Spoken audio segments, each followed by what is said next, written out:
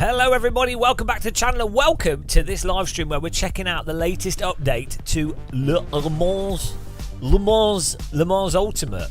Le Mans. Sorry France, that was my attempt. Yeah, new update, new free DLC car, some replay features so you can watch you crashing into other people. What more could you want from your simulators? I can't think really. Nothing really. Nothing else. Nobody wants anything. I don't want anything. It's gonna be interesting to see. It's gonna be interesting to see what it's like. It's gonna be fun to see what it's like. We'll probably do some online racing and crash into people. That's what it's all about. It's all about the crashing into people. No, the real.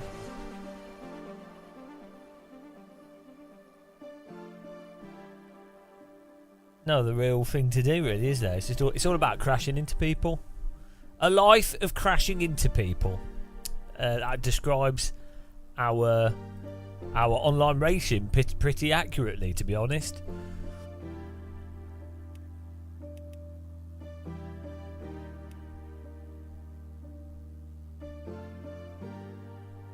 Hello, the real Benny Mac. How's it going? Welcome along. How you doing, man? Get Twitch updated here. Twitch has been a bit finicky.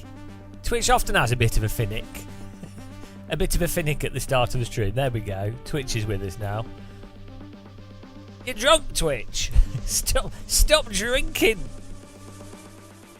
Hello, Phil Clark. How's it going? So, as a... let's read through what's in the update. Int update. What's int update? Maybe we should wait. I'll probably have to repeat it over and over again. We'll just repeat ourselves a billion times. That's alright. I'm used to repeating myself. One of my hobbies. Right, okay, I've got this on the screen over here. Let's see what's going on. We've got do some online racing. The pace car is out of control. Thanks for following our Gusiri. How's it going? Fixed prototype starts in 13 minutes. Sounds good to me at Spa. Let's go for it. Just register. To say, since the last time I played this, well, I played it the other day actually, but since the last time I played it the other day, the game's a lot more polished than it was when I last played it before that time, which is always nice. Burbs! Thank you very much for 21 months. Goddamn, less than 777712334. Add and pound. Minus 77. 7777777. Thank you very much. Appreciate that. That's a mug on the screen. I'm gonna give you a rocket there for being a sub. Bloody hell, 21 months of you'll never get that back. Thank you very much for supporting us, man. Really appreciate it. What colour card do we go for? I'm going to go for the blue one. The Orica 07. Let's go for that. Beautiful. Phil Clark, you keep putting off buying this. You love R-Factor. Well, this is only 25 quid, you know. I mean, it's not a bad price for what it is, you know. 15, let's go to practice and get the car set up. Practice 2. It's quite active. There's quite a lot of people playing this, which is quite good. So, you know. Oh dear. Is this working or not? No. Okay, this bit's a bit confusing. Hello, Chris Tat, David Adams. Welcome back, guys. How you doing? How's everyone doing?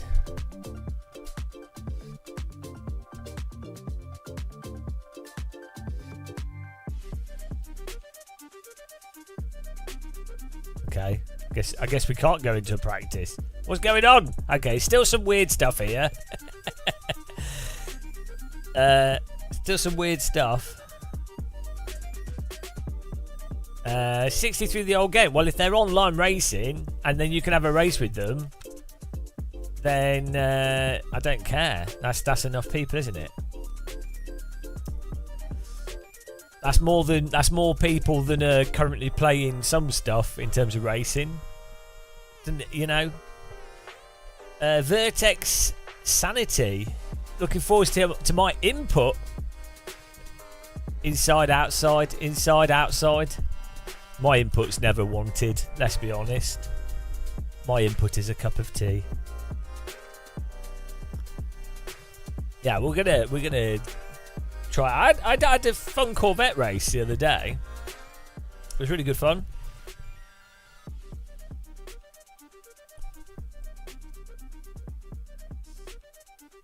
Apparently we're loading 51%.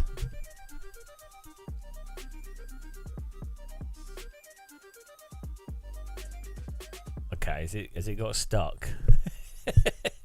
Have we broken? Oh dear. Oh no, 58. It's loaded. It's loaded. We're good. Someone shined a red laser pen on the loading screen.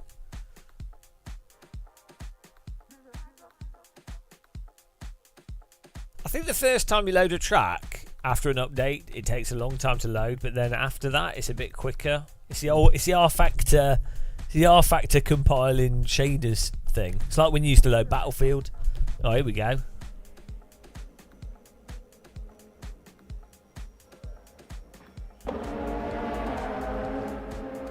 Let's see.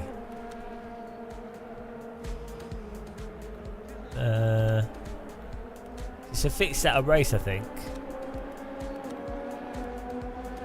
Oh, hang on. So we've got these presets now in the game, which is quite good. This is a fixed set race. Oh, that's confusing. Oh, let's just go. Hello, Stephen Mills. How's it going, man? Welcome along.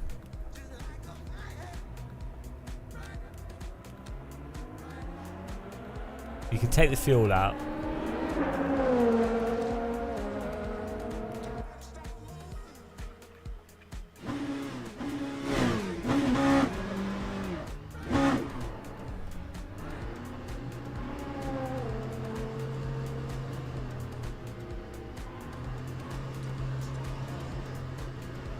I think this game looks quite nice, you know.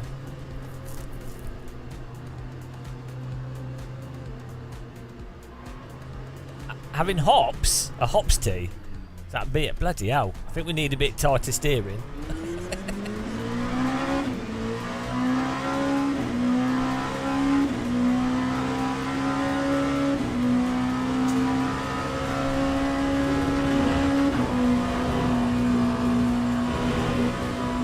Don't know what's going on with this car. Got a huge. What? Okay, there's some weird stuff with this car. Hey? Okay. Yeah, delete the game, it's crap. I don't know what that's about. Right, let's sort the steering out. Jesus Christ. What on earth is that?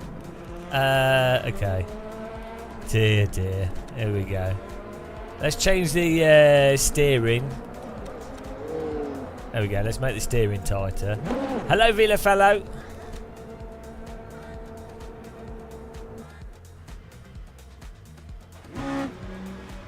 Is that? That's not made it tighter. Oh dear. This is still messed up.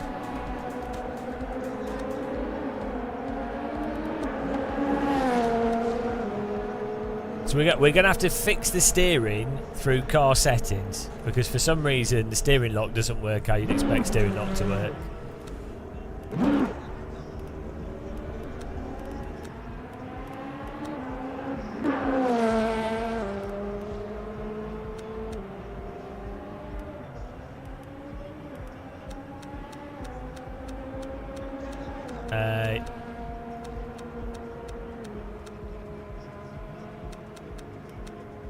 Not necessarily, Bill. If it's a ratio or if it's a, it depends on each sim.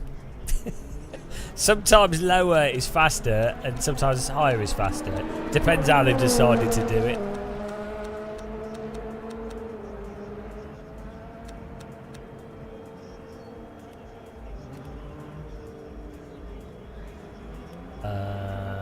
Yeah, R-Factor 2. R-Factor 2 is normally faster steering. ACC, lower is faster steering. Because it depends on if it's changing the ratio.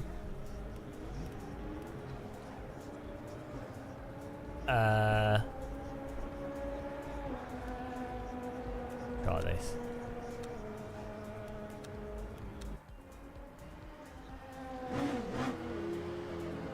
Okay, now we've got twice as much input as what's actually happening on the wheel. Okay.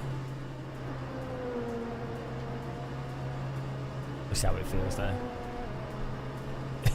Now the visual steering is well off, but it's alright.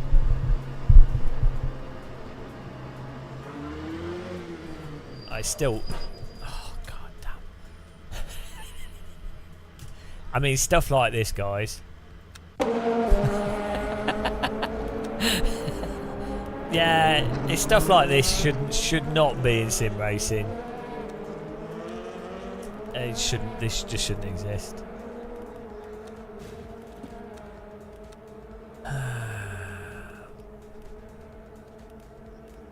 It just shouldn't exist in sim racing.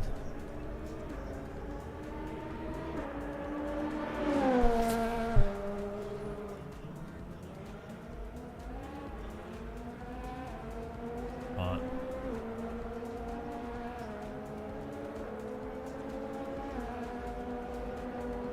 I'm gonna just do it through the wheel software.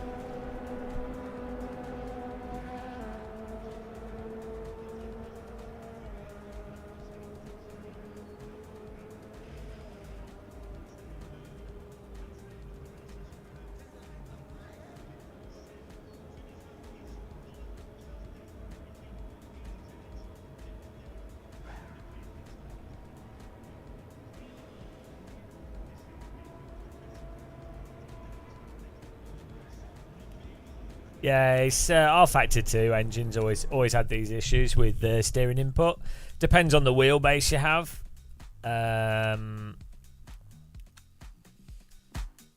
Yeah, it depends on wheelbases. It's an ISI motor thing. It goes back to R-Factor 1. it goes back to R-Factor 1. But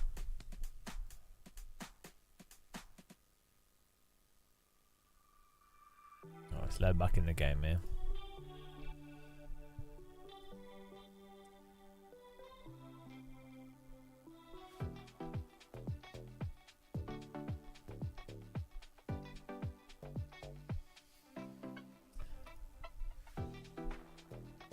Yeah, it goes back. Yeah, it goes back to F1 Challenge. Yeah, exactly. Yeah. Some wheels. It's not a problem. But OSWs, Moser.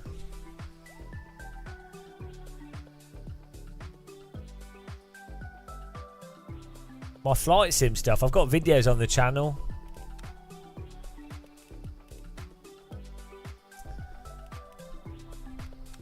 You can check the videos on the channel.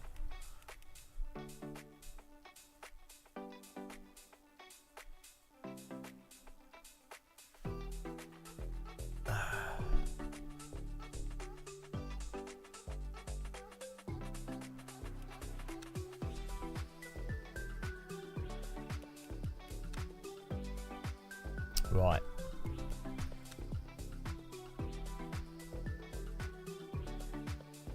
Oh, we're just going to go to the race session.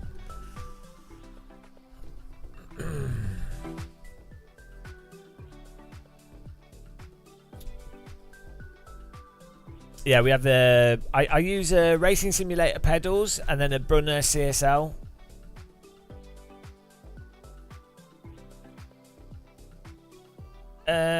LMU does have it changed by cars, an option in the menu. The problem is there's an issue with the wheel rotation in the car setup page, and then how that applies, and if it applies properly when you set the overall wheel rotation. The thing is, there's three different places where you can input wheel rotation. One's supposed to be car specific. Geoda, thank you very much. Tier 1 sub. Gamer5 look Gamer5 HE. Thank you very much. One is a car specific setting, one is the visual wheel rotation setting, and one is the overall wheel rotation. As so, one actually just applies to the visual steering wheel, one applies to an overarching wheel rotation, and one is as you say, car specific. And then combined with that, OSW's, Moser, or some other equipment doesn't interact with the game properly, so the automatically set by wheel doesn't operate all the time perfectly. It does tend to with Fanatec, Logitech, Thrustmaster. It tends to work. So yeah, then you have the car. Then you have the actual in-car setup sensitivity in the steering rack settings, which is technically another rotation setting. So basically, you have three to four possible ways in which steering rack rotation sensitivity and linearity can be set, and they don't work properly anyway, and they work counterintuitively. so yeah, you know, sim racing. Here we go. Join event.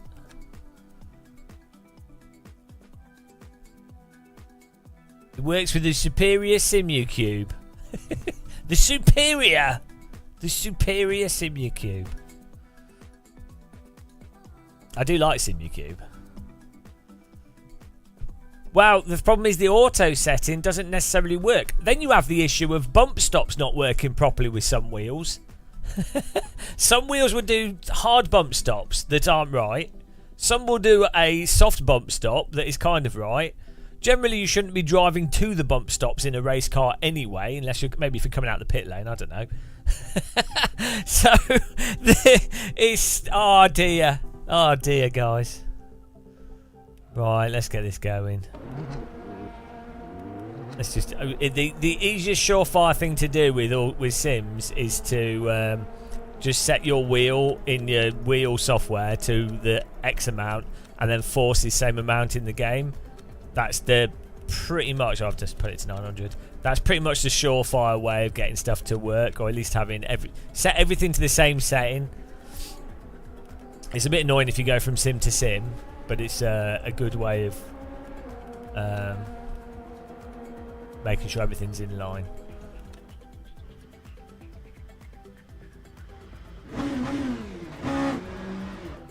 So I mean, this is just absurd. we need slightly faster steering than that. So what's funny is with this there's a bug which means that the steering rotation also affects the actual steering sensitivity. The pace car is out of control. So you should just be able to set your wheel to 900. Well, let's try that other setting. Let's try you should just be able to set your wheel to 900, game to 900, and then change the steering lock in the cars. That should be it. That's how it works in Sims, in most Sims. That's the simplest way of doing it.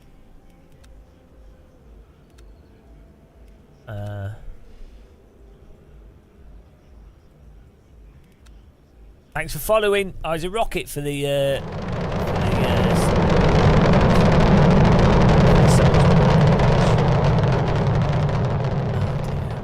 let's put this on per vehicle and see what happens there. Yes, we might have to change this value.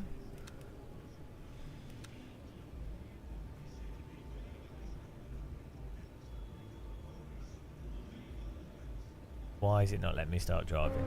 Okay. Oh, there you go. So now, by clicking that other value, it's actually linked the steering rack, even though things are exactly the same, effectively. Obviously, guys. Obviously. Okay, there we go. At least we got the steering lined up. That was intuitive.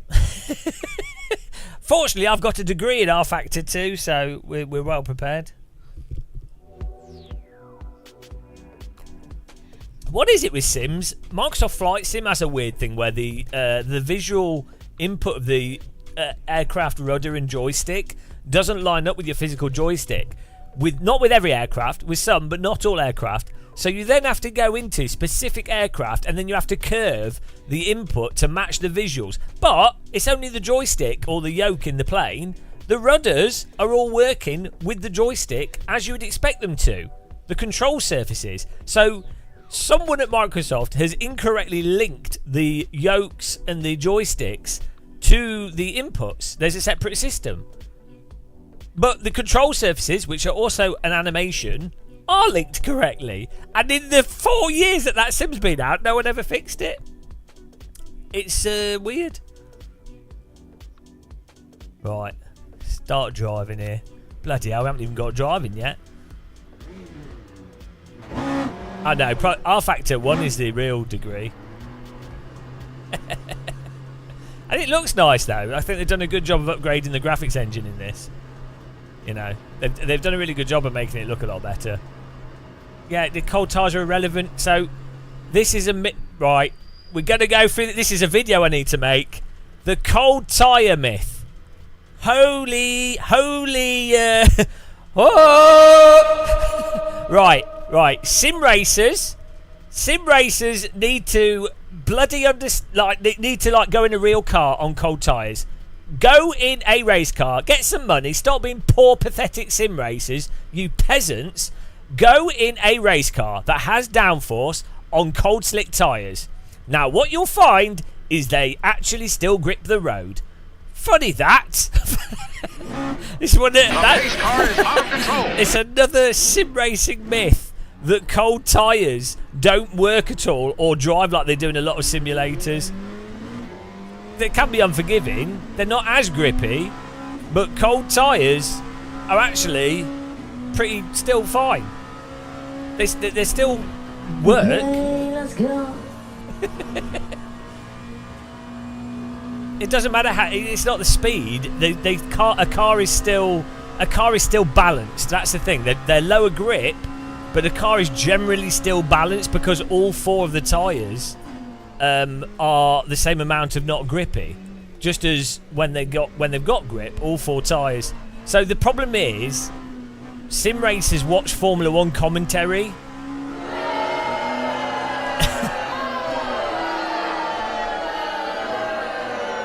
Sim racers watch Formula 1 commentary, and the commentary makes like an absurd thing about cold tyres, and so they just regurgitate that.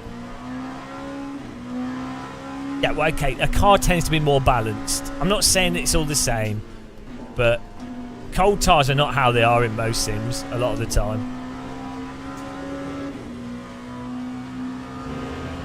Like people could just go in a race car. You know, it's a totally affordable, accessible thing. People can go in a race car on slicks and they'll see immediately that yes, cold tyres are unforgiving. Yes, they've got less grip, but no, it's not insane like it is in like iRacing, for example.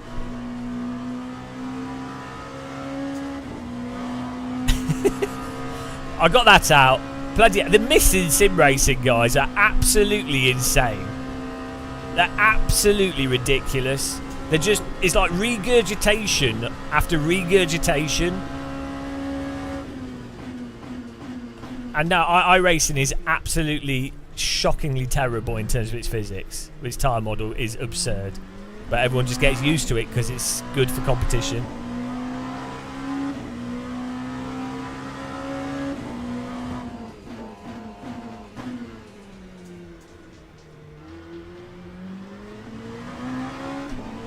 Stop bullying iRacers.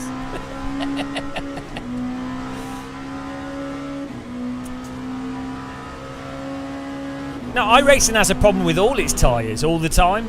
It's not just its cold tyres. iRacing doesn't let you drive. Stop there. It doesn't support driving. You can't balance slip in iRacing. You can go into a single slide in a single direction, but if you counter that and try to balance it, it doesn't work properly. It literally does not support driving. It's a fun game to play, it's hilarious, But the counter steering does not work properly in iRacing. Going over the limit in iRacing doesn't work properly because the way the tyres contact patch, the contact patch overheats, or the surface of the tyre overheats, and the heat doesn't come back. So if you turn, brake, accelerate, they all add to less grip. Whereas in a real car, if you turn out of a slide or you do different stuff on the pedals, it responds to it. You can actually drive a car with a fully locked up tyre and still parts of the car respond to input. There's loads of examples, but but there's been so much brainwashing in sim racing. Because people just haven't been in real race cars, so they don't realise.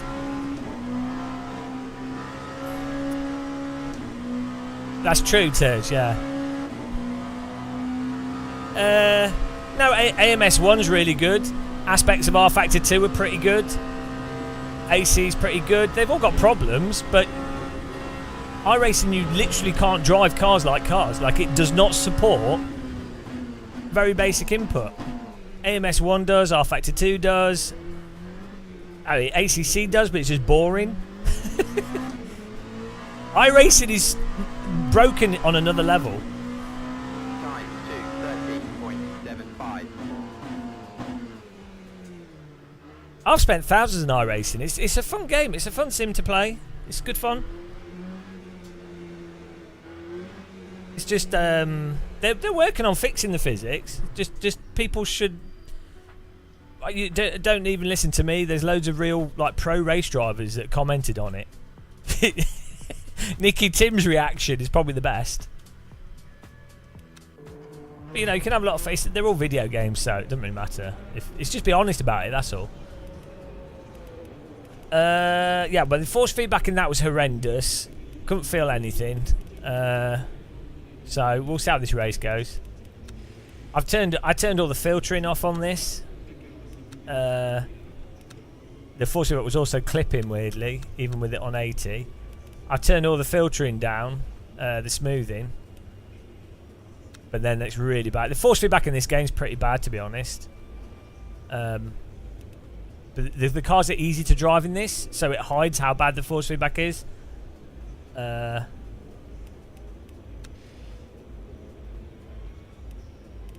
AC1 is absolutely the benchmark for everything. You speak to most developers, they'll be like, oh yeah, AC1's the best. Genetti use it in the training facility, Delara use it. Like, it's not even...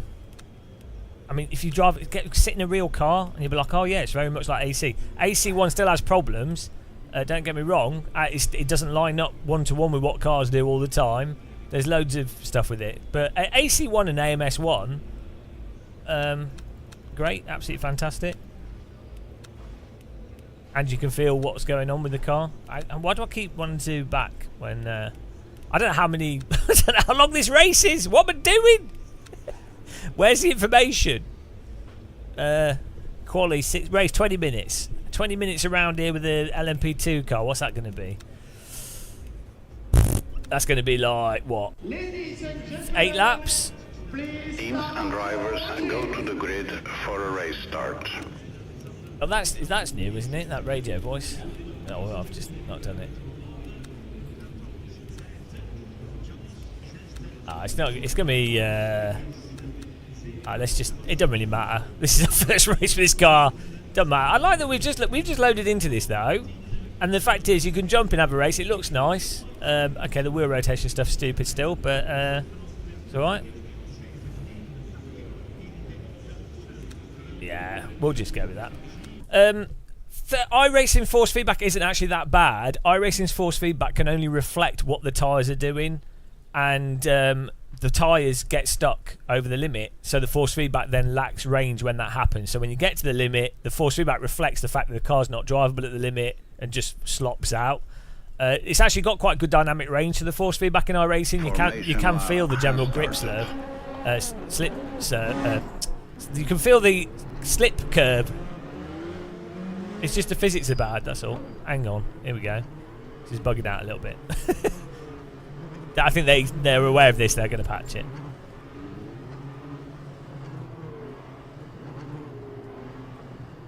But yeah, AC1 and AMS1 have great force feedback. AC1 especially. You just need to feel where the tyres are at, and that's it really. Not this. R-Factor 2 is pretty similar to this, yeah. Same sort of thing. Same underlying tech for the most part. It's fine. This is just focused around Le Mans driving. Green flag, green flag. Here we go. Got the car radar! Oh, I went to neutral. One thing I have noticed with this is the RPMs don't seem to line up to the engine. The sound of the engine is weirdly disconnected. There's something really off with the audio in this game. Not that the sounds aren't bad, the actual tone of the sound is alright. But there's just some really weird disconnect between the actual RPM note and then, if you know what I mean. Like, the point in when you should shift sounds like the RPMs are like in the wrong range for where you would shift compared to every other game with LMP2 cars.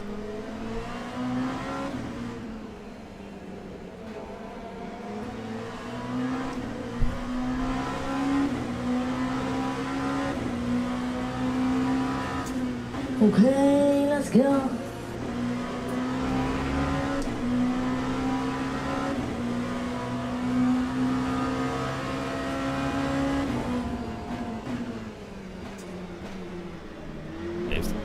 Chronic understeer there. Hopefully the brake bias back a bit more.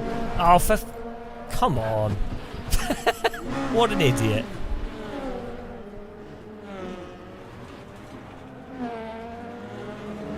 He just turned into us. Blessed be the... what is going on? Blessed be the contact code.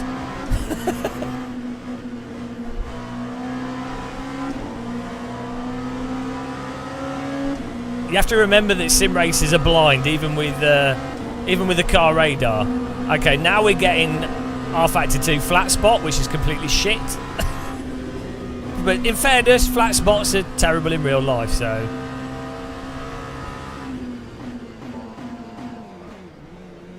Yeah, there's... Oh my goodness, there's no force feedback for braking, which is terrible, compared to AC.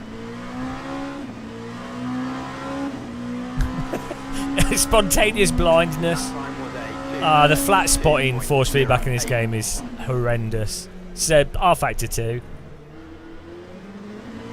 Like, flat spotting in a real car is terrible as well. Like, you know, it's awful. So easy to flat spot in this game though. I'm still getting force feedback clipping as well. We need to adjust some settings.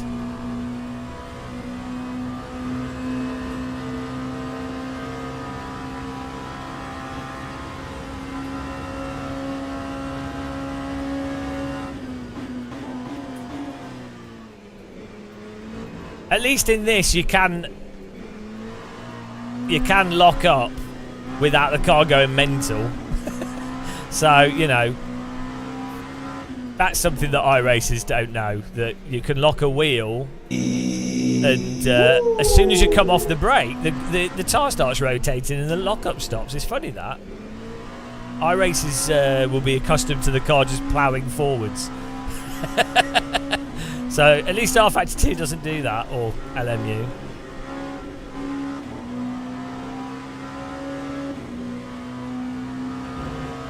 The track looks really nice though. Up. Okay. Grip was just turned off there.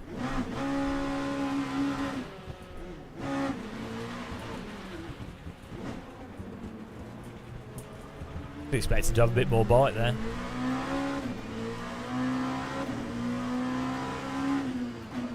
Have they changed the tyres to make them a bit more unforgiving? Not necessarily a bad thing, actually.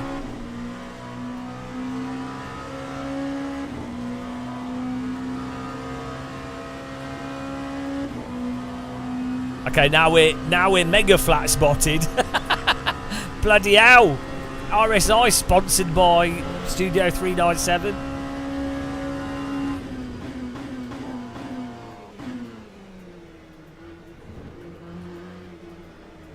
Yeah, the force feedback's really not very good in this game.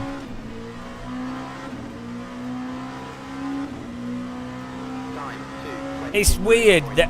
There's like a whole bunch of sim racers that don't have brain cells apparently.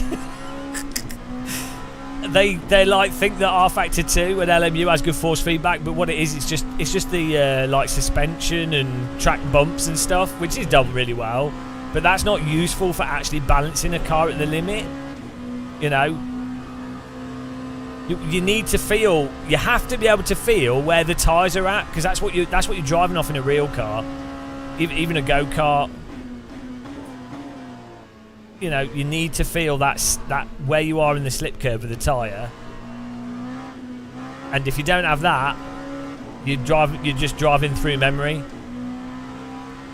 which is, well, you say it's realistic, but it isn't. I'll tell you why. Like, yeah, arguably it's realistic that the forces are the same forces coming through the steering column.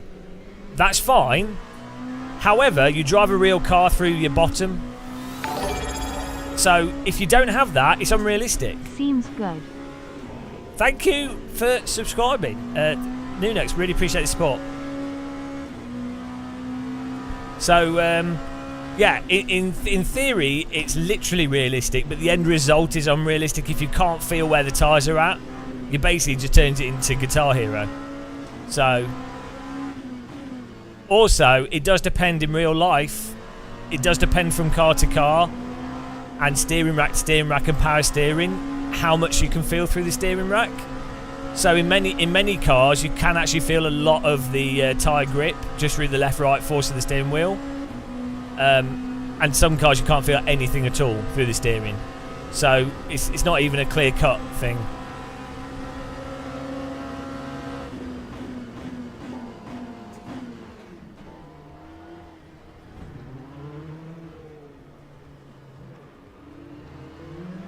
Yeah.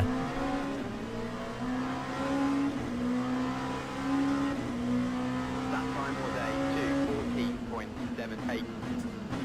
Bit of a dance around it. It's good that we just loaded into game. I mean, this is just this is our first time really driving this car at this track, so I'm just getting a feel for it.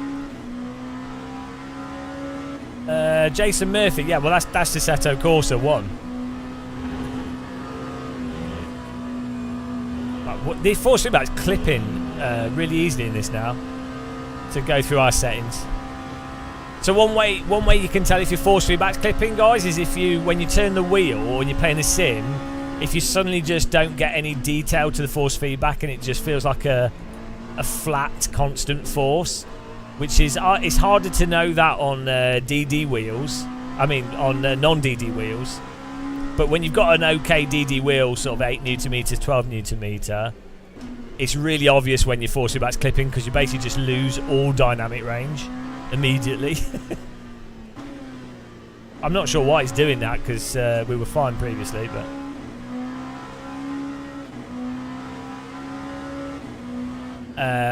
Mugustari. Well, that means you're playing ACC.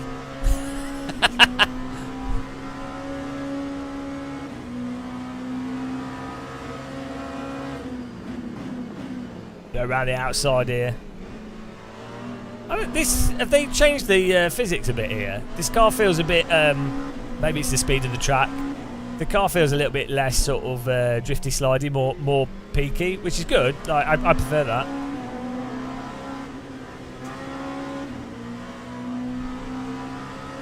Oh, that's good.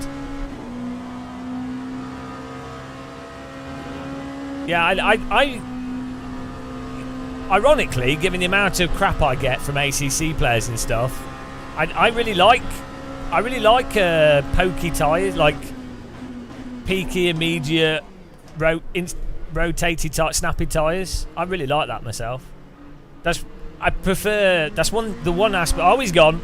The one aspect I prefer of ACC over AC GT3 cars. Was a 2:16.78. don't get me wrong, in totality AC is a lot better, but the one thing I do like is that the tyres are more peaky.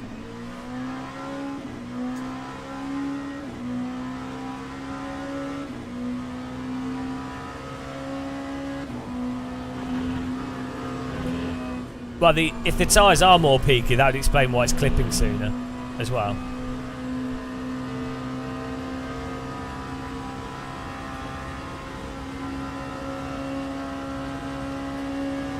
Bloody hell. Gonna full-on hand massage here.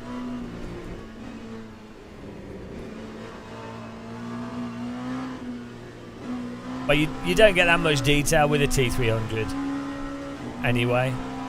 So with lower end force feedback wheels, you tend to just drive from an overarching. The main thing you're just going to notice is the self-aligning forces, and not even in a detailed way. So it's like, oh, the back stepping out, so the wheel's tugging the other way, and then you've got bumps and stuff. I mean, this seems pretty good. OM machining. Why'd you say that? What's your argument for that? You got to do better than that. Come on. I put a lot of effort into my iRacing hating. You can put a bit more effort into AC hating.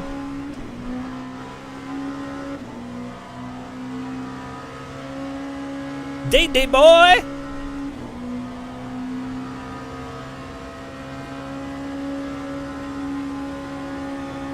I don't like ACC, but I do like this the guy's a normals. noob. So that is amazing. So it's probably one of the ignore him. But one of the or not the best simulation. Oh my goodness! Like, even F1. Okay. GG mods. Snap They're really, oversteer. really good. God just said no then. That was weird. That was like having too much rear brake bias. Car in front also did what I did. Time to 18.35. I don't know what that was. Just locking up both rears or something with the brake bias to the back. Ah, you hate everything else about it. Well, okay, so the physics are great, yeah. I mean, the structure of the game's a bit annoying. It is made by Italians, to be fair. But this game's made by British people. Well, a mixture of people. That's even worse than Italians.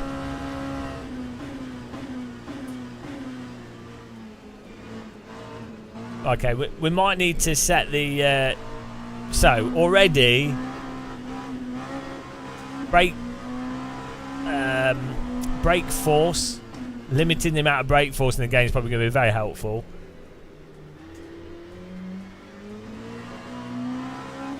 The force feedback's really not very good in this. Like, because the tyres are peakier, you need better force feedbacks. This is one of the problems that ACC has, is that if you have more abrupt tyres, which is not necessarily a bad thing, the problem is you then need more detailed force feedback.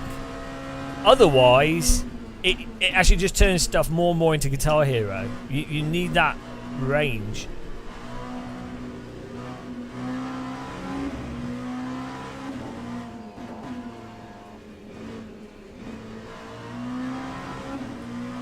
Australia doesn't even exist. It's fake.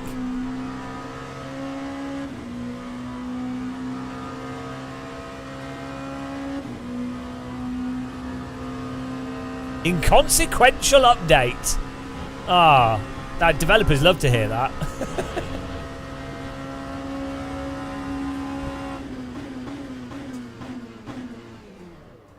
Yeah. Oh bloody hell! Do you want to just drive into me, mate? At low speed, there is even less feel for the tyres, which is, you know, that's typical, but. To 15.05.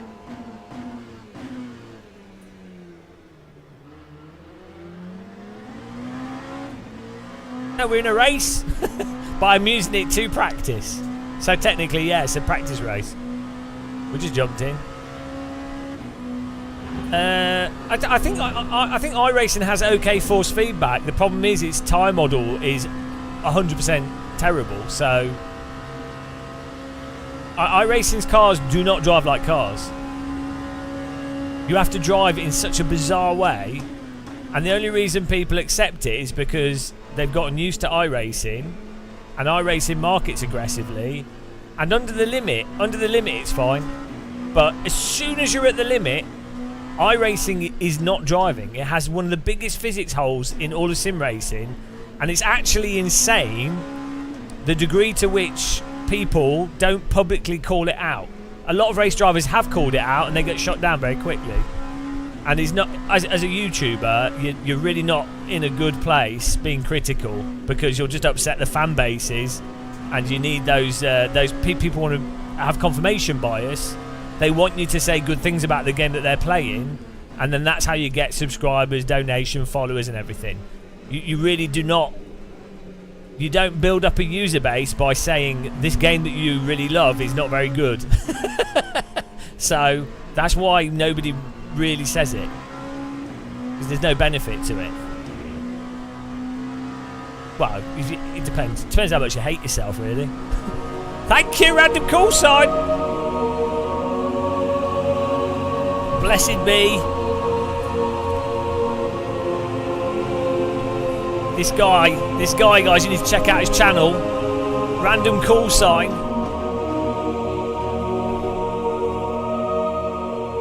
Otherwise known as Pastel Donata sign. Portugal. Foda. Oh no, we're going to get demonetised. Let's give him a rocket. Thank you very much, man, for the support.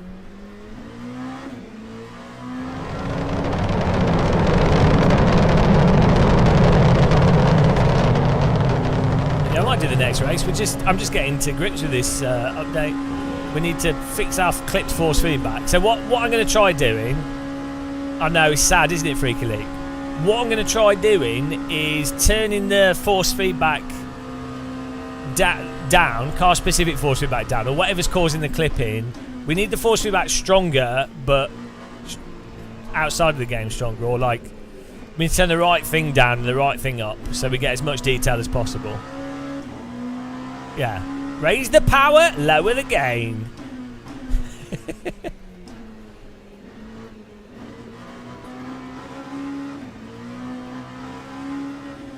So another problem for force feedback is cars that have lots of TC and ABS and stuff.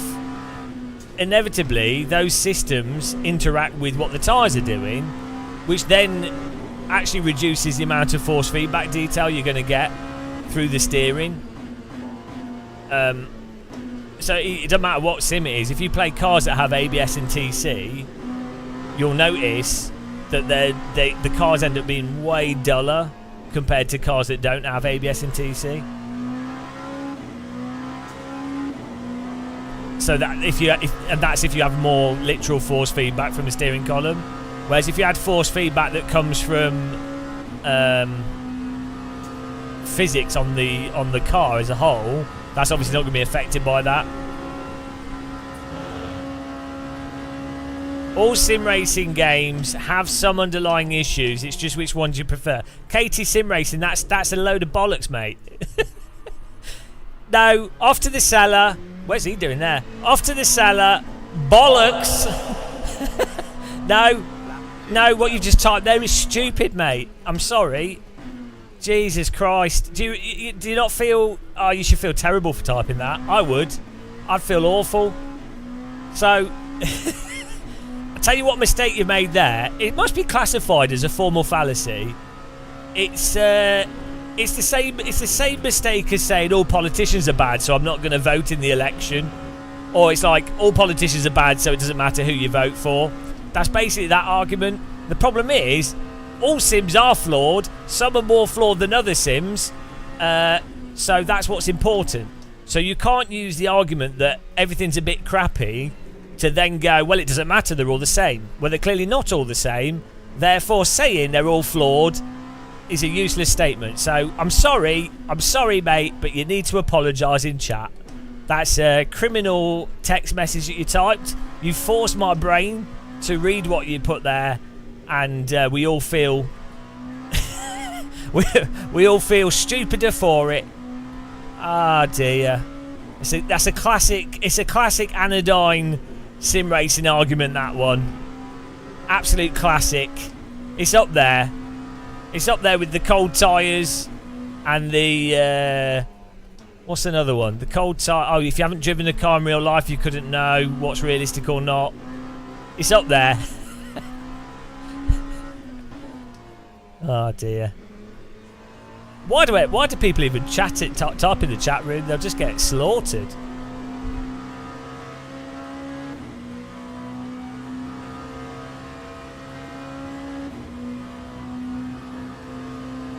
End of year for VR.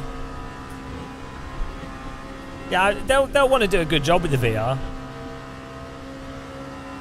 Bloody hell, I'm getting RSI here. Man, I'm struggling to slow this down. Hello, Snap by Dan. How's it going? I need to put my goggles on. Have we finished the race, or is it what's going on? Lap 2, 14. Why is the timer stopped in the top left? Is the race finished? I'm so confused, guys. Has the race finished or something? I'm still lapping. What's happened? There was no like fireworks. It didn't say end the race, or maybe it did. I was too busy chatting. I was too busy screaming at viewers.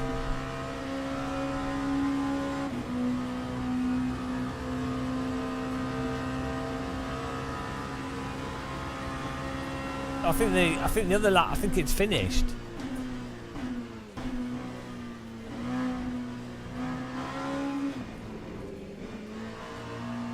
We've got a car behind us. He seems to be racing. Why do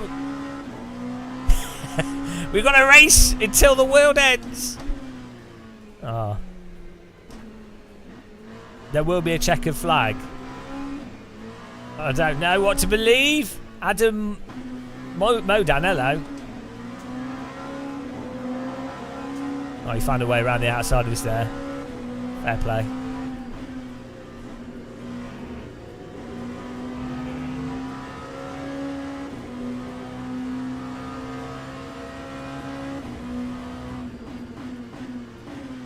There is zero force feedback for braking. Like, you have to drive off the visuals. I mean, fortunately, the cars are really nicely controllable. Like, it's super easy to drive this.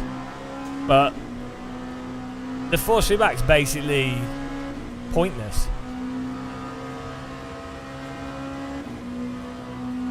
I mean, it tells you that you're turning. You know what I mean? It's not actually helping. It's not giving you information to the exact state of the tyres.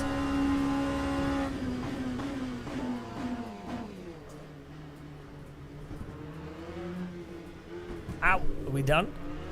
What's going on here? Oh, there we go. Checkered flag. Right.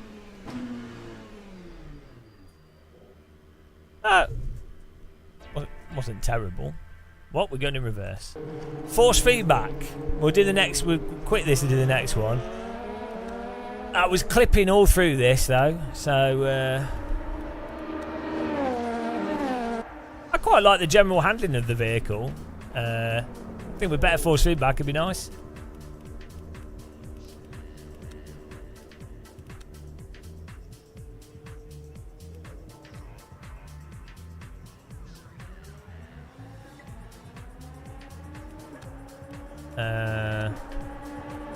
What was going on here?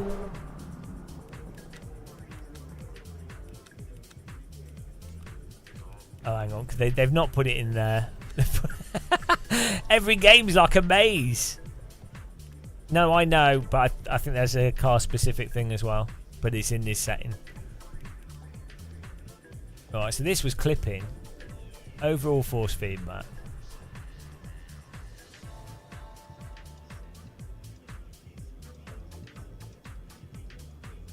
Yeah, this was clipping now. It wasn't clipping before. This was not enough smoothing.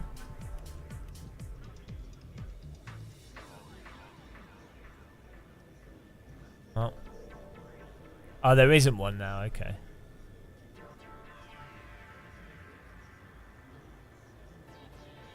Stephen, you say yourself that force feedback development is fundamentally a subjective endeavour, so it's always what matters. Well, okay, no. Oh, this is another one.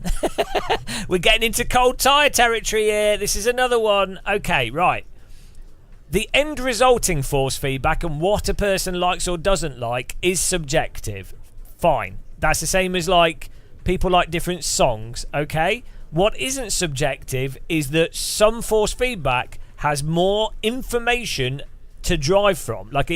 Some force feedback has more dynamic range. Different types of force feedback will convey the nature of the tyre more than other types of force feedback. So that is not subjective. Whether or not you like it is subjective. Whether or not it's how realistic it is subjective. Well, if it is or isn't realistic, subjective. But the informational capacity of force feedback, or the fact that some force feedback has more informational capacity than others, that is not subjective. My personal thing is, I don't care how a simulator feels. I like Race Room, AC, even AMS2 force feedback, which you can customize however you want, AMS1 force feedback. The point is, there's a threshold of informational capacity that a simulator needs to pass. That is the ability to feel where the tyres are at, especially when driving slow, and especially when balancing the car at the limit. Once you've got that, you can use the force feedback to drive the car. If you don't have that, you are not sim racing. You're playing like you're doing like remote control car driving with no force feedback. So that's the thing. But you know, the problem is all these things get reduced to like such a stupid interpretation of, oh, force feedback's subjective. It's like no,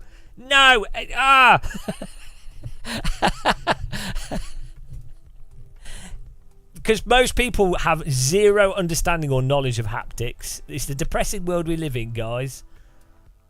You know, most people have not even used a force feedback wheel. Most people haven't even set up their wheel correctly with AC1. Oh, hang on, online's gone down, I think.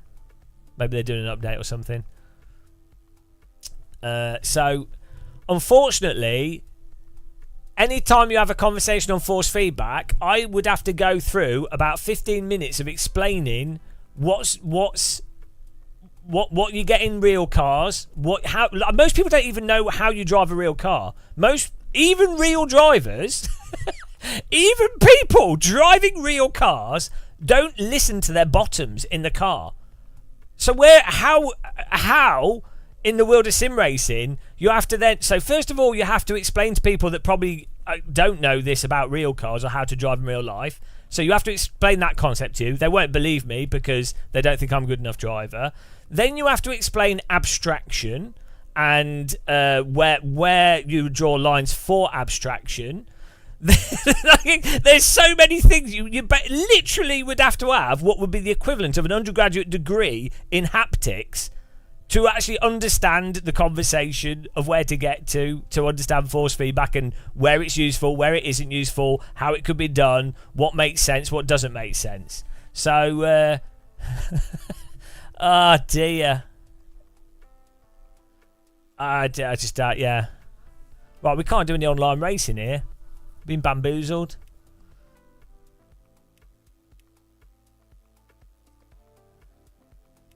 Yeah, okay, let's change these settings whilst we're here. I mean that we jumped into that race and it was okay. Imagine reading. Oh, you told me what to do to fix online. Yeah, imagine talking bollocks whilst setting up a game, whilst also live streaming, and then trying to read scrolling text. It's not like you. I can't see your chat messages constantly. What's going on here? Do I have to create a new account or something? Why is it coming up with create an account? Have I got to make a new account? What's happening, guys? Does anybody know? I don't want to make a new account.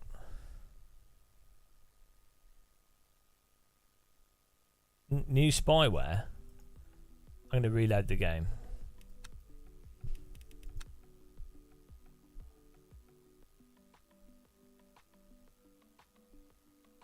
We'll just reload the game. That's a weird bug.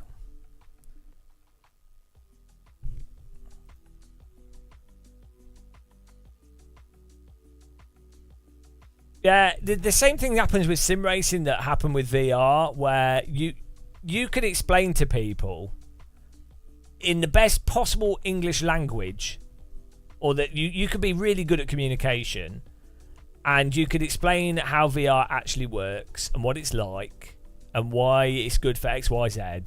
And unless they use a VR headset, they won't get it. And the force feedback's like that. Unless you sit someone down with AC or like a sim with good force feedback, and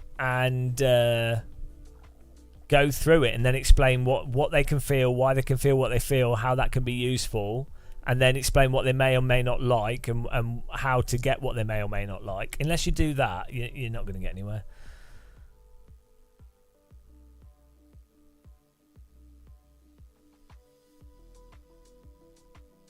Okay, I've clicked the history button here. If it's fun and you enjoy it, who cares about anyone else? Yeah, I don't know how that's caught on. I'm not sure how that's related to anything I've just said. So, the point with force feedback would be, it's more a question of, well, I do YouTube videos and we review stuff. So, but also it'd be a point of, if developers don't know, or the consumer doesn't put pressure on the developers. A lot of developers do know. It's just that Sims are complicated to program. It takes time. It's difficult. And they've got too much stuff to do and not enough time. But if the consumer doesn't ask for something, there'll be no developmental pressure to deliver it, generally speaking. So that's how you can have iRacing. Like most consumers would just accept iRacing's tyres. They think it's fine because iRacing goes, we make the most realistic racing sim. So they just accept it, so there's no consumer pressure. But in 2020, a lot of real-world drivers went on iRacing and were like, guys, this is BS. And so, despite there being quite a few people back in the day saying iRacing's tyres are mental, and it's exactly specifying exactly what it was, everyone would ignore them because people will only listen to an argument from authority. So then, because of those real-world drivers saying, look, this is terrible, this is ridiculous, iRacing then has pressure to actually spend the time and effort making their tyres actually more realistic, which then has the end result of making the game much more fun to play for everyone. But yeah, if there's no consumer pressure, a developer won't ever really do it. So if there's no consumer pressure for good force feedback wheels, it never happens. So in Microsoft Flight Simulator or Flight Sims, Microsoft, because of I can't remember his name, but the other one of the other founders of Microsoft, they were big fans of flying, and for some reason also like force feedback. They pushed for the Sidewinder joysticks and force feedback support, right?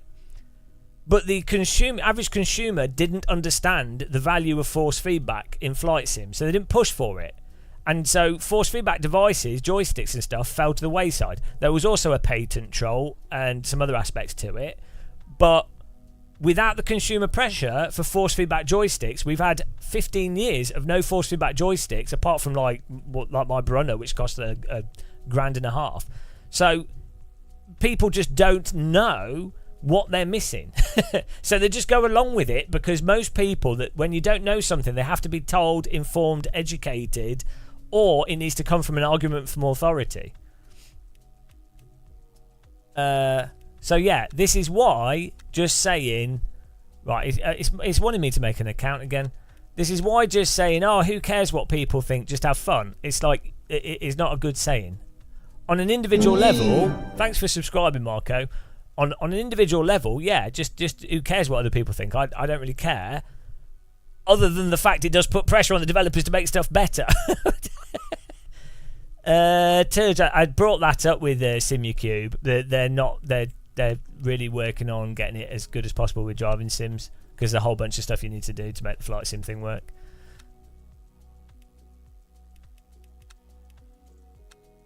I think we just need to log in again. This is like messed up. Let's try logging in again. It wants me to create an account. Is this a new bug? Is there any unfortunate developer watching that knows if this is a bug or not?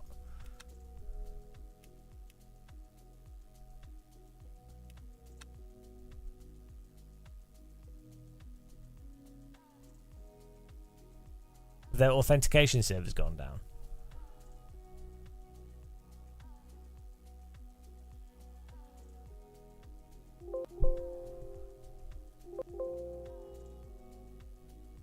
Well, I know it does look like I'm logged in, but it doesn't think I am.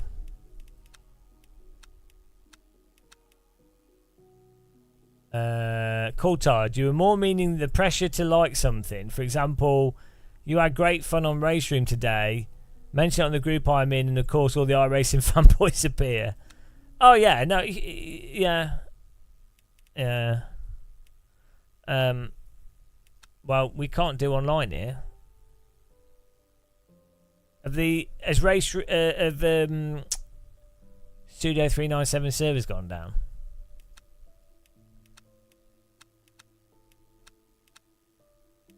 Well, it's loading that. It's loading the My Stats. So it's loading this.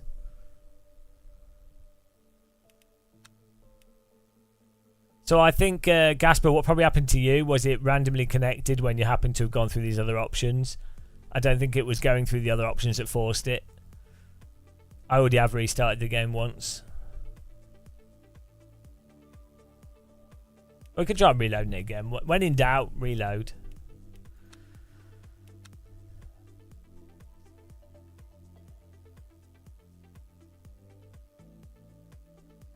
OM machine. Yeah, we're good.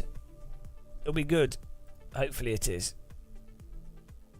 Oh, I'll tell you what, restarting Steam could help because it might link to that. Let's see. Restart the old Steam.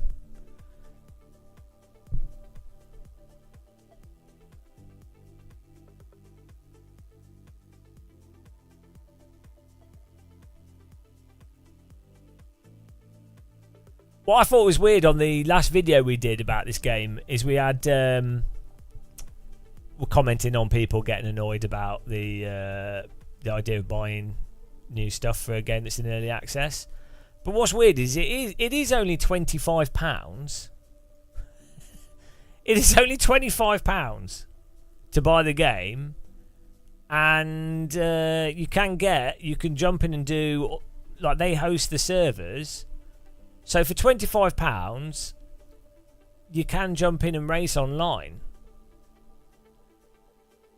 The tracks are good quality, and the cars are pretty nice. So it's like, yeah, it didn't seem to me to be like the principle of doing it with an early access title. I understand why people don't necessarily like that, but just on a pure monetary value for money perspective, if you like, so if it was me buying anything, I would always go, right, how much is it right now, and what does it offer right now, and is what this thing offering for the price that it's asking, does it give you the value? And I'd say, well, if it does, then it does. Oh, it's working again now. We restarted Steam. So with LMU, oh look, we're doing this again because we missed the other one. Oh well. Yeah, it's like, well, I think for £25, even if you just do the hourly races that are on through the day, like, I think it offers that value. It's definitely better than iRacing, like for the track quality and the car quality, generally speaking, and the netcode and stuff. So, you know, I mean, it's a different game to iRacing, but yeah. But then also the thing I don't get is people going, oh, I'm going to buy it to support the developer. And it's like, why? Like, personally, I want the developer to continue going. I like people to have jobs, and that's nice. But, like, from a consumer perspective, why on earth would anyone buy a product to support the developer? It's like, are you stupid? Buy the product because it's a good product. Like, it's not a charity, is it? It's capitalism. Like, you're not. So by that same logic, why don't you just go and give money out in the street randomly to people? The whole support the developer thing is so bizarre. It's like, buy it because it's good. Again, I think it all comes back to, does it offer value for the price? If it does, buy it. Why do you need to create some like weird concept of supported developers and things? Oh, thank you. Ollie Ronnie gave a tier 1 sub. No, anonymous gifter gave Ollie Ronnie a tier 1 sub. Thank you. That's let me put a cup on the screen. Appreciate that. Let's have a rocket. Yeah, I've got to buy Windows to support the developer. Like, yeah, it's a bizarre way of framing things, I think.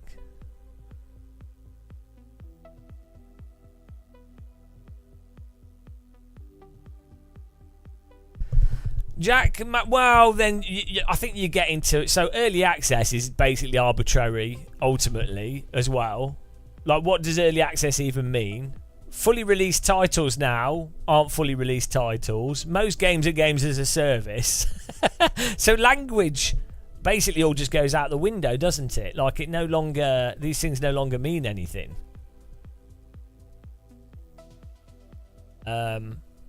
Like, look at the recent F1 game. It's terrible. Well, it launched awfully. I think they're patching it, but still, like, that's a AAA title. It's not really, but you know, it tries to be. The EA WRC game, like, the single player didn't even work.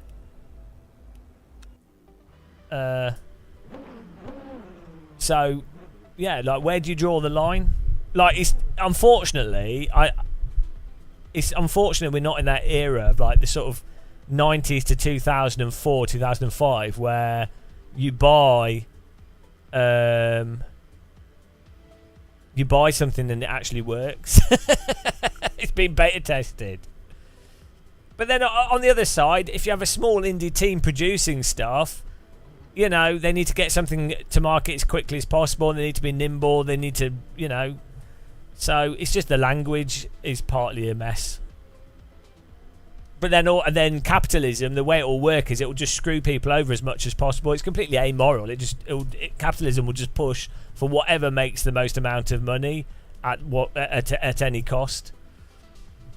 Why does it look like this guy, his bottom is on the front? What is going on here? Why can't I see my mouse cursor?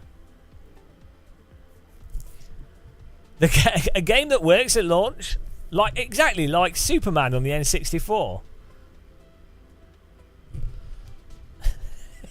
Exactly, Doug, like Superman on the N64. He's got a front ass. He's been in a terrible accident that's inverted his body.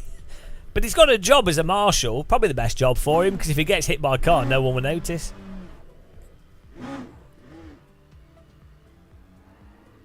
Hang on a minute. How's he in that when we're in LMP2 cars? What's going on here? Is that the placeholder car? They swapped the yellow car for a Porsche. Is that what they've done? That would be a good idea if they have. Oh my goodness.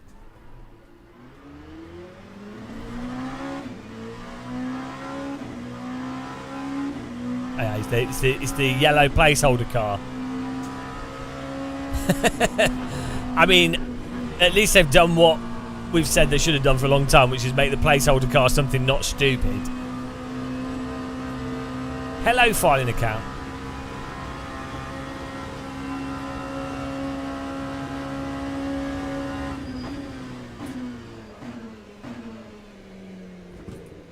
Yeah, like, there's just the force feedback's terrible in this. No force feedback for braking at all.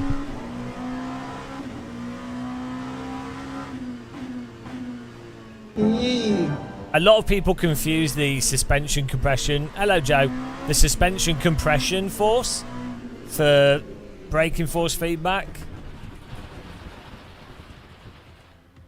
I think what you need for braking force feedback is it's the rotation of the rear. Because if normally you set up a car so the back is actually quite tail happy, brake bias a bit further back. So when you're absolutely braking at the limit, the car will tend to want to rotate. Before it rotates in a large amount, that will put a force on the steering column, which then gives you a feel for how much you can brake and how much rear slip you're inducing, which is then what you use as a benchmark for brake.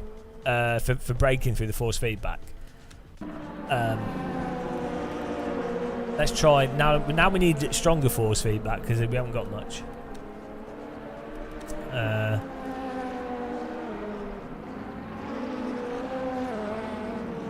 Well, what can I do here? If this is...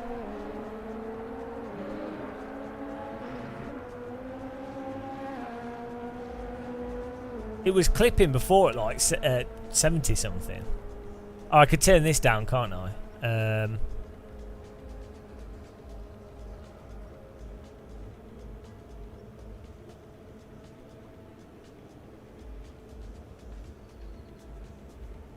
At that point, it seems like you'd be behind the car. No, because no, you. Well, I don't know what you mean. I don't know what you mean.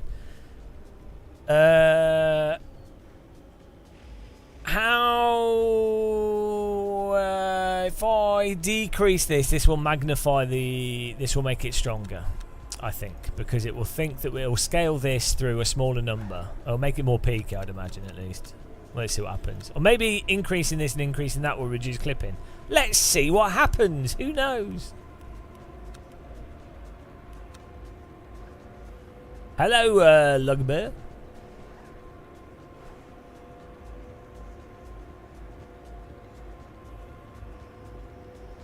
Why? What's going on here? Has the game crashed or what's going on? What on earth is happening? Oh, no, there we go.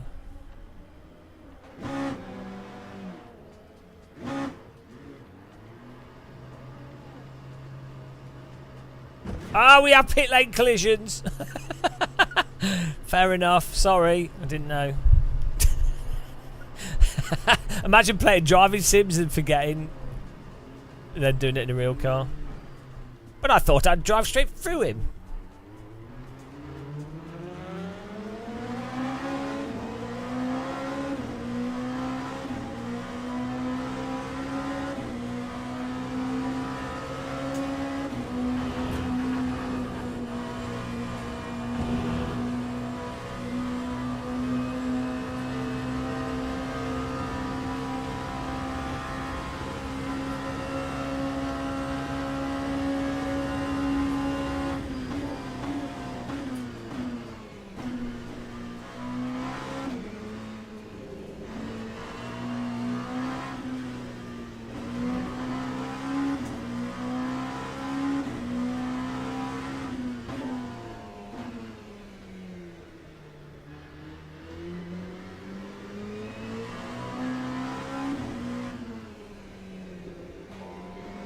Yeah, you have no real feel for mid-corner tyre grip. Like,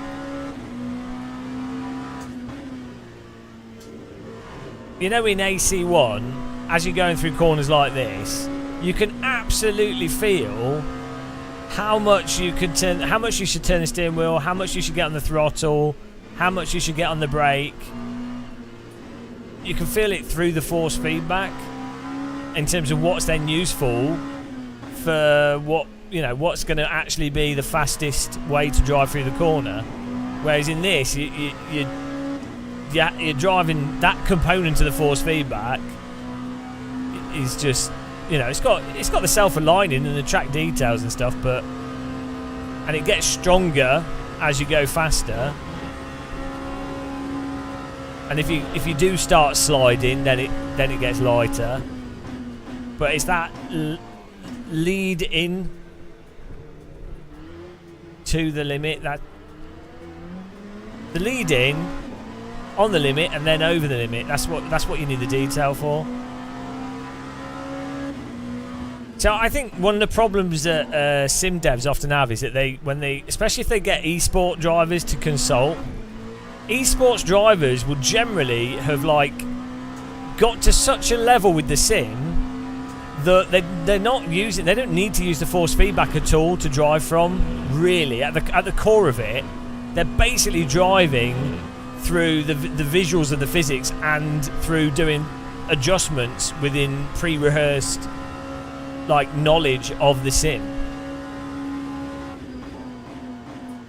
It's like how that's basically how you have to drive iRacing, for example. There's no real choice, and the result is like now I can drive iRacing pretty well, reasonably well, but it's only because I've completely memorized the physics. I'm not driving from the force feedback.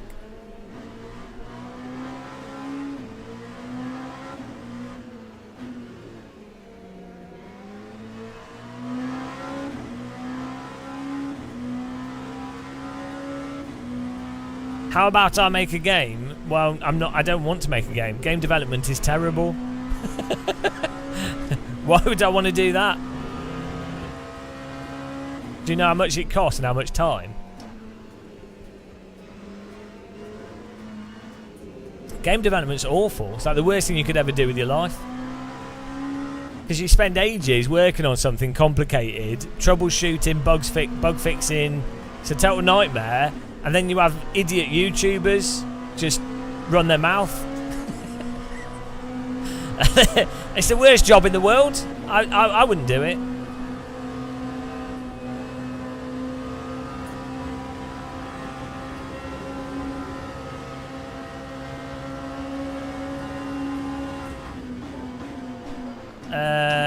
Ducat, well, you've never played AC1 setup correctly then.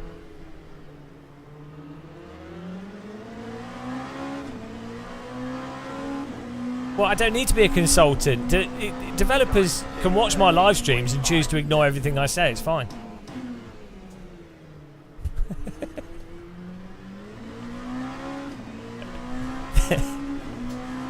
Is this update like iRacing? Every update's game changing. How does it compare to... Ah! Hello! Okay. Nailed it. Yeah, it's very similar to rFactor 2, but with the updates that they've done to it, just mild stuff. On the grand scheme of things, it might have been a lot of work, but it is just more. It's like a more polished rFactor 2. Yeah, you got car radars. They've supposedly tweaked the netcode. Tyres, I think, have changed a little bit in terms of slip and stuff. But for some reason, the force feedback is very weak. Well, it's not weak, but it still lacks detail. Yeah, new start system.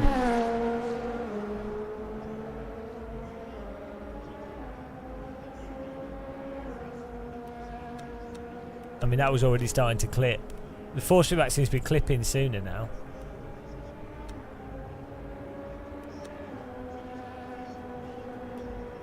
Let's try this the other way.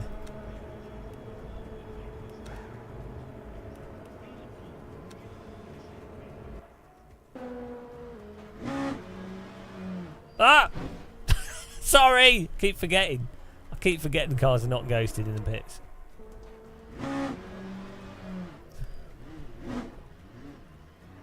No, the game's running a little bit slow at times.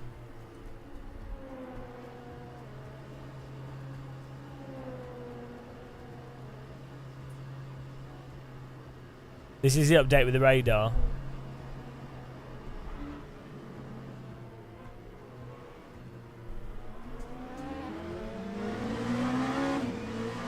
I really like. I think they've done a really good job of making the game look nice, though. Like the lighting and the tone and stuff is really good.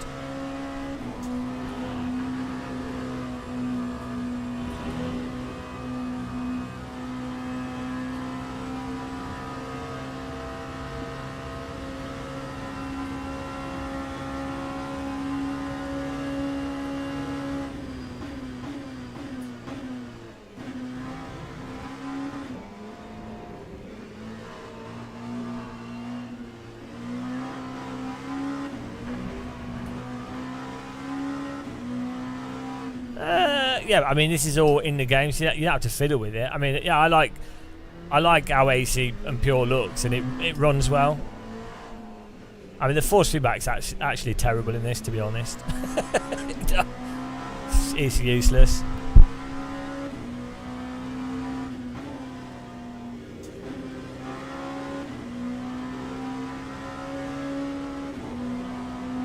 No. We've just jumped in online.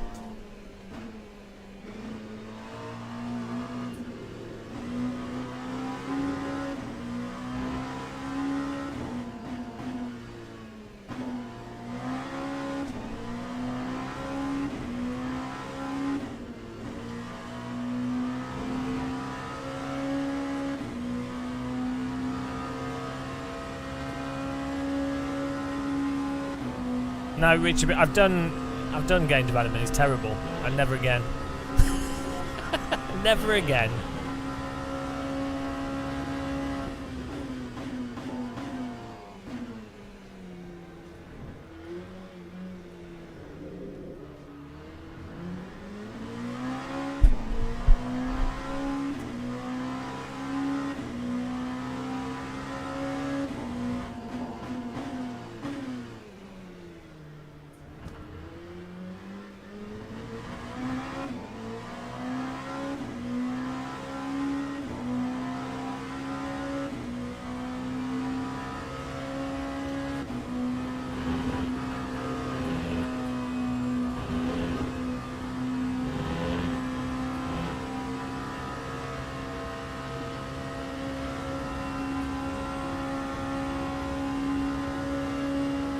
No.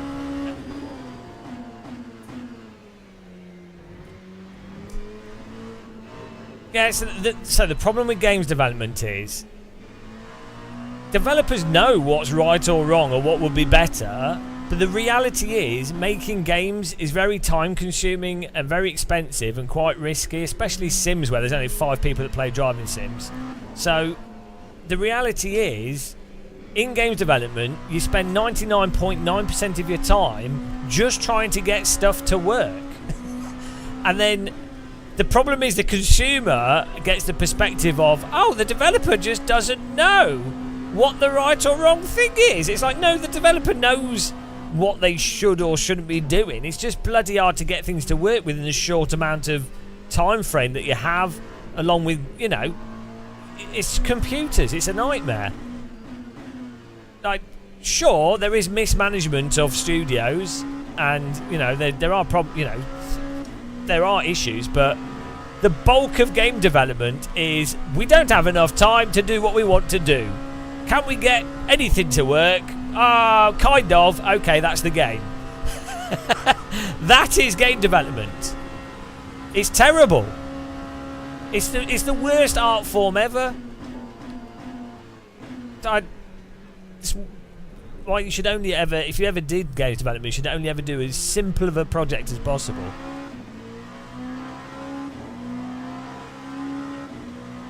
Time to 13.03. It's even worse with Sims where, oh, we've licensed an engine technology. Oh, hang on a minute, the previous developers did no real good job. They didn't do a very good job of commenting the code. Oh, these bugs don't make any sense. Oh, this is a complete mess. Oh, but we still need to use this licensed technology because we can't afford to develop our own technology or do everything from scratch. Oh, hang on a minute, half this stuff was done 20 years ago and has not been updated with new ways of doing things. So, it's just a nightmare. It's terrible. Honestly, it is the worst thing ever.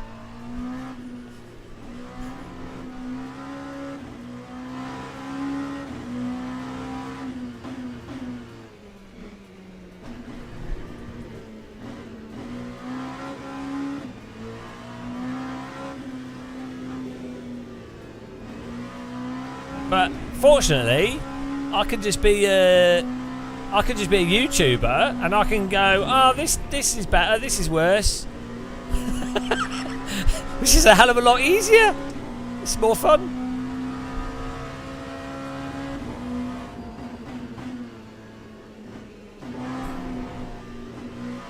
I think game development is only good if you're like an absolute genius programmer and you're working on your own thing.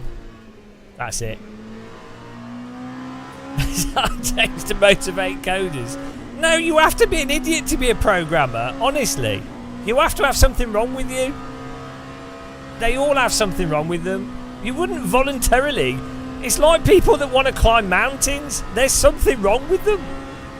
Oh yeah, there's a mountain there. Well, hang on a minute. There's less oxygen. There's less oxygen up there, and if I slip, I'm going to fall down the cliff face. And oh, no one can rescue me. Oh, and I can also get hypothermia. Oh, and if the weather changes completely out of my control, I'm trapped. Yeah, let's climb that mountain. So why are you stupid? Also, even stupider with games programming is oh, hang on a minute, I could be getting paid 3 to 4 times as much money doing something 10 times easier with longer development times and more relaxed environment, nicer offices, and probably more relaxed management. Probably better management in many cases. Oh no, I like video games, so I'll work as a games programmer. What is wrong with you? Honestly. I say, unless you're like a genius and you're an indie programmer working on your own project, you have to be insane. You have to be insane. Whoa, we dipped a tyre on the grass whilst braking. Hello.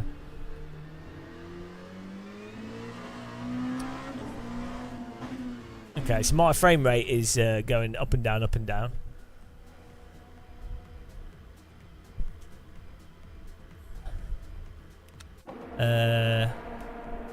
Settings. We need to turn the graphics down, but I think it's no. So visible vehicles are down. So I mean, really, this game should run quite well. Let's quit out of this so we can.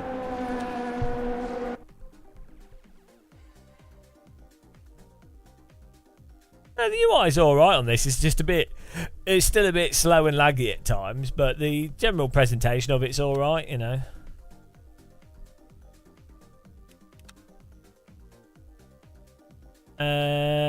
Why is it heavier than ACC? Well, it's not heavier than ACC in a direct sense. It's not completely comparable.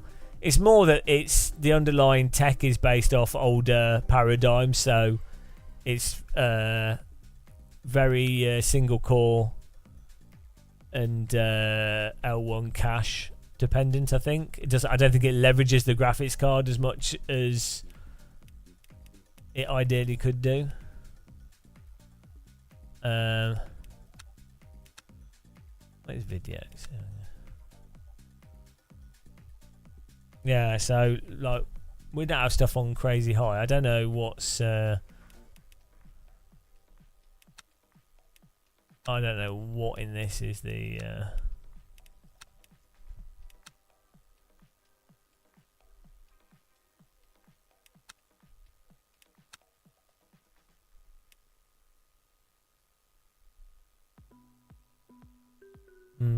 yeah, I mean we've got stuff on pretty low, and it's still dropping below 120 in 4K. Yeah, well, AMS2 uses the graphics card a lot better because it's a fairly. AMS2 is one of the newer graphics engines out there for racing games. Probably is the newest. I mean, AMS2 was heavily optimized originally for Need for Speed, like Madness engine. I think was largely developed mostly for Need for Speed Shift, which was a PlayStation 3, PlayStation 3 game, so it had to run on that. So it was optimized around that. And then there's obviously continued to be developed. Let's restart the game. So outside of Unreal Engine, I don't think there's any newer game engines for driving sims.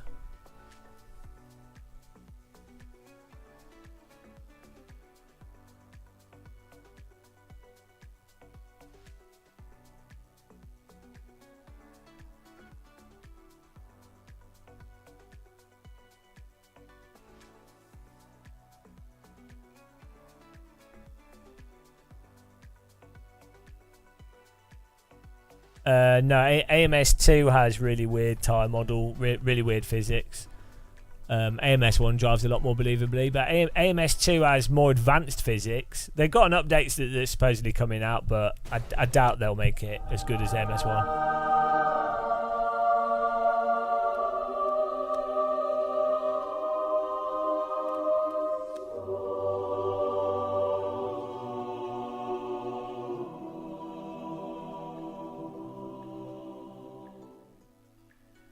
No, I have played MS2 recently. It's terrible. If you want to drive with monster slip, massively steering authoritative handling, it's ridiculous. No, it's crap. It's terrible. It's still awful compared to AMS1 and AC. I'm sorry. It's the GT3 cars aren't terrible, but like. The dumbest thing that AMS2 players do is they go, oh, but the vintage cars. It's like, no, they're crap as well. Vintage cars just slide around more, so you're confusing the fact that it's an inherently slidey tyre model with apparently no proper drivetrain or diff simulation going on. So they then go, then the AMS2 narrative shifts to this narrative of, oh, it's the vintage cars are really good. It's like, no, they're shit. Go and play R Factor 2 vintage cars, or AMS1 vintage cars, or AC 1 vintage cars. And like, the only way you could think that they were fine in AMS2 is if you are completely ignorant of how cars drive. Like, I'm going for the mild. I'm going for the mild responses here, guys. I think you can be diplomatic, but I'm done with diplomacy. I'm just honest now, straight to the point.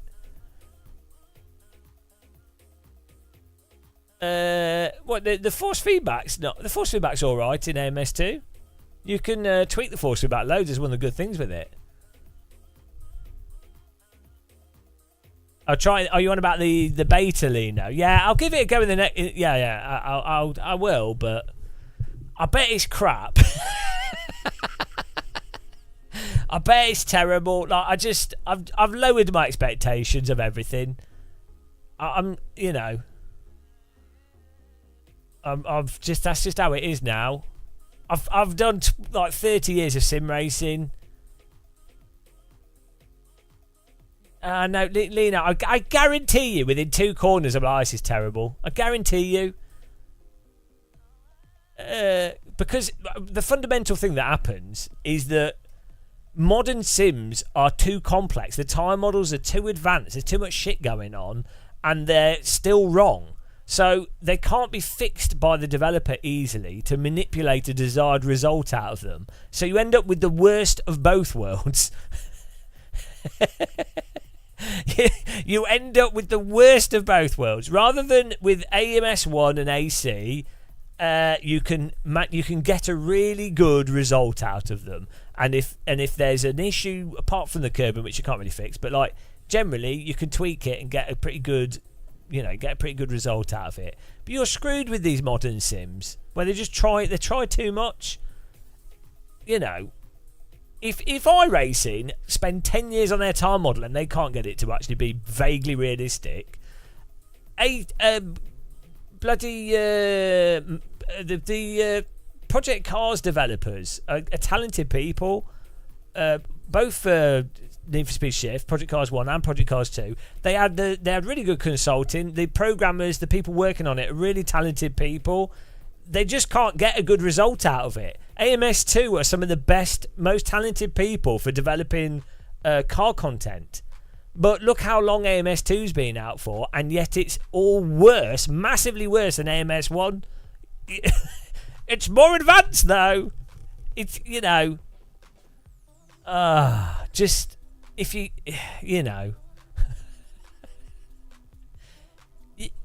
well, you could in real life you can actually polish a turd. It is actually possible.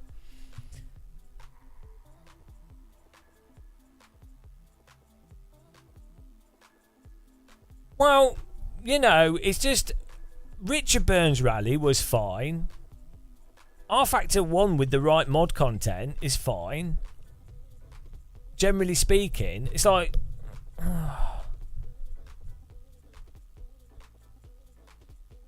Did I know, James? No. Hello, Koala. Hello, guys. Hello, everyone that's joined us. Thanks for subscribing, those of you that haven't. Thanks for clicking the like button on YouTube.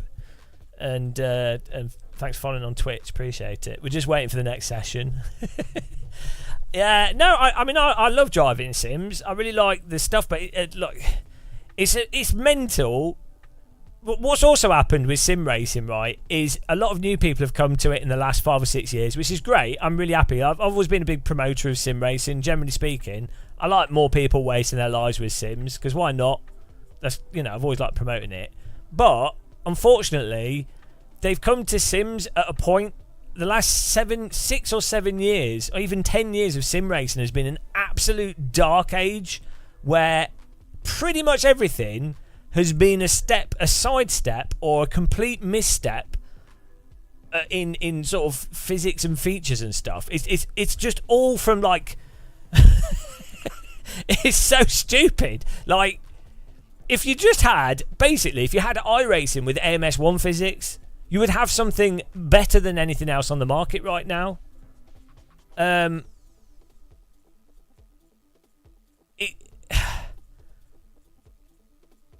You know. Why don't they hire someone like Niels? Because he's got a life and he does other stuff, and he probably just likes doing cars when he likes doing cars. Farming sims where it's at. Yeah, no. So you got a lot of people now that have come to sim racing. They genuinely think they're like, you know, it's the golden age of sim racing. It's like, no, it's really been bad for like 10 years. Really has been bad. Modding's been fantastic. You know, that's great. There has been like hardware's got better. The DD wheels, load cell pedals, that stuff's really improved. Weirdly, of all things you'd expect to not happen, is the hardware to get better. Normally, within game controllers and game devices, it's really hard to mass produce reliably hardware and equipment. It's a very difficult thing for a business to do. It's very risky, because you can't patch a piece of hardware that easily. You have to go to the production line. You have to then adjust things. It then takes time, and then hundreds of thousands of pounds. It's crazy. So it's kind of weird that within sim racing, largely due to load cells and DD wheels, hardware's got bloody good, but the software is genuinely peaked at AC1. That's it. AMS1 and AC1, in terms of like the fundamental nature of what you do as a driver, how you move a vehicle, how you respond to the vehicle, the details that come out of the simulator to your equipment that you then drive to, it has stopped in 2014. That's 10 years ago. 10 years! 10 years, guys! Imagine anything else stagnated for 10 years. It's like, oh dear. And the problem is, you have all these new sim racers that are brainwashed by iRacing and stuff. They've just come to it in the last 5 or 6 years because of COVID, and they're all like, oh, it's amazing. It's like, guys, you just don't know. Yeah, Richard Burns Rally. If you were to take the exact physics from Richard Burns Rally, Days of Blunder, and put those physics into a higher detailed graphics engine, it would categorically be better than any of the Dirt Rally games and WRC and any of the rally games of the last 20 years. Like, I'm not saying Richard Burns Rally is perfect, but that would be enough.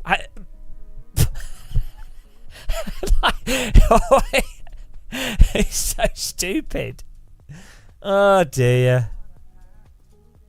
I wish I just didn't know, to be honest. Then you could be like, just, you know, you could just be ignorant. I was just ignorant.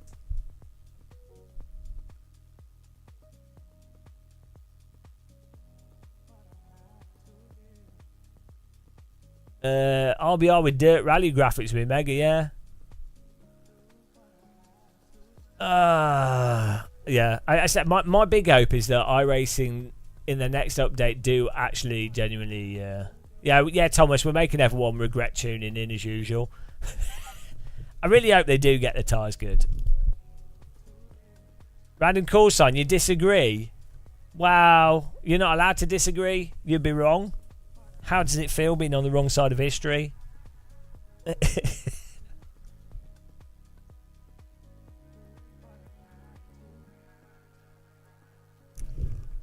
All the stuff that's had development in sim racing has been superficial stuff. Apart from the modding scene, don't get me wrong, the AC1 modding scene's been pretty good. Oh yeah, arcade racing games as well, Richard B. Yeah, most of them have gone backwards, as you always say. Like, where's the next Burnout game? Where's the next Split Second? Where's the next sort of Midtown Madness, or the next Driver, or the next Interstate 76? Like, all those games are amazing compared to what you generally have now. Oh dear. Right, join this event before we all go crazy.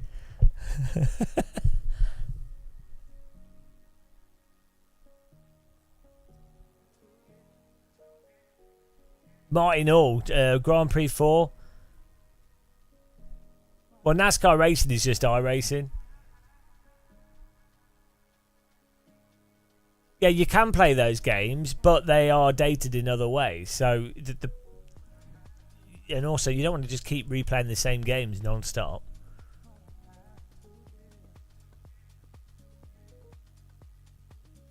Is it a game changer? Oh, it's not, everything's a game changer. For some reason, the force feedback seems worse than it was before.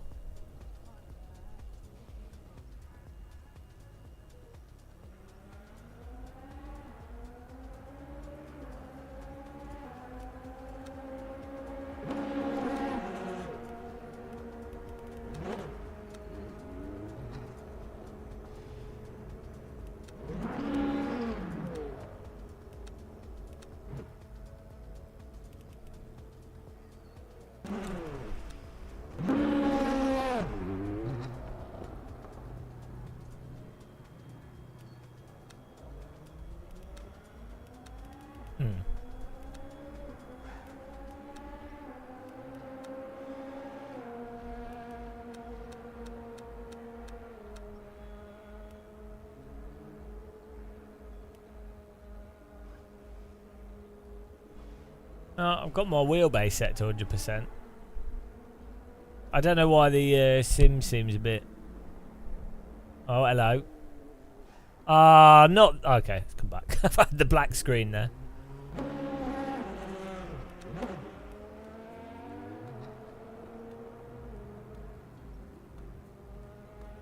You kind of agree, you're more optimistic with what sim racing has done. It seems to be in a relatively healthy place. Well, okay, only in the sense that it's grown from COVID and it's more people have found out about it and they're completely ignorant of where it was before.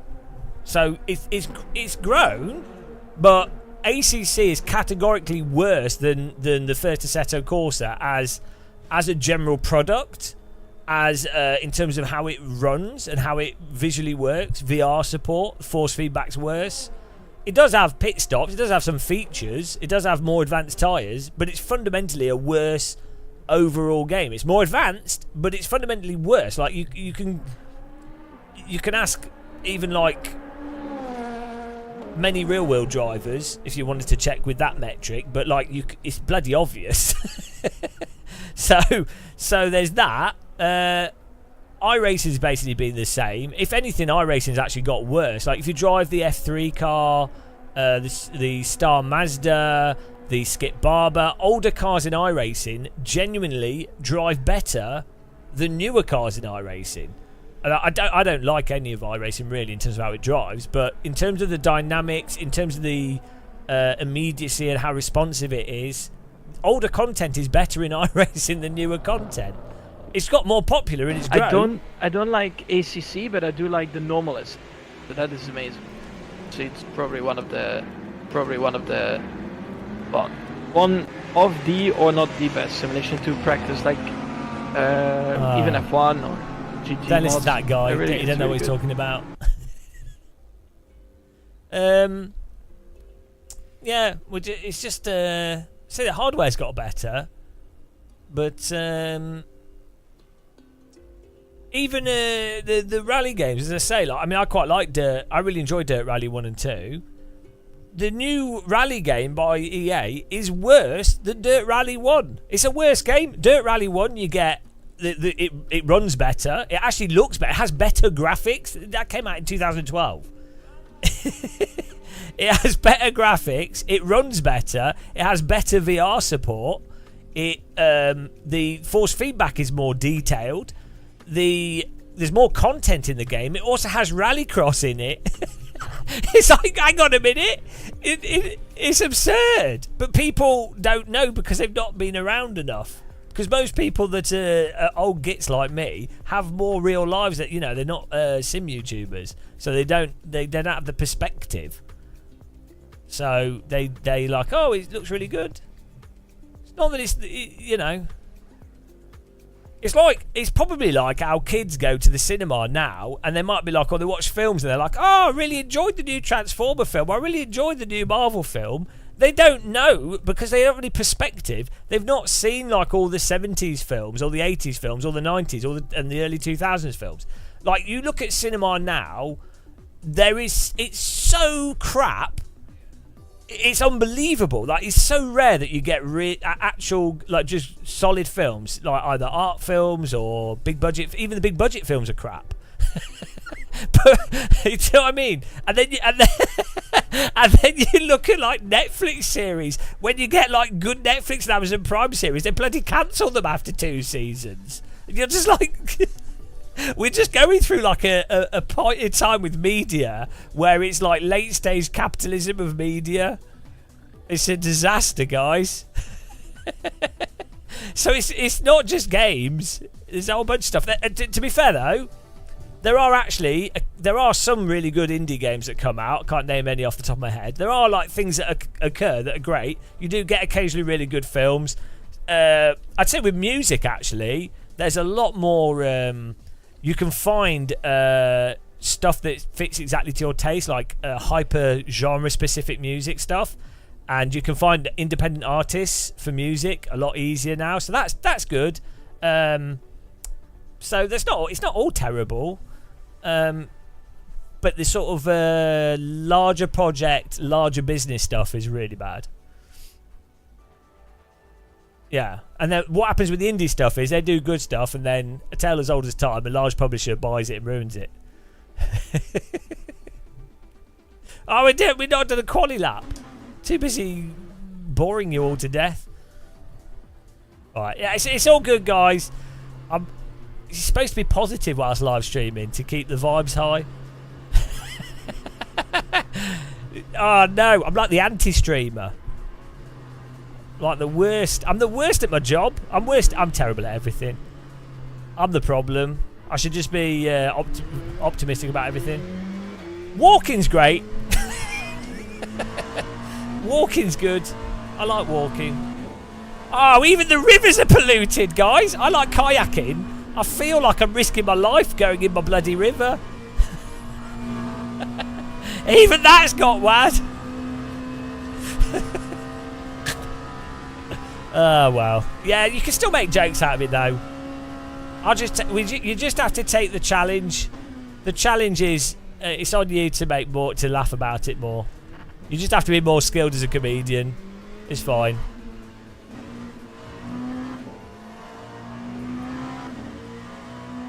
Yeah, most people seem to like Avengers, so yeah.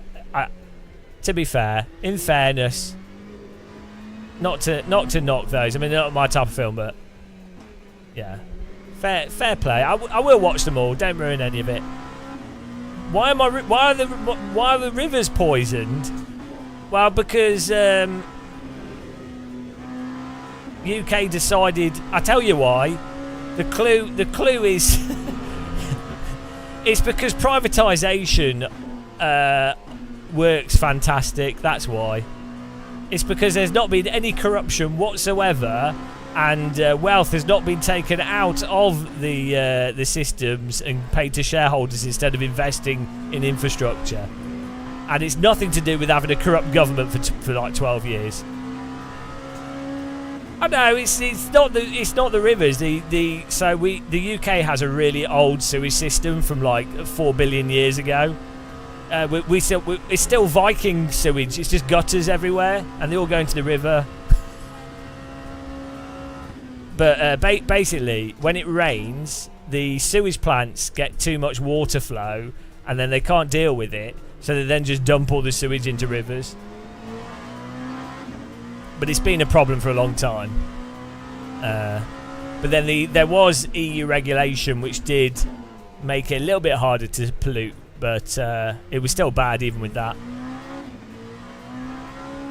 But yeah.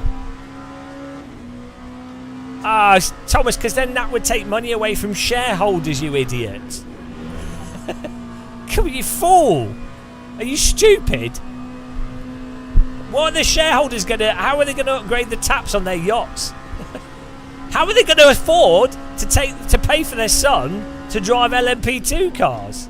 You idiot. Sim racing only exists because of these glorious shareholders. Without the rivers being polluted, we wouldn't have LMP2. It wouldn't be as big a category as it is. So, as a fan of LMP2 cars, I endorse river pollution.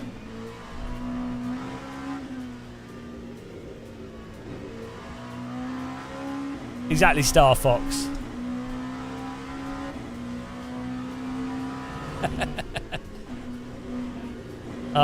Apologies to anyone that's just found this channel. It's recommended to watch this channel with a brick in one hand and a cup of tea in the other.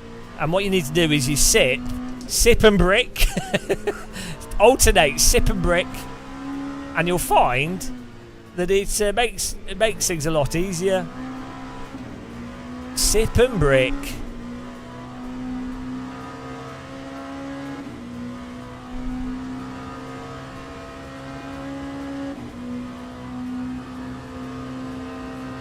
What?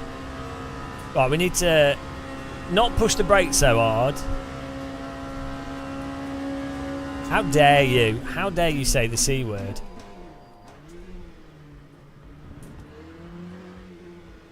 I think the nice thing with this is that the physics are so easy to drive, as they should be. Like, slick tyres are, especially with a car that has TC and God knows what, it should be really easy to drive. So I think that really helps to make up for the lack of force feedback detail. So it's not, the car doesn't just crazy bin you like or get stuck like it does in iRacing and some other stuff. Problem is, my force feedback is clipping. Still. Even at 67% it's clipping, but it's also not really that strong. And which is weird, because I'm using a Moser R12 here, so. Ladies and gentlemen. Teams and drivers go to the grid. Oh well, we'll just go. Maybe it's this car's bugged. I don't know. I don't know. It doesn't matter. We're going racing now. Oh, fuel. 10. I think it was like 10 laps. We'll do it. I've not used the R3. Well, I think I used it briefly at Gamescom, actually. It was okay. It's just very weak. I would say if you're going to spend money on a steering wheel, like, if you're going to get into sim racing, you might as well try and get, like, an R12 or something. Just wait longer before buying the equipment, because you don't want to... You won't want to, like... If you buy, like, an R12, you're never going to need anything better. Most people won't ever need anything better. So, yeah, or there's a whole bunch of them, the Fanatec, CSL DD Plus, the Simagic, whatever. There's a load of them. But basically, most people, if they get a 12 Nm wheel, they'll never need anything better. So you might as well just start with that if you can. Obviously, some people just don't have the budget, but then you shouldn't really be buying sim stuff on credit. You should just save up, and it's you know, just wait, just make do with like a G. Wait, so most people get like a G293 or something. What? What's going on here? Where's the marker? Okay, it's a bit bugged, this. Oh, there it is. Oh, hang on. Okay, they still need to work on this.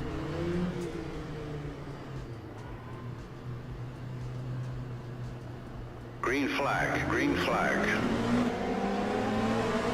Yeah, if you've got a T300 or something, just wait. Save up, then buy a better wheel. The pace car is out of control. Thanks for following.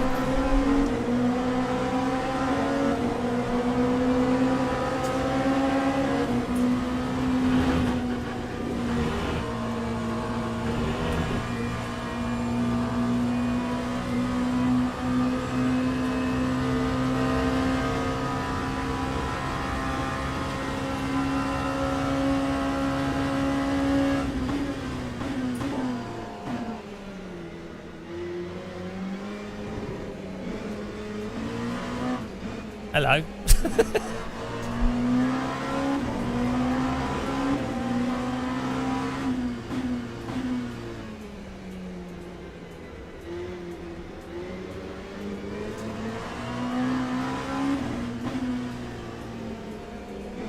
Yeah, unfortunately, this default setup has the rear ARB is not stiff enough, and the rear diff is too locked.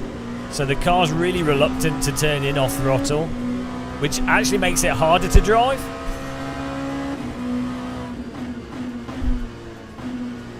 That's another sim racing myth. Understeering cars are easier to drive. It's like, no.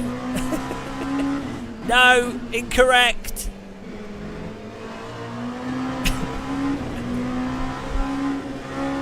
Incorrect. Wrong.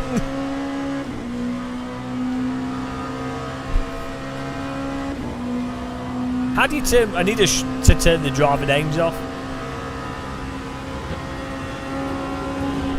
Yeah, okay, yeah, it's kind of true, Days of Blunder. If you're starting out... If you're starting out, though, you should not be driving a bloody LMP2 car, should you?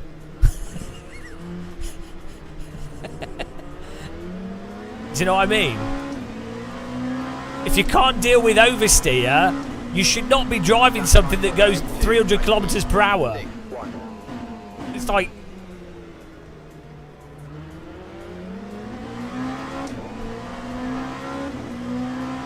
No, they're working on VR support.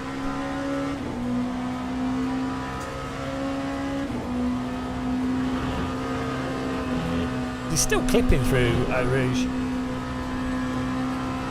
It's very easy to drive though, which is good. It's just, the force feedback's just really bad, or just lacking in detail. But it's easy to... The physics are good.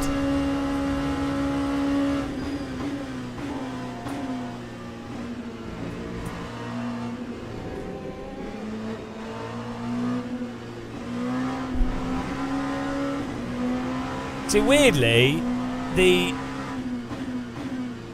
on-throttle oversteer with this setup is a lot more than the lift-off oversteer. So the on-throttle oversteer is actually relatively tricky. If you were talking about designing a car setup that was accessible, you'd want to make it so that the on-steer oversteer, the on-throttle oversteer, is relatively similar to the off-throttle oversteer, so that you know, so the car oversteers on the throttle and brake in a similar fashion. But the way they have this set up...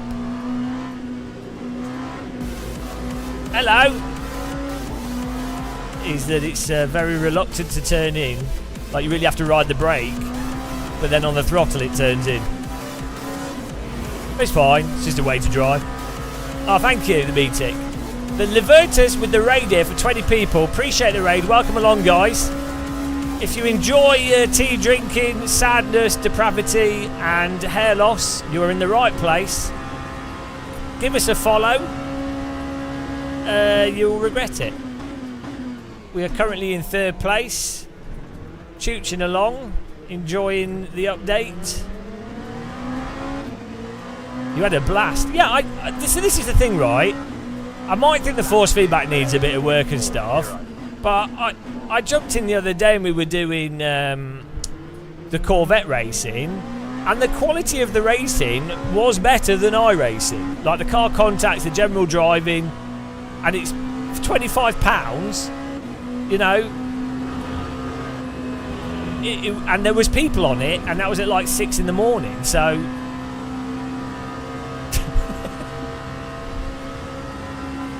Mike? What do you mean Mike's not working? I can see my mic working.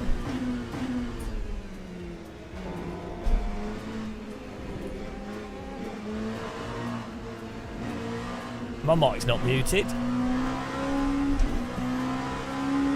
I'm going to mute you in a minute.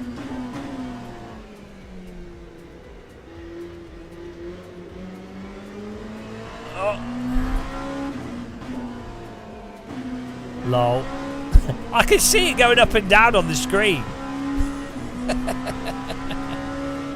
24-hour mute.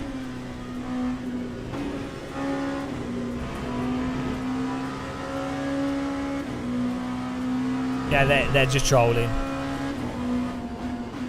I can also hear a monitor of my microphone on my headset. It doesn't really work.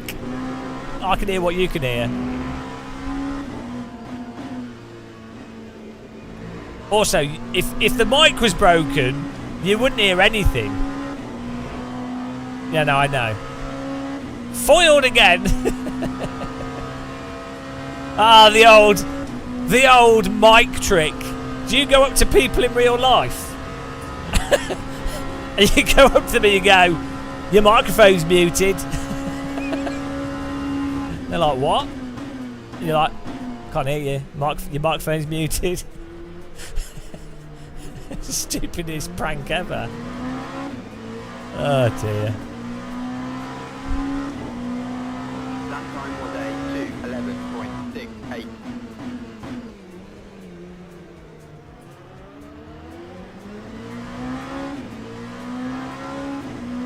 You can mute people IRL. You just put headphones on. 3M noise protectors.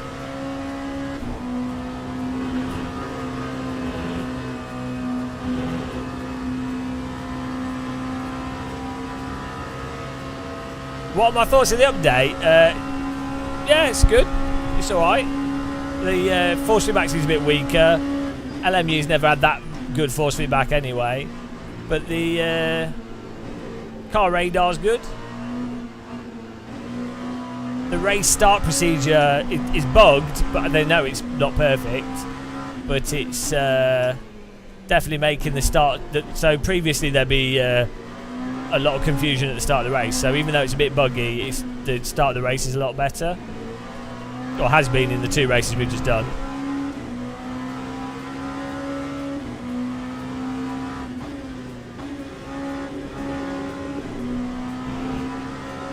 The cars seem a little bit less sliding in a sense, but I don't know if they are. That could just be my imagination.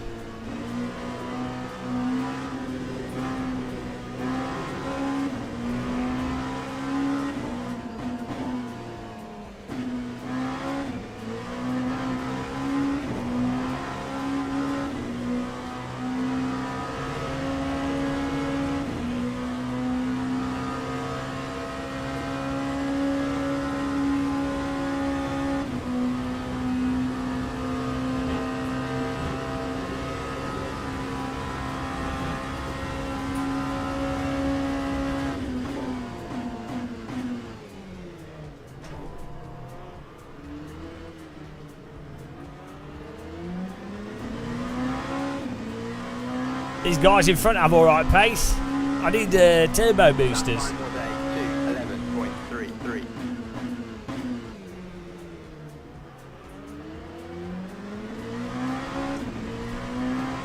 Weirdly, the car in front seems to be slow on the last sector.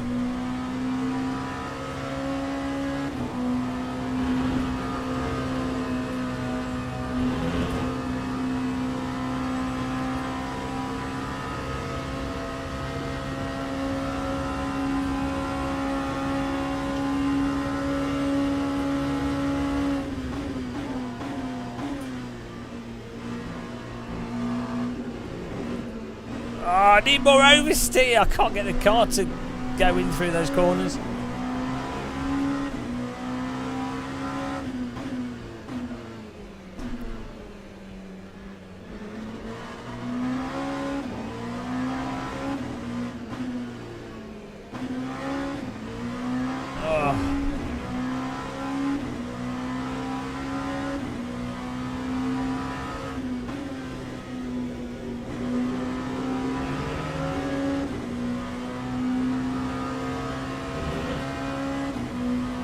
This is a fixed setup race.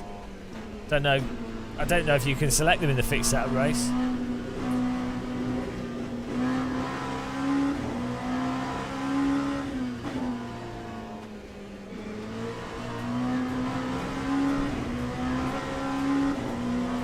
I don't. Why is he so slow through this section? It's really weird. It's faster everywhere else. Yeah, I mean, I don't know if they have like 3 fixed setups. I think it's just the one.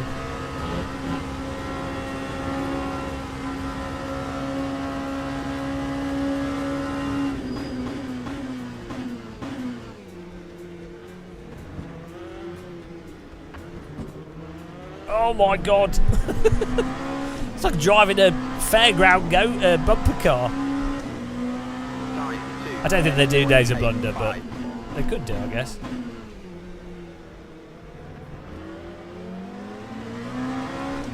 We're closing, trying to get this understeering wagon closer to the cars in front.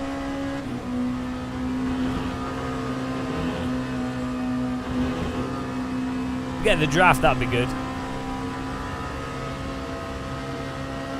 Every sim I play seems to have a different interpretation of how much draft cars have.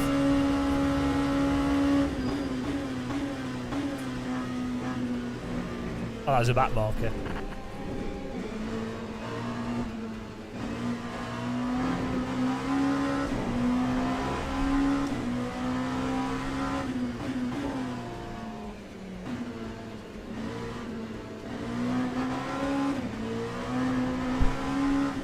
I'm pushing. I don't know how much we can push before the car just kills us. But we'll find out.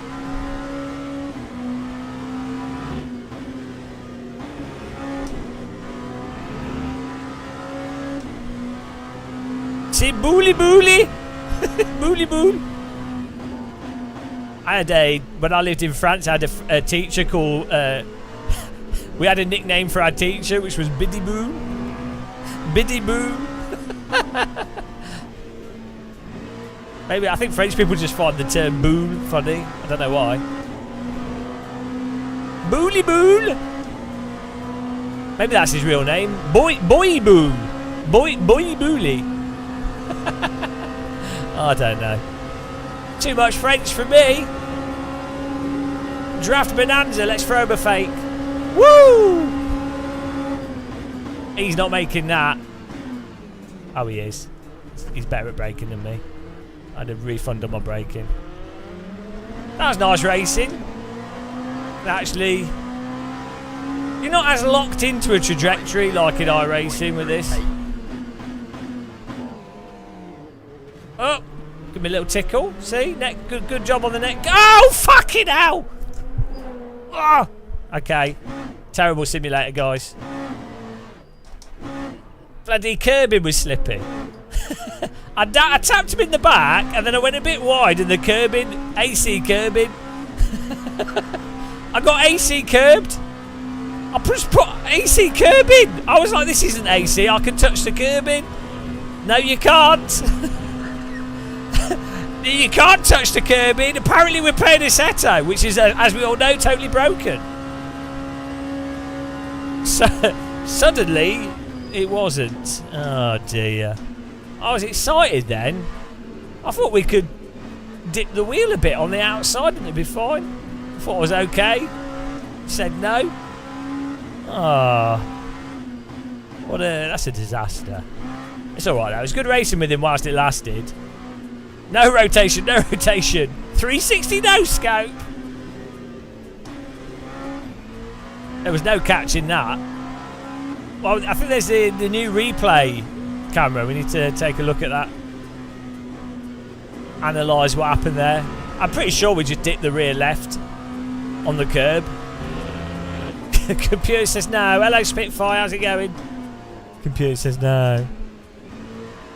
Right, you see that slide there, going through that corner? We broke traction and the car slid outwards and then the grip returned quickly. That's what happens. That's normal. It didn't bottom out. Oh, maybe Dave's blunder. The rear left sort of corner. That's possible. Yeah, it did. The grip just totally disappeared, so probably something like that.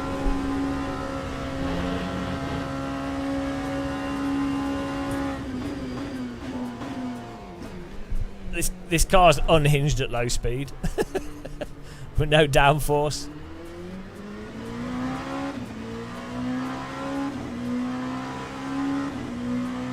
That time was a 2. Ah, we're flat spotted again. 0. Plenty flat spots in this game.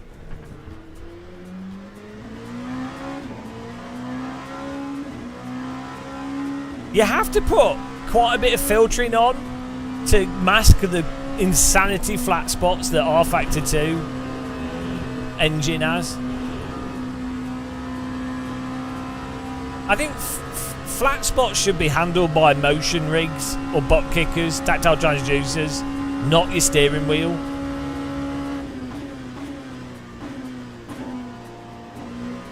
Because it's just so annoying.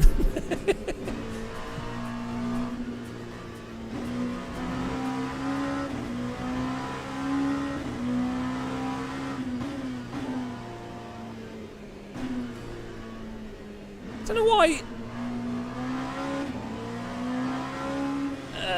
Andy Long well yeah, I mean you're gonna have to use some kind of filtering on a DD wheels are so high resolution that if you get the raw force feedback signal out of any driving sim, it's gonna feel like a bloody toothbrush. Like the high frequency stuff's mental. You know that.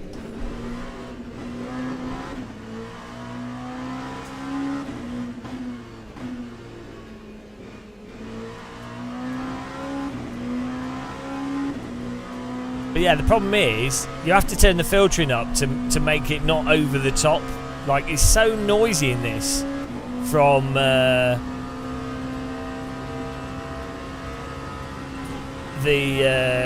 game is so like over the top with its suspension. What do you mean you have it off? I mean, I don't have any filtering on my DD wheelbase. It's what the fuck? It's the filtering's from the game. If you turn the filtering off in R Factor 2 and this, it feels even worse. Like it's all notchy. Because honestly, the force feedback in this is really bad.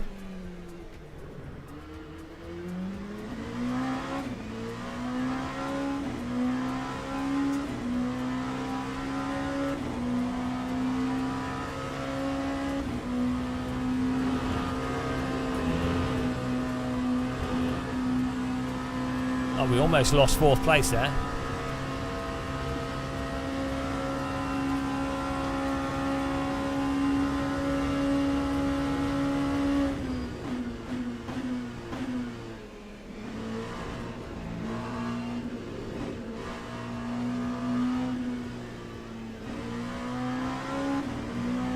I don't know what they can do to... I don't know how exposed the force feedback is with this game engine for them to make it more detailed for what actually matters. Because R Factor 2's always been like that. It's always been really aggressive suspension bumps, tyre wobble and stuff, but not useful force feedback. But maybe they shouldn't change it because a lot of people are dumb and they think it's fine, so... A lot of people equate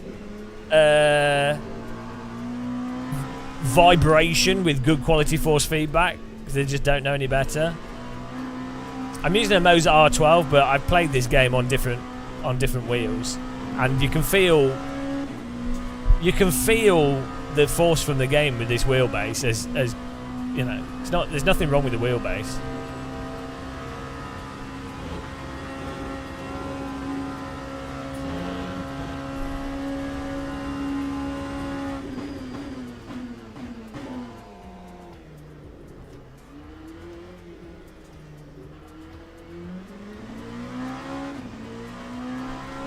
Yeah, R-Factor 2 has always been bad force feedback. I don't know whether the meme. Well, as I say, the meme comes from the fact that it's got a lot of vibration to it, and people latch onto that. We've got one more lap to go here. One more beautiful lap. Well, apart from us killing ourselves, I don't know how we do the get the replay.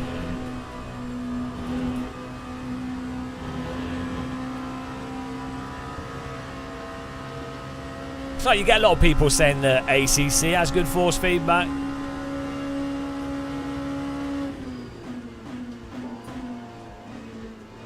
What do you mean you don't get any notchiness? Well, well, that means there's something going on with your Simucube then, where it's not actually giving you the detail. Because you'll get the notchiness with multiple wheels.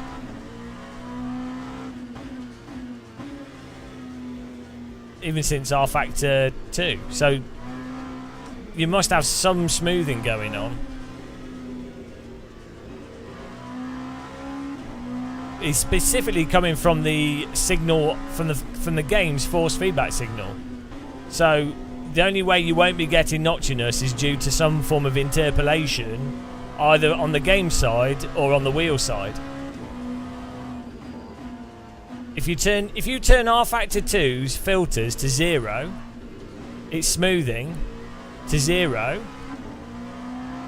It's the same with any sim, to be honest, on any wheel. If you turn all interpolation, all filtering off, you will eventually start to feel the. I guess it's probably the underlying, absolutely underlying raw force feedback.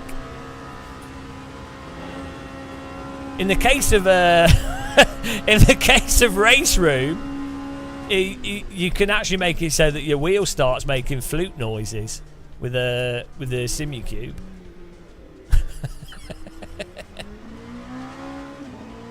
Yeah, your Simucube profile will add interpolation and smoothing to it.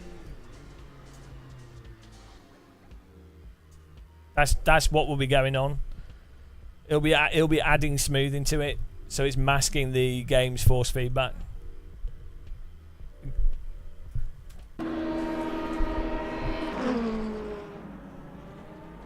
Oh, there we go. We got that. So how do we get the replay? Do we click watch?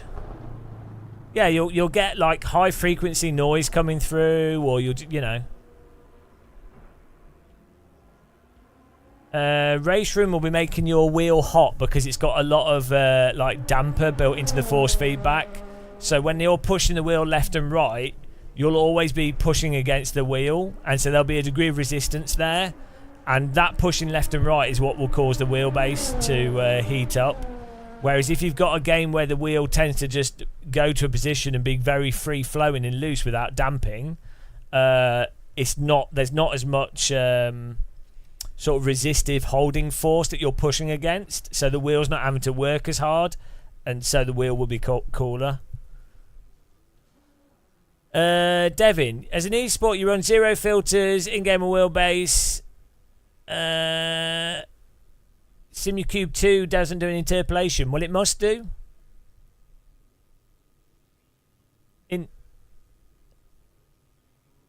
It must be doing some form of interpolation. Unless the wheelbase is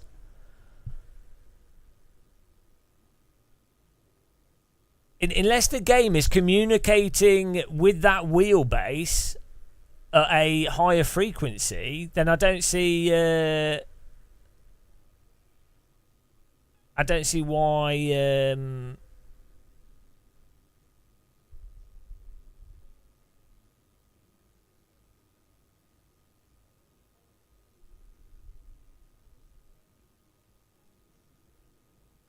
Yeah, so Simucube, through their driver software, are probably doing something with the signal that's coming in to smooth it out. So it'll just be, the smoothing will just be on a firmware level. But like if you're parked totally static, let's see what happened. If you're parked in rFactor 2, well, and other sims as well, it's not just rFactor 2. If you're totally static with an OSW, a Sim Experience Simucube, CSLDD, whatever, and you've turned all the filtering off, if the wheelbase isn't filtering it, there will be like there'll be noise in there, and so wheelbase manufacturers might filter that out. Simucube driver software can't modify the signal. Well, I mean, I don't know about that, because with the OSW, for example, with the disco board, or with even using the what's it called? What's the box? You know, the controller boxes, the one after the disco board. You can adjust the power delivery, like fully control the power delivery to an extent that will alter whether or not you would feel that a specific noise from the game or not. So it depends. Like, you could do it in different ways. Well,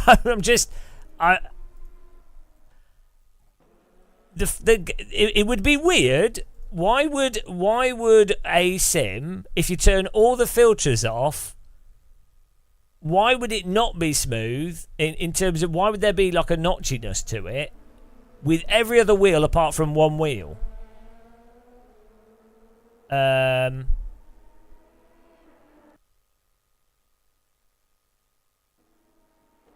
You're going to be like, well, it's going to be something to do with the signal coming out of the sim, right?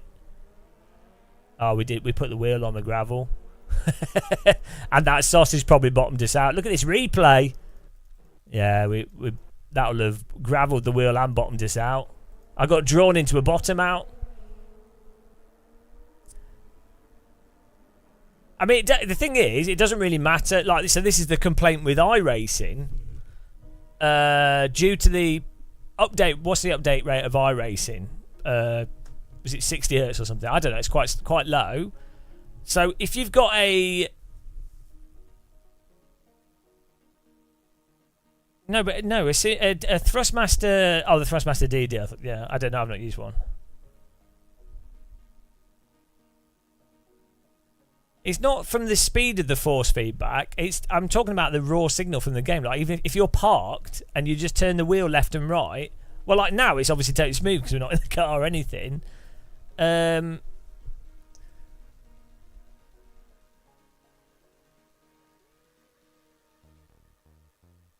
But the lack of slew rate wouldn't affect it. I'm not talking about the delivery of the force feedback whilst you're driving necessarily.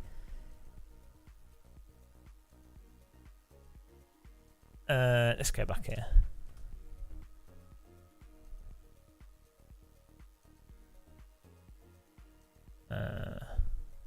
Look, what's the next one?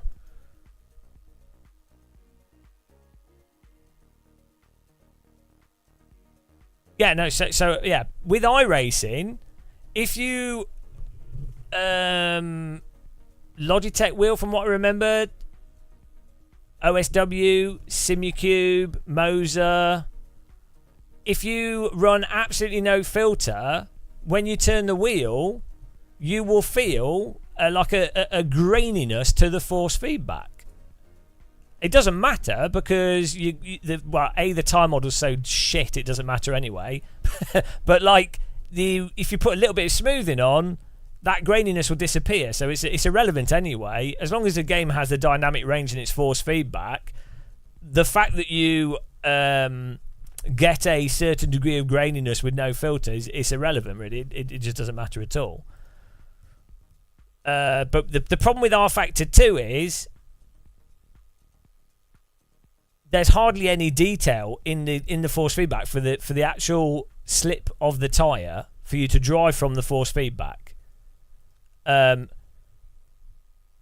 to increase that as much as possible, the limited detail that's there, you want to run as low a filter as possible in the game.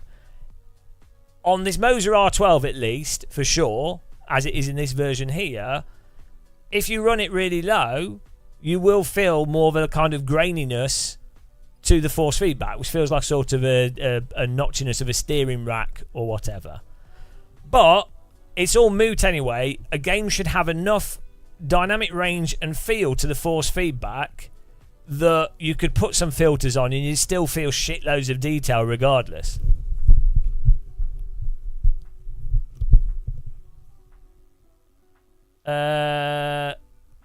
iRacing smooth centering spring. Well, it should feel like the iRacing force feedback does line up with the forces on the tyres. It's just that the slip is so drawn out in iRacing.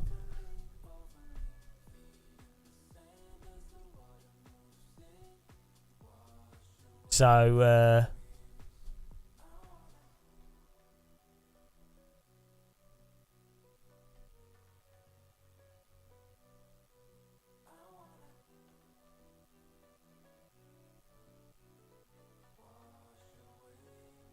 yeah. What's the shots fired? Well, the plastic quick connect masks the filter in. What, on the Thrustmaster? Oh dear.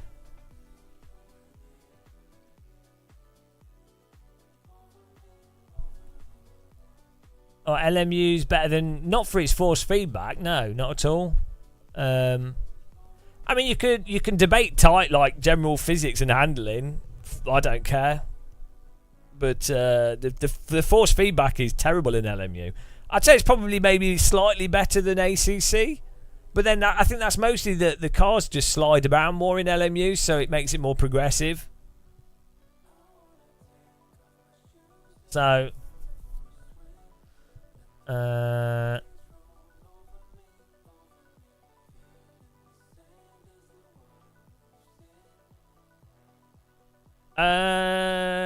OG, no, not the same way. Well, AMS 1.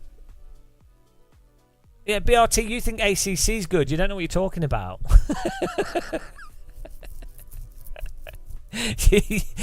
What's going on here? You genuinely think ACC's got good force feedback, so that eliminates you from the conversation.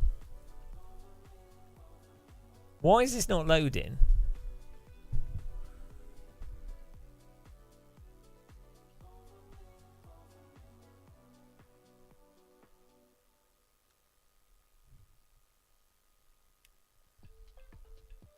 Oh, no, I have a Thrustmaster T300. Hang on, why do we just keep getting the prototype fixed?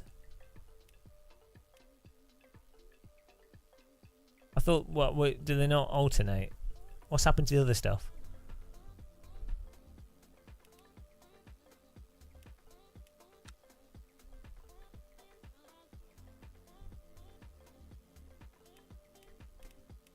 Yeah, the only way someone could come to the conclusion that AC1 force feedback wasn't the most detailed is if they've genuinely set their wheel up wrong.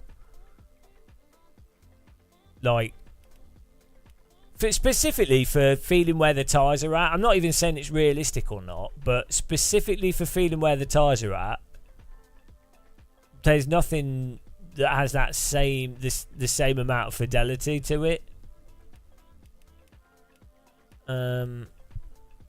Why can't we let's try another car here.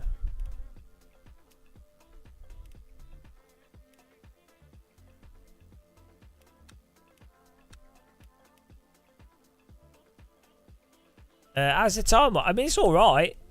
It's a lot better than iRacing. Like, you can lock up, you can counter steer, you can overdrive properly.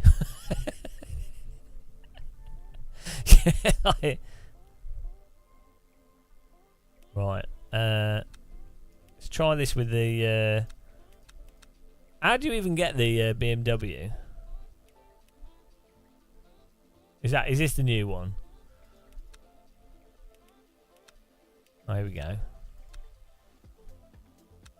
I think this livery looks absolutely bloody terrible. And I was reading comments online and people are like, oh, it looks amazing. It looks like the Berlin Wall after the Berlin Wall's been knocked down. It looks like a urinal. It's it's a terrible livery. Like, honestly, it's terrible. What are people? What, just because you like, you can't just go, oh, it's art. What? It looks shit, so it's art. It genuinely looks like someone's just gone over. It looks like the Berlin Wall after it's fallen. Not even the nice stuff on the Berlin Wall. It's terrible. I don't like Like, ACC, but all I do these like comments of Mobile. people going, oh, it looks That's- amazing. Don't get me wrong, I'm sure they've Probably one mapped of it the- nicely and stuff, probably but one of the- it looks awful. One of the or not the best simulation to practice. Like, I don't mind modern art necessarily, but it's really good. what there's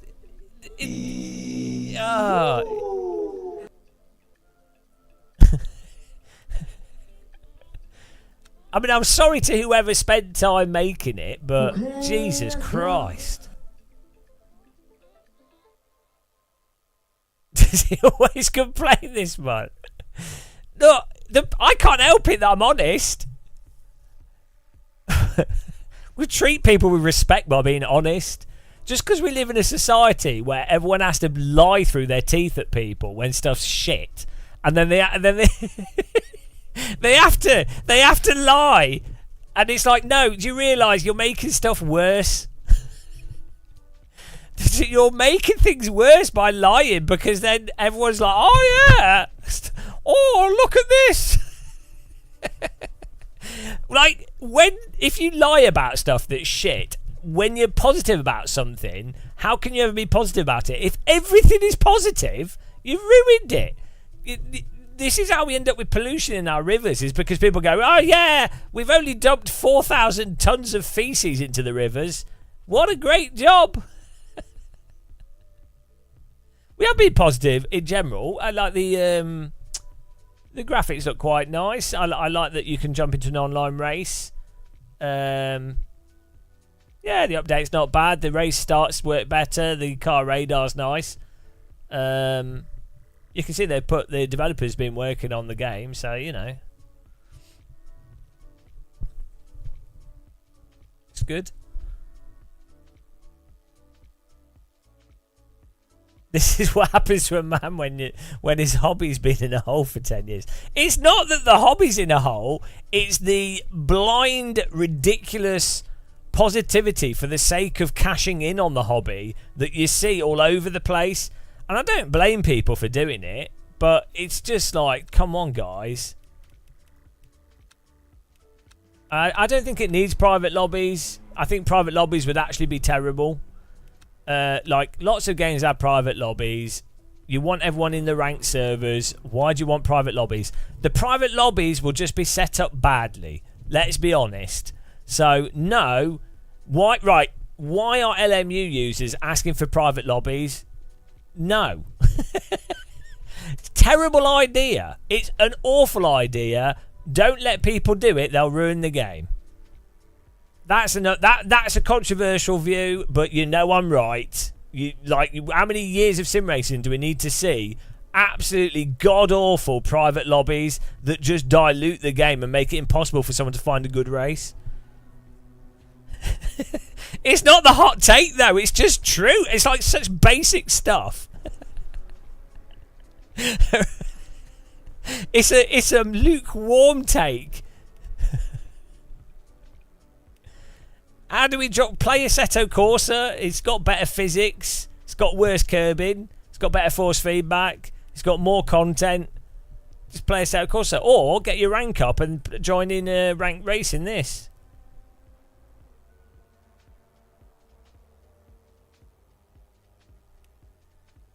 Right, time to do a lap in the Berlin Wall. Oh, Jesus Christ.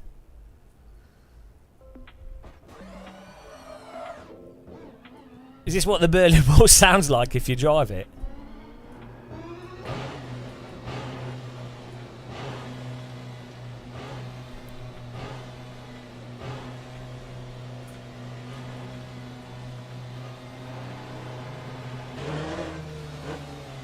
Oh, great steering lock. Right. Okay.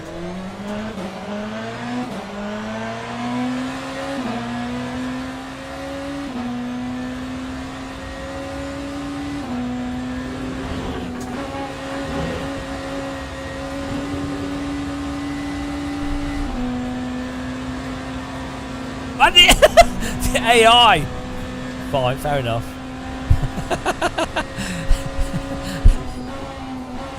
The AI was like a trolling player.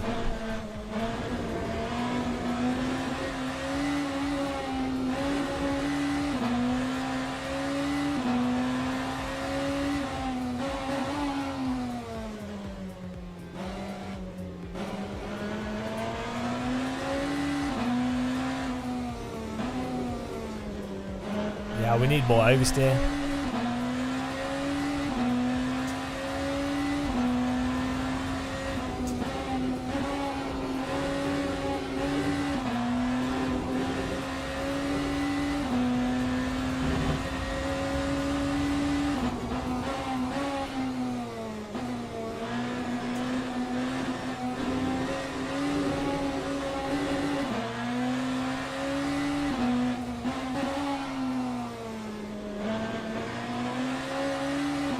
I mean,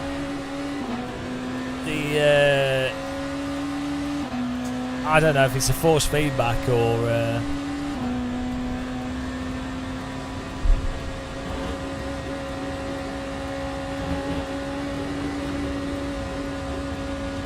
Mate, it's easy to drive, you know.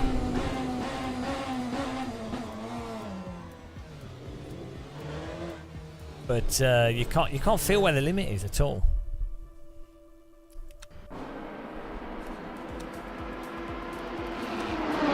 Let's do a Coach Dave Academy setup. Why not? This car's defaulted to even weaker force feedback than. I mean, will this start clipping if we do this?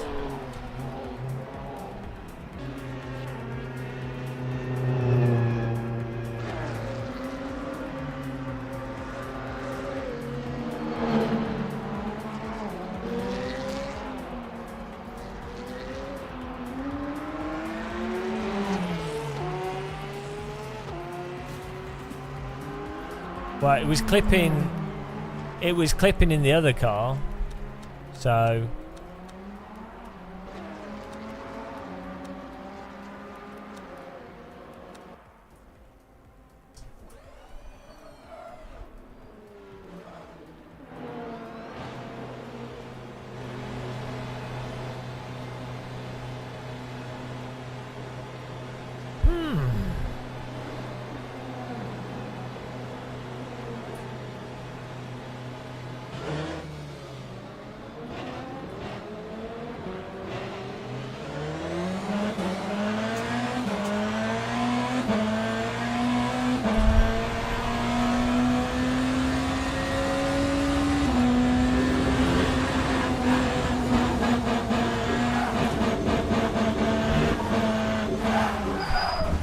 Yeah, I mean the force feedback's just not good.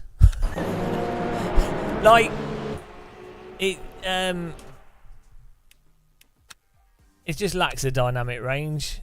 R-Factor 2 is a similar problem. The cars are just very easy to drive, so it really masks the general lack of detail in the force feedback for the where the tyres are at.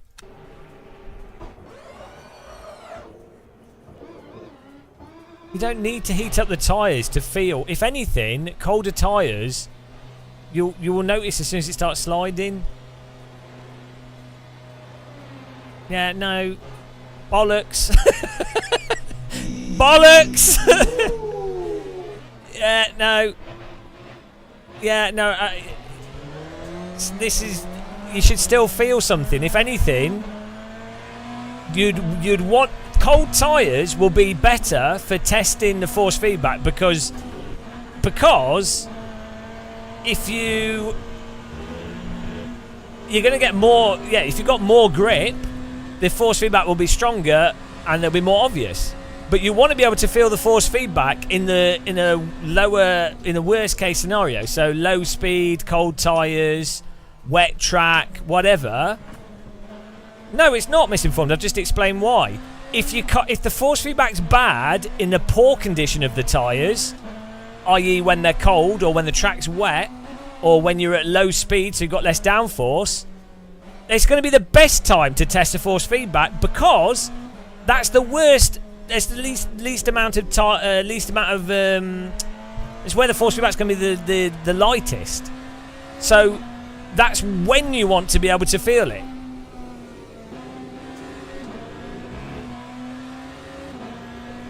That's why, if you're driving like a Formula car in a sim, you really want to have that force feedback detail at the lower speeds when you've got less downforce. No, it's not wrong. No, I'm not. You guys, listen to what I'm saying. Listen to what I'm saying. When the tyres are colder, it's a harder situation for you to be able to feel the force feedback. There's less on the tyres. There's less grip from the tyre. There'll be less resistance from how it goes through the steering wheel. It's a worse situation to be able to feel the forces. At lower speed, is going to be less force through the tyre. The force feedback is going to be more subtle. As a result of that, you need to have the force feedback detail at those lower speeds. So it's the most important time to be able to feel the force feedback. So if you really want to know if the force feedback is good in a simulator, you need to be able to feel it when the track's wet, when the tyres have lower grip, when you're running at lower speed, when you're on slower corners, when you're turning at tighter angles on slower corners. That is when you need to be able to feel the force feedback. It's great being able to feel the force feedback at high speed, high downforce, perfect tyres and everything. That's great. But guess what? That's when the car is normally the most stable, most happy, most competent, and you would be getting the most force through the tyres. Therefore, the force feedback will be the strongest. It's when you need it least. Okay. I've just explained to you. You're arguing. I'm not saying that you'd expect to have more detail when the car's slower. I'm not saying you'd expect to have more detail when the tyres are cold. I'm saying you need to still be able to feel detail when the tyres are cold, when the car is slow. So you guys are mixing up things here. I'm saying you still need to be able to feel stuff in the worst conditions. I'm not saying when tyres are cold, it is the most detailed time and the best conditions to feel what the car's doing. It's the worst time, which means you need to be able to feel it the most. Or you need to still be able to feel it. That's what I'm saying. Yeah, I'm literally saying that. I'm saying you need to be able to feel it when it's in the worst conditions, which is why those are the best conditions for testing the force feedback. Are we getting on the same page here, yeah? We'll get there. We'll get there slowly. We're getting there.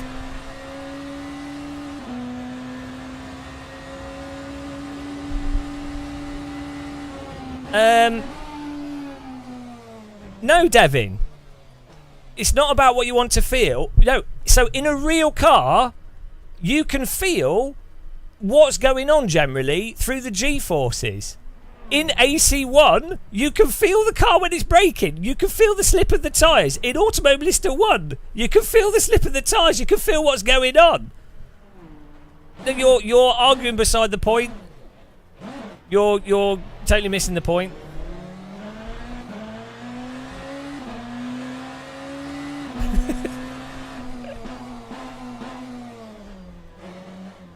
Look, tell me, when do you most need to be able to feel what the car's doing? We'll get there eventually. We're back. Now we're on to. Oh, you haven't driven the real car, so you can't know. I'm not necessarily saying. Well, first of all, you drive a car through what you feel through your body, not through the steering wheel, so it's a moot point anyway.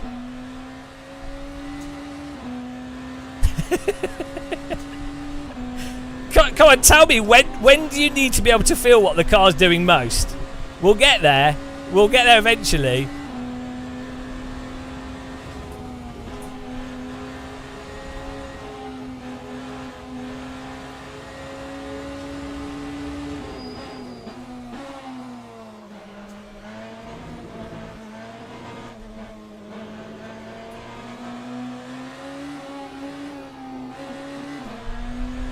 Yeah, I've hardly been in any real cars, like 3 or 4, and driven like 2 or 3 different go-karts. There's loads of time, like the ones I've driven, there's 2 of the cars I've driven in real life, and 2 or 3 of the go-karts I've driven had nothing through the steering wheel. Absolutely no information through the wheel. The wheel was basically like a 20 Newton meter DD set at 100% damper. Therefore, if you simulate those cars accurately in a simulator with the force feedback and go, it's realistic, great. Well, now what are we going to drive the car from? What? Okay, so now how do I tell where the tyres are at? Because in the real car, I can feel through my bottom what the car's doing. So, anyway, this is a separate argument to the fact that if the tyres are cold, you should still be able to feel something. And anyway. So you're arguing for the player to have much less information than in real life and calling that realistic? Oh, you guys have a separate argument now. War! War! Yes! Let's have a fight!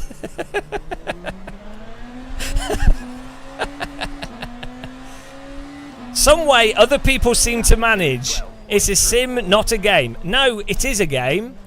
At the end of the day, a simulator is still going to be abstract from the real thing, and people are playing it as a video game, and you don't have G-forces.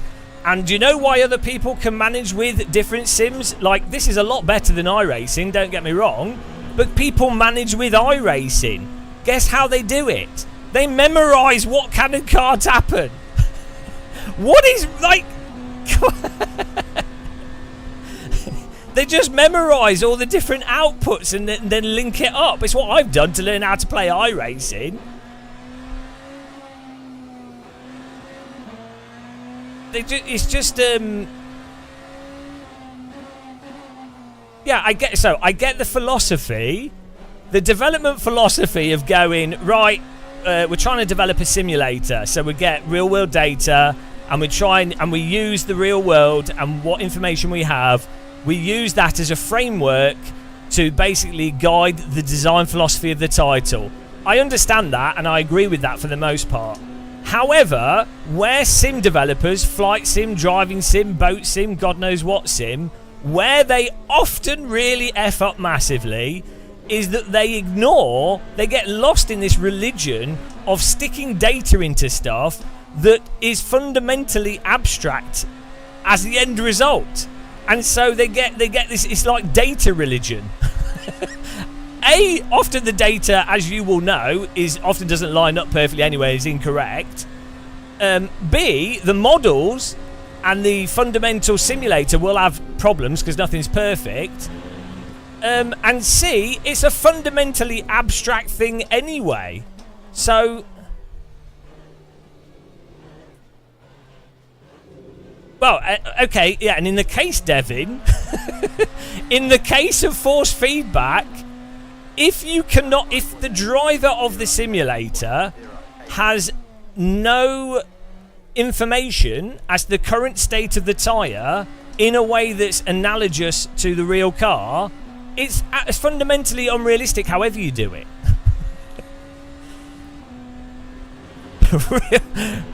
Real drivers remember how much money's in their bank account. But this is easy to drive. That, as I say, I think rFactor 2 LMU does a good job on the approachability of the handling. Like, it doesn't bin you straight away. It's very forgiving. But I don't know, for some reason you've just gone on a separate direction. You don't feel it's subjective. Don't feel what's subjective. The degree, so different simulators will have different force feedback, but the amount of information and the specific types of information from different simulators will be better or worse depending on the simulator. They might do it in different ways, and they might have more or less information. And so what someone likes and dislikes is subjective. But it's a fact, for example, that I I don't know what sort of arbitrary force. Something that you wouldn't even argue. There'll be flat spotting. There you go. So, for example, it's a fact that you get force feedback for flat spotting in rFactor 2 and LMU. That's an objective, quantitative aspect of the force feedback that you get from these sims, right? Which you don't get in you do get in AC, but it's different. You don't get it in iRacing, don't get it in some other sims. So there's an objective informational difference in that force feedback. Now personally, I don't like feeling flat spotting through the steering wheel, even if it's realistic or not, and that is subjective. But it's objectively the case that there's information there that's not in another sim. Now you get that in terms of the fidelity of tyre slip communicated through force feedback and its dynamic range, which will be a mixture of the force feedback code or the physics code or the tyre model, as I'm sure you know.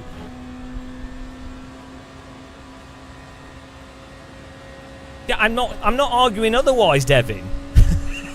I'm not saying otherwise. I'm using it as an example of information. It was just an arbitrary example of information.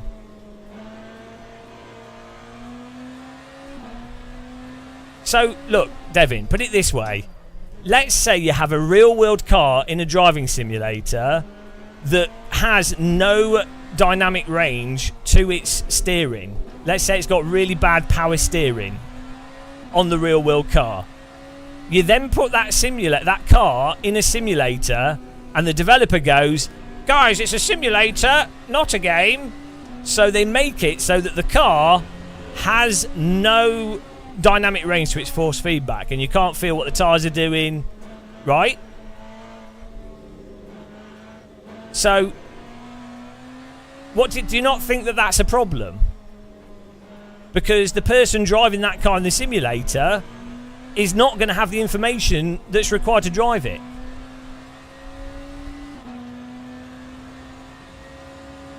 You've been saying that a sim should add some magical forces that where there aren't any. No, first of all,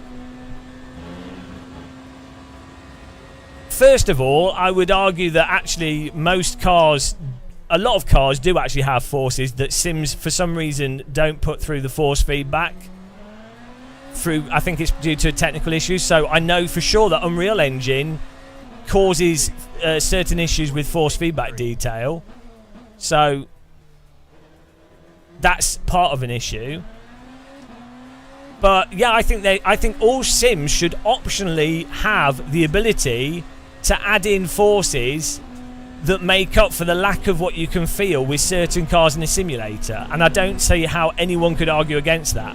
I think the game at its base should have literal steering rack forces, and ideally stuff's programmed well and you get detail there, and the force feedback and everything operates great. And in many ways that's probably enough to get really good detail.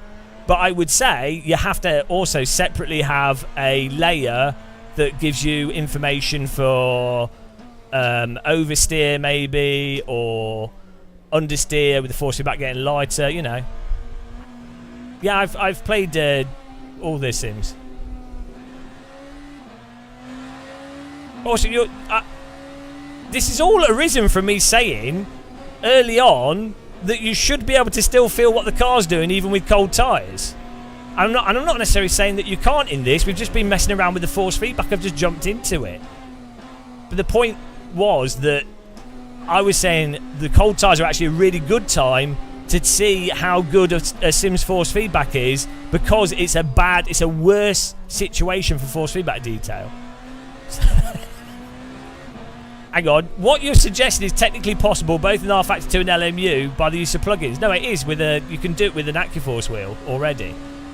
No one ever made a plugin like that. Well, yeah, not for this, but obviously they've done it with iRacing with IRFFB, but it doesn't work perfectly. And one of our subscribers did it for ACC, but it's a bit janky. Yeah, it's not necessarily that big of a thing to do, but this is all like a separate conversation to the fact that you got upset because you misinterpreted what I said, maybe because I'm not that clear in communicating while I was driving a car for the first time. But you misunderstood what I said, which was cold tyres are a good time to test a game's force feedback, specifically because it is a worse situation for force feedback, and it's when you need to still be able to feel the car, as is low speed in a downforce car. That's where you need to be able to feel the car, because that's where you're most likely to spin and crash and have stuff happen. Mock Techno, the problem is motion rigs don't work. I've used just about every single motion rig on the market.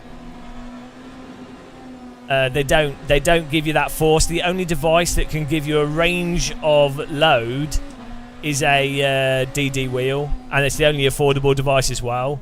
So all the motion rigs have too much latency. They're really good for suspension, and they're really good for some other things.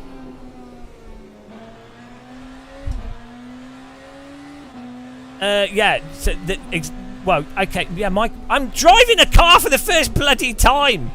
I'm not going to be like the best with language, but still, yeah. Cold tyres should be the benchmark.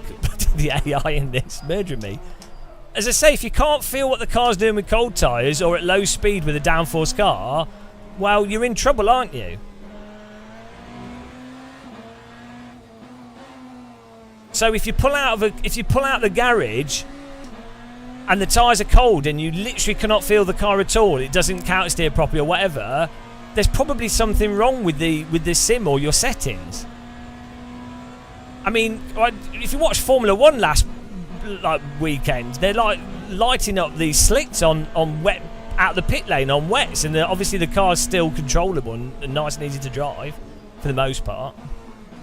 On the grand scheme of things, but they're Formula 1 drivers, so you know, obviously they're on a different level to any idiot sim racer. That's the normal. LB, motion systems don't work. I wouldn't expect anything less. But motion systems don't work for conveying transient grip to a high fidelity.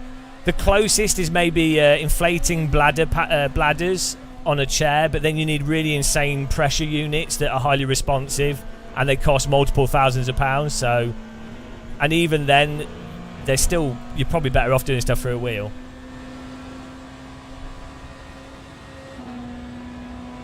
No, Devin, why? You're being absurd. I'm not saying it's directly comparable. You could get in a car and go on with cold slicks and drive onto a track. The driver can still feel what the car's generally doing. Be through the bottom.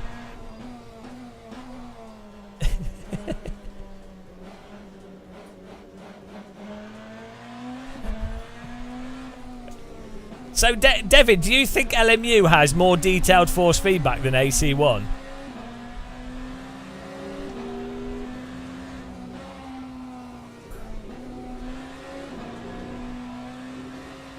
Full circle! Full circle! I'm having a fight with Devin!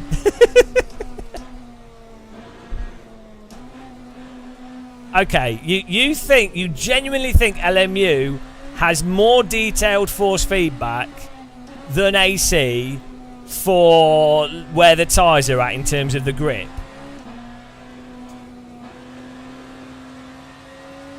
Like, LMU's got more forgiving slip than AC, I'd say. It's more progressive. Yeah, after the, I'm sorry, you can't go against the glory of the Assetto. Shame, shame, shame.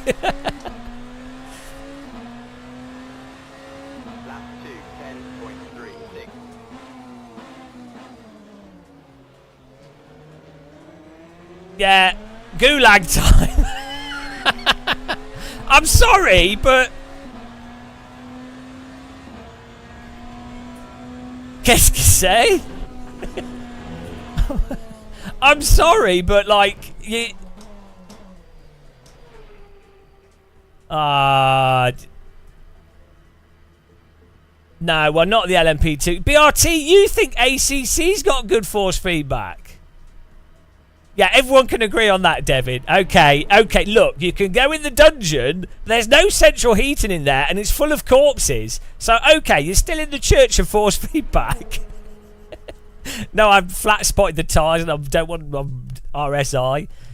Look, you're allowed to be under the protection umbrella of the church, but you can't, you're not bloody, you're in the cellar. He's in the cellar. How dare you? Just because you work on the game, you can't... There's no way this has better force feedback than AC1. No, BRT, you need to play AC1 with a DD wheel. You're using like a mouldy T300. There's like cheese sprouting out of it. Oh my goodness. Absolute debauchery. Right, we'll have a vote. We'll have a vote on Twitch. You can vote on this if you've got LMU. Here we go. Poll. Prediction. Poll. Here we go. New poll. LMU better FFB than AC1. Yes. No. That'll do.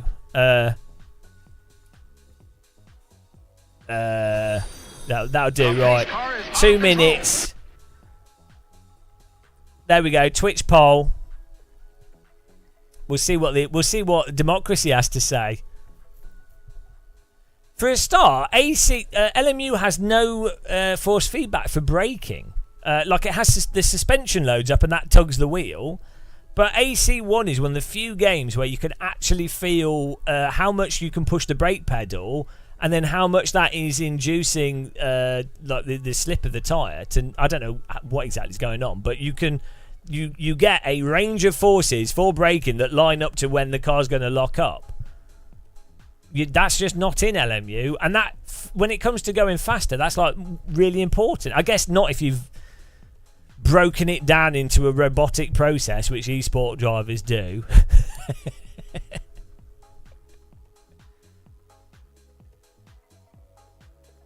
Well, yeah, we do have more LMU players watching this stream, so The pace car is out of control. lots of people feel that in LMU. Yeah, what they're feeling is when you brake in LMU, the wheels tugs because the suspension is compressing. It doesn't line up to the absolute slip of the tyre. And in LMU and R Factor 2, you can massively slip before it's an issue at all anyway. So it doesn't matter. Like, you could just over-brake a bit and whatever, you just deal with the slide. So it doesn't matter. Whereas AC, the slicks are weirdly a little bit... thanks for following. The slicks are a bit abrupt at times. I think more abrupt, like they're less progressive at times than I think real slicks can be. I think that you probably debate that, and so AC, you actually have to be way more attentive to the force feedback to avoid that situation from occurring. Oh, it's a 50-50 split. The poll. Ah, democracy has failed us yet again. It's a hung parliament. Ah, that's it. That's it. We've all lost. I should have put a third option in there. Thanks for following, guys. Welcome, by the way. So look, nobody knows because everyone's an idiot when it comes to force feedback. I'm telling you, even me. But I'm right because I'm me. I've got a force feedback joystick, so I win. Well, no, but the votes, you didn't vote. You can't, you just because, you know, if you don't vote, you've that's your fault. It's not my fault. You've never played LMU. He's never played it and voted yes. That's how we end up with Brexit. That is how Brexit happens. I hope you understand that. That is exactly how Brexit happens. Yeah, at the end of the day, it either feels good to drive or not. Yeah, well, LMU feels worse than AC, but a lot better than iRacing. What this car's clipping when I turn this to well, I've turned it to 100. Let's put it on 100. It's still, yeah. You said there was an issue with this car in particular, but I'm not quite sure what's going on with LMU. It doesn't seem to be using the full force capacity of the wheel either way.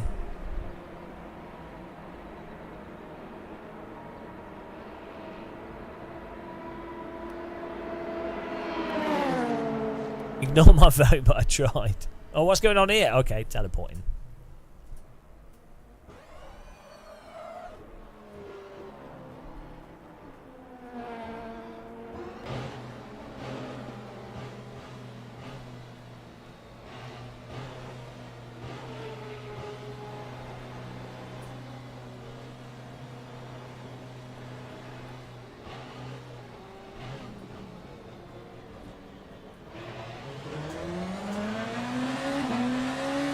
Where is there compared to off what?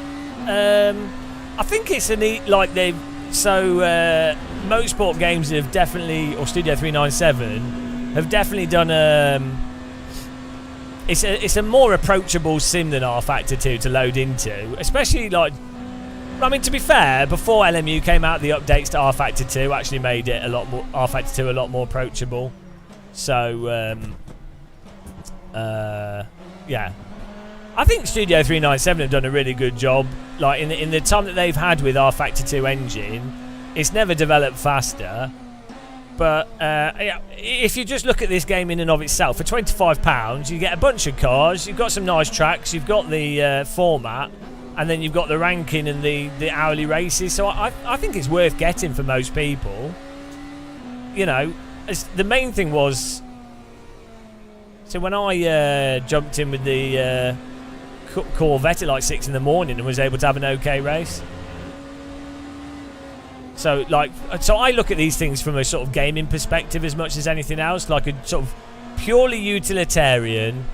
Can you jump in and have a good time with it? And I think for the vast majority of people, they, generally speaking, for the multiplayer side of it at least, will be able to jump in. I mean, there's still some quirks with setting up your wheel and things, but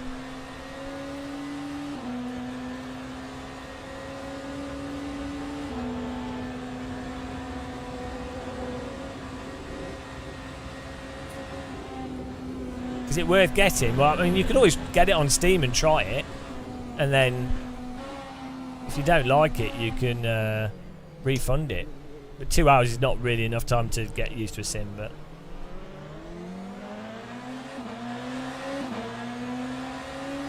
I would say that LMU's not, the graphics engine is still a bit demanding relative to how nice it looks. I mean, I think it looks quite nice, but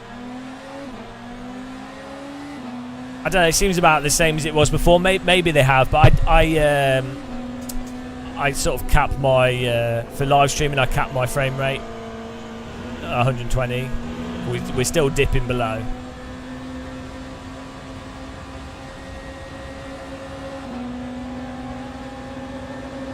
Well, I do worry that if they start adding DLC tracks, that's when they'll have trouble. If you have to buy tracks and then, you know, people need to buy those tracks to join, that's going to be an issue. It's always an issue. It's a big problem even in iRacing. You'll see whenever they, even with a popular car, when a series runs with a track that's like a newer track or a track that you have to buy that's not the most popular of race tracks, it's really hard to get the same participation.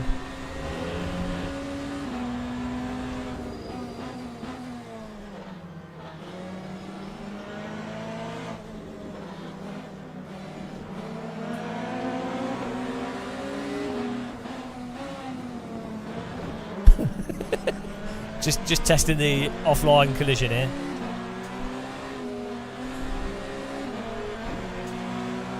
I think this is maybe more fun to drive than ACC though.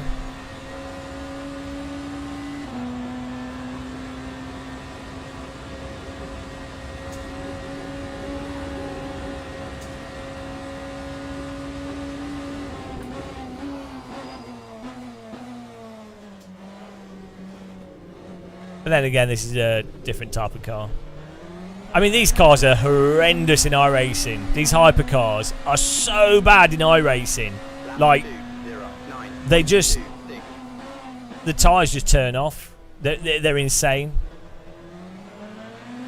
As soon as you get any slip, that's it. You have to just drive under the limit constantly.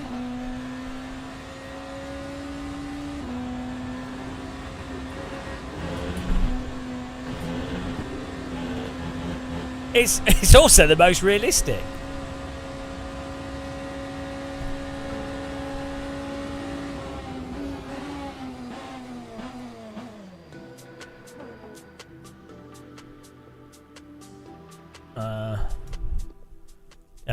Oh! I just clicked off the screen. The force feedback is still clipping. Oh no! Oh, there we go. Yep, back again. I've not tried the rain.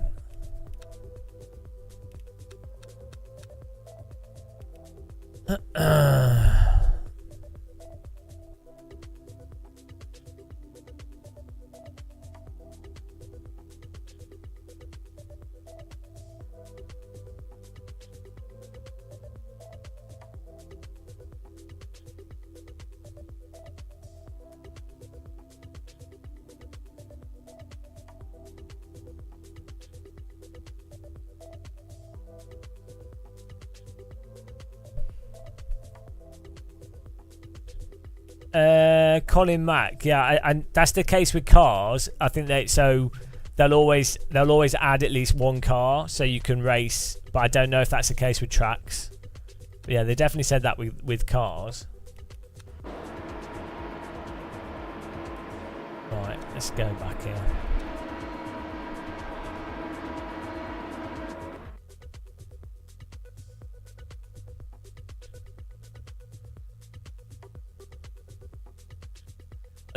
Back to the important subject of force feedback. The other thing, this is where developers are stupid. Do you know what? It's really productive in a conversation to call people stupid. It really makes them receptive to what you're saying. That's what I find. I don't care. The comedic effect is worth it. Developers, bloody hell, my wheel's cooking. So you make the argument for, let's make the force feedback realistic to the car. And you're like, okay, what wheels do people have? Well, guess what? Most people have a Logitech G293 or worse, a T300 or worse, or maybe even like a lower Newton-meter, like an R3 or something, or worse. So, if you do literal force feedback, guess what happens with those low-end wheels? They can't deal with it because they don't have the dynamic range or the ability to actually use that literal information and then convey it through the device. So guess what the developers need to do? They have to put something in there to make up for that and allow players to then be able to drive from feel, even if they're using a shit wheel or a good wheel. Guess what happened with R-Factor 2 when it came out back in 1830-12? That's not even a real year, I just made that up. Back in 2012. Feels like 1830-12. It's the future. Guess what happened with R-Factor 2 when it first came out? It would kill Logitech G25 wheels because it would bloody rattle them to death. And guess what? The developer, at this time it wasn't Studio 397, it was Image Space Incorporated. Guess what they would say? They would go, oh, we've done it realistic, guys. We've done it realistic. Oh, great. My G25 is now broken. Thanks to your realism. Like, honestly. I mean... Oh, dear. I mean, how many G25 did R-Factor 2 break? It's got to be up there. It's got to be up there. Oh, here we go. Corvette Cup. That's what I wanted. 40 minutes. How come we had two prototypes in a row? Or did I not quit it fast enough?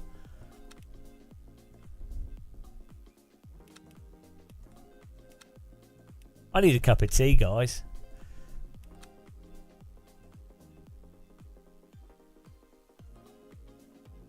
Yeah, what else? There was a game that would Nakia T300s. I don't think it was R-Factor 2 was actually not too bad on a T300. Devin, thanks for the reminder. The wheel is the reason we added the force feedback sensitivity curve, so you can feel low end forces without clipping at high end. Yeah, but that doesn't. Those force feedback sensitivity curves never seem to work properly. I've noticed. Like it still doesn't get the dynamic range or like mitigate some of the issues with the lower end wheels. Race Room has the same thing.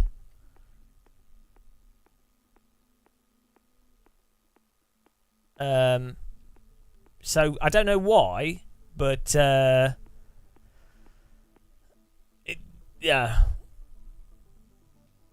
I think nothing ultimately. At the end of the day, nothing is going to beat out making sure that the underlying signal from the sim is one that actually could be represented by the wheel. Which with lower end wheels. Weirdly, stuff like iRacing, the way because of its drawn out slides, iRacing I think actually works quite well with low end wheels in some ways, not other ways.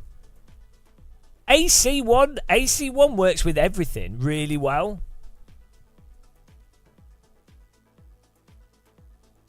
Driving wise, LMU's a lot better than iRacing, simply because LMU's tyres don't get stuck over the limit.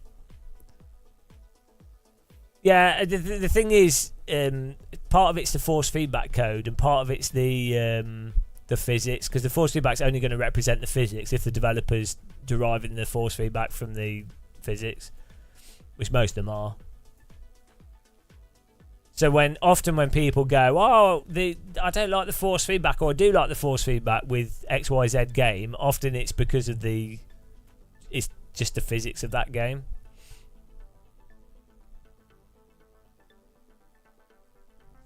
So, yeah.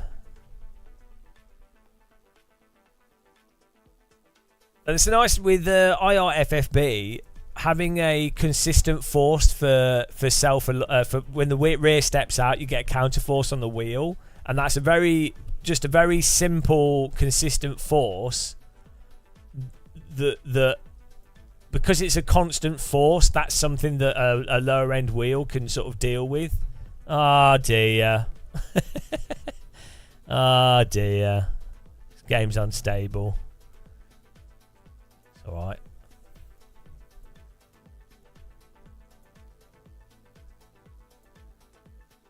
You don't understand how people drive fast in the F1 games. They just memorise. They memorise what you can and can't do. When you get, so a large part of driving, even in a real car, is memorising what you can and can't do. like, you know, knowing that you can brake at this distance, you can do that. A large part of that, you can do that without feeling anything at all. Like, people learn how to drive remote control cars really, really quickly.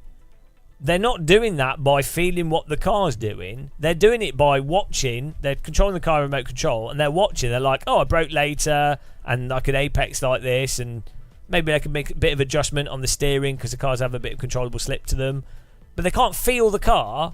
They're just memorising it. They're memorising the line, how quickly it accelerates and deaccelerates, and how the car responds. No force feedback required at all. Just memorization. So obviously those skills can be applied to driving sims and real cars as well. The point is, though, when you're sat in a car, you can feel what it's doing, and it does make learning where the limit is and responding to the vehicle a lot more intuitive. And also it helps you with the fact that the tracks are quite dynamic. Temperature, tyres might be in different conditions, you know, the car setup, or there might be an issue with the car, whatever. So it's a lot more dynamic, so you can feel things out more. So but yeah, the problem is, because you can get really, really fast, especially with a sim where things don't change much and you can just do shitloads of laps, because of that, you then get the argument where people go, well, if the force feedback's so bad, how come all these people can be so fast? And then I'm just like, it's the same reason that they get faster remote control cars. Oh dear.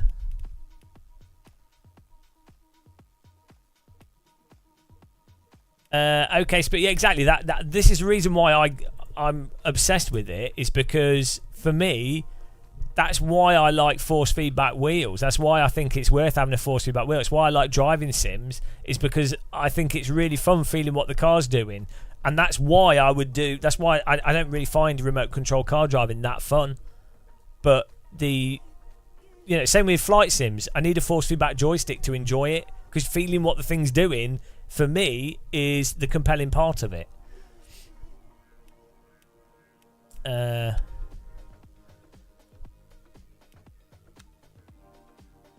need to open a school of force feedback. No one will listen to me, because they will say, have you driven this car in real life? You're not a Formula 1 driver. It's not realistic. Real drivers drive these things perfectly fine. And then I'll go, yeah, well, that's it. Fine. Just trying to make it better. But... oh, dear. Premium sausage meat.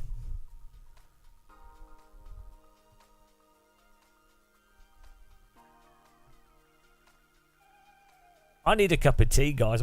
I'm actually dying here. You can make everything better with a cup of tea, but then some people drink PG tips. LB, so Microsoft Flight Sim does have force feedback support through telemetry. That's what I use with my force feedback joystick. There's also there's a company that's just doing a force feedback yoke. They've just done a Kickstarter. It's £1,000, but that's cheap for what it is, because it's such a niche. And it actually looks really good. And that will work with Flight Sim. And I think if Microsoft Flight Sim 24 has a career mode to play through, I think it'll be really good. Imprison them. Well, they're not welcome in the church. We've already had to ban like half the developers of this game.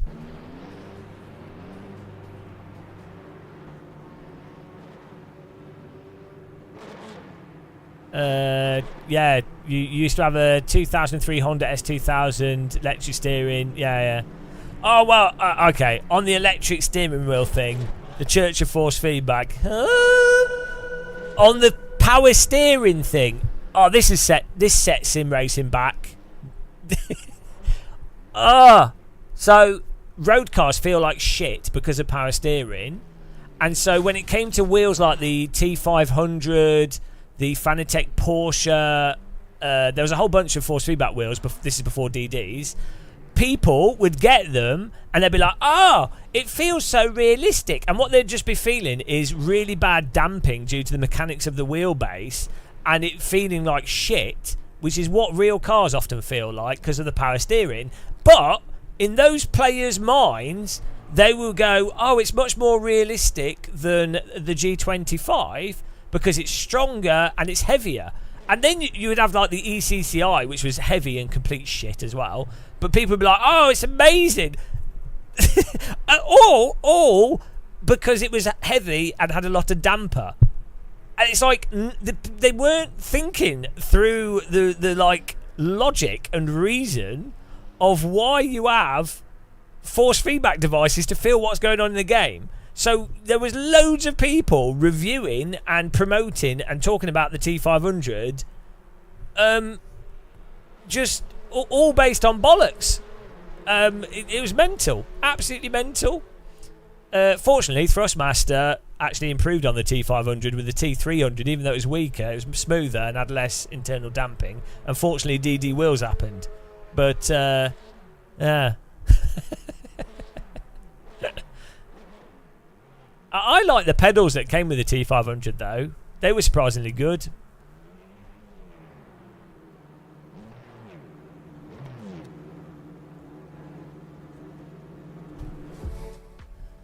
Alright, here we go.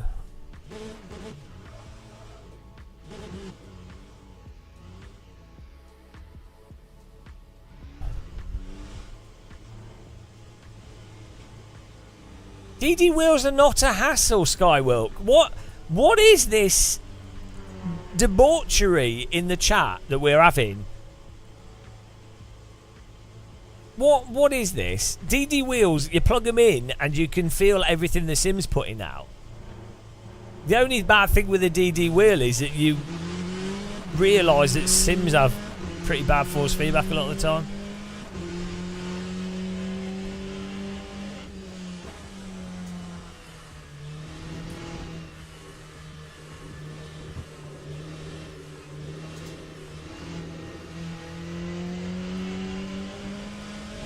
Golden Age.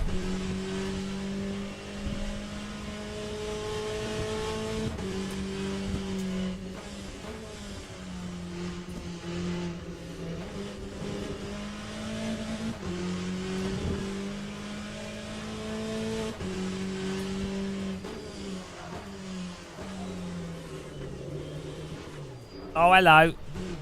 Well, I need faster steering.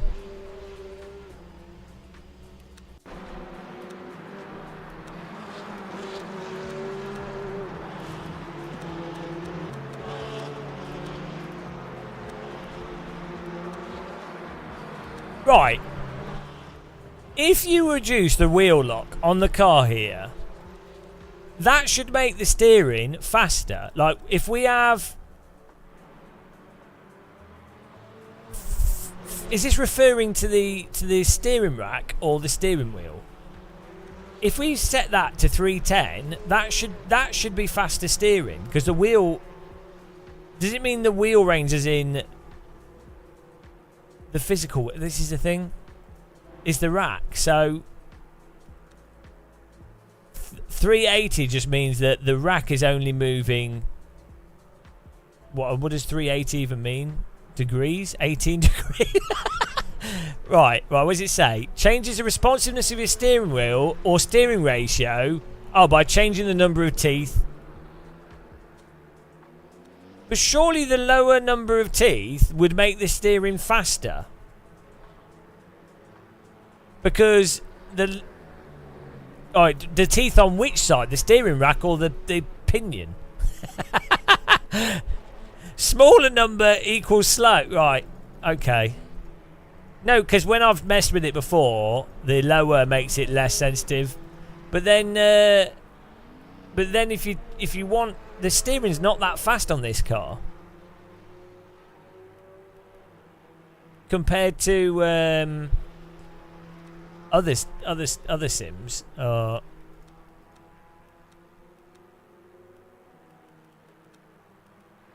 But then also the steering seems to be really weirdly connected. The rack speed is really weirdly connected to this, to the wheel rotation setting.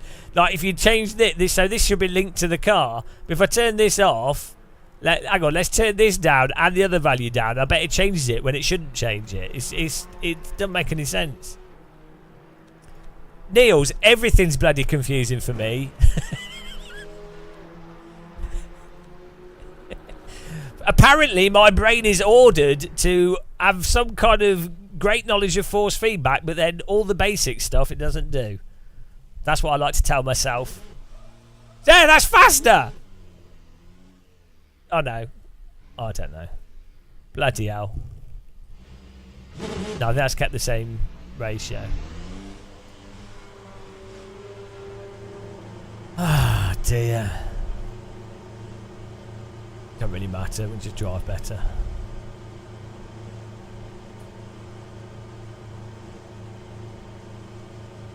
What's wrong with this game in settings? Oh, I don't know. It's got R-Factoritis still.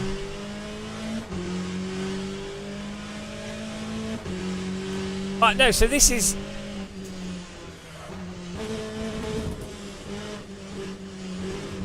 I mean, I don't know.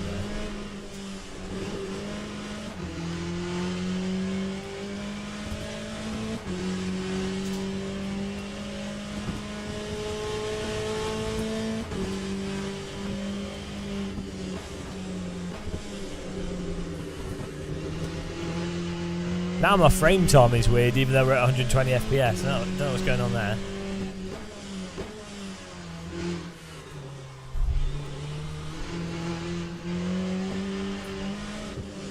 This is like a huge amount of steering lock required. We don't need that much.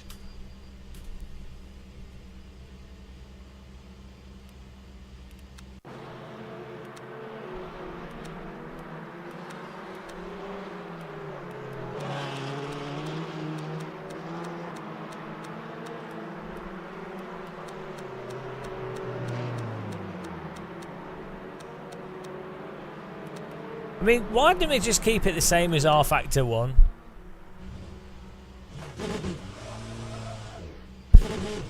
Oh, we bothered learning that. Oh my goodness, has that made it worse? The thing is, the car doesn't respond until you start. Oh, I don't know. There's some weird shit with this.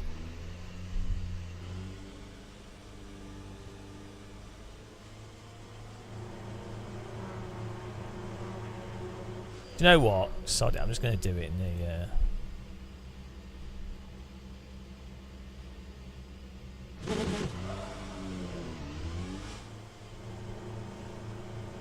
There we go. I don't care. Do it my way.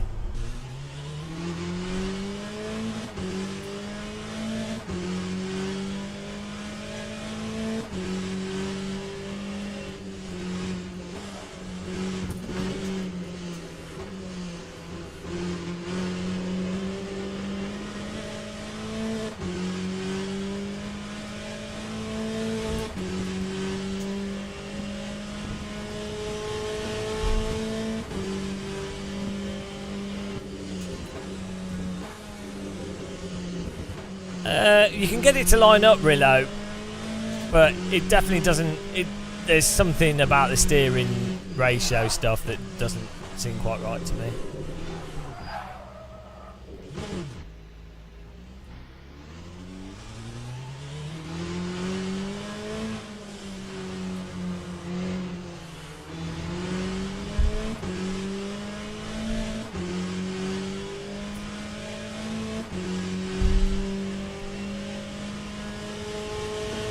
Well, I think R Factor 2 also had some weird issues with it as well, to be honest.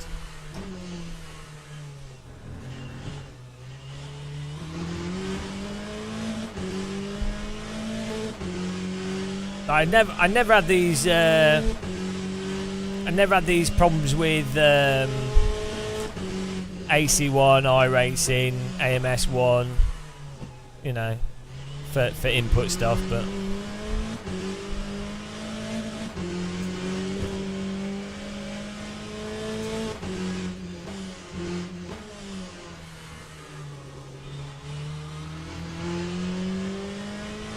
I know some sims also had specific issues with specific wheelbases in terms of how they interacted with the sims.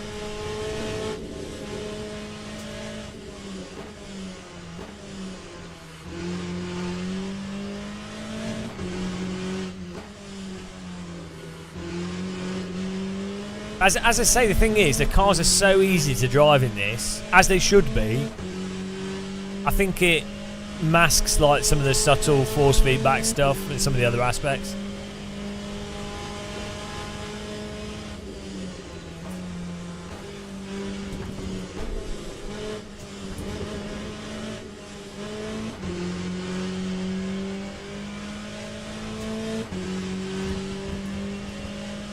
Time 2:30.24.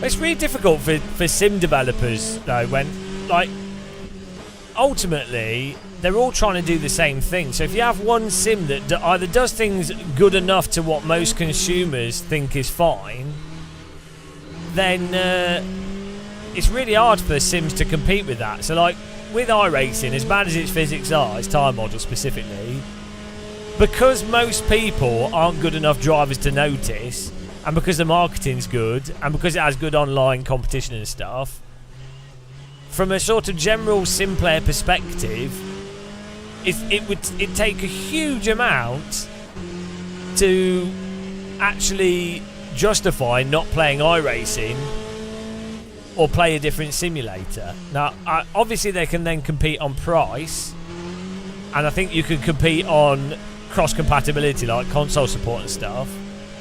But you would have to make a game so much better. Like, even though LMU has like much better netcode, much better tyre model,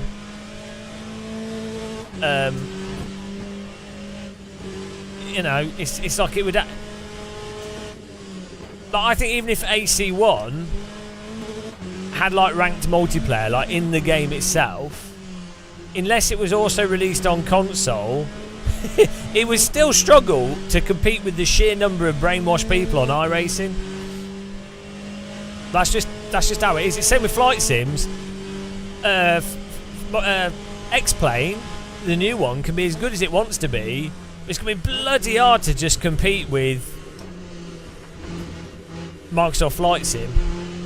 What with Microsoft Flight Sim being good enough physics-wise, but then having the whole world in it and everything else. And all the previous content. So it's just the difficult thing for sims. Like, the sim developers have the advantage of being able to... There's a long tail on the games, and they can get away with having less stuff in it in a sense than many other types of games, and they can get away with reusing a lot of the content, which you can't do necessarily. Well, you can with a lot of games, but not to the same degree. But you then have the problem that it's hard to make a sim stand out to other sims. Whereas if you're doing an abstract game, you can fundamentally go, well, this is a totally different game, so the consumer's not going to make a direct comparison. Oh, no physics. Like, genuinely, it is... Okay, so there is sunk cost fallacy, but the sunk cost fallacy isn't the price of iRacing. It's to do with how much time someone's put into it to learn how to play it. It's not really the financial cost. The cost of sim racing is time. Really. But then also, like, people racing online are racing for competition, so that's the most important component.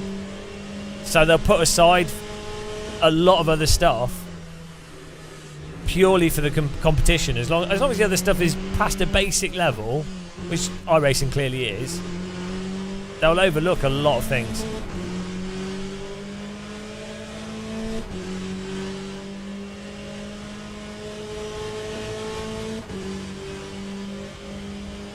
But then again, I think you do have like a... Is this a paid stream? No. Should be. But...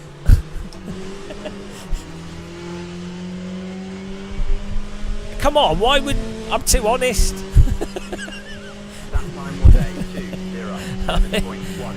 You know...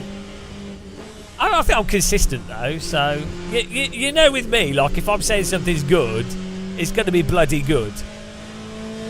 You know. I don't think I'm unfair.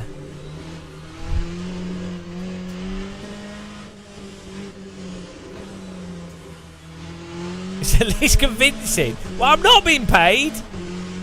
I mean, motorsport games are welcome to pay me if they want to. But, yeah. I mean, I've... Oh, well, to be fair, Motorsport Games did... I did go to World Endurance Series race in 2019, which they paid for. So, I have been compromised. So, you know. So, maybe that's biased me. That was a good time. That was like... It's at Silverstone. Grid walk. Top class. What was it? The VIP thing. So yeah, I have been compromised. So technically, maybe this is a paid stream, even though that was years ago, and that was before they even had bought R-Factor 2. But so maybe that's all it takes.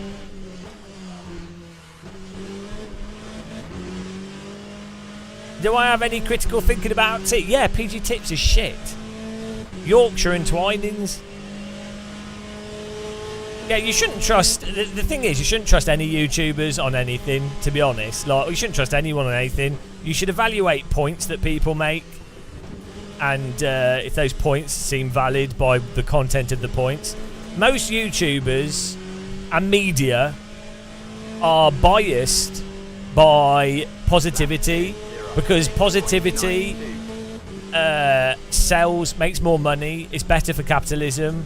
So the bias you find, which most people don't realise this, if you look online when people accuse people of bias, they often think it's negative bias, not sort of positive bias. And it's not to do with finances, it's to do with the fact that if you're generally over the top positive, you make a lot of money. It's like, honestly, ridiculous, absolutely ridiculous how much money you can make by being overly positive from people that categorically could be more critical. So, and being critical, I mean, I go on about this all the time. I'm not bitter about how the world operates, but being critical is not good. It's not good for your mental health. It's not you know, it's just not good. But you know. Oh yeah, you might as well play the F1 games and be really positive about them. It's fine. No, to be honest though, I'm happy. I am happy for people that do that. It's difficult to make money in a lot of things, and it's difficult to make money as a YouTuber and stuff. So I'm not having a go at people that do that. I'm really happy that people manage to make a living doing stuff, and I assume they still enjoy themselves. So good for them. What I don't like is the dishonesty from the perspective that people have, that they don't realise what's going on. So I'm happy for people to make money. I'm happy for people to do whatever they do. That's their own free will. But my thing is, I think as long as people know what's going on,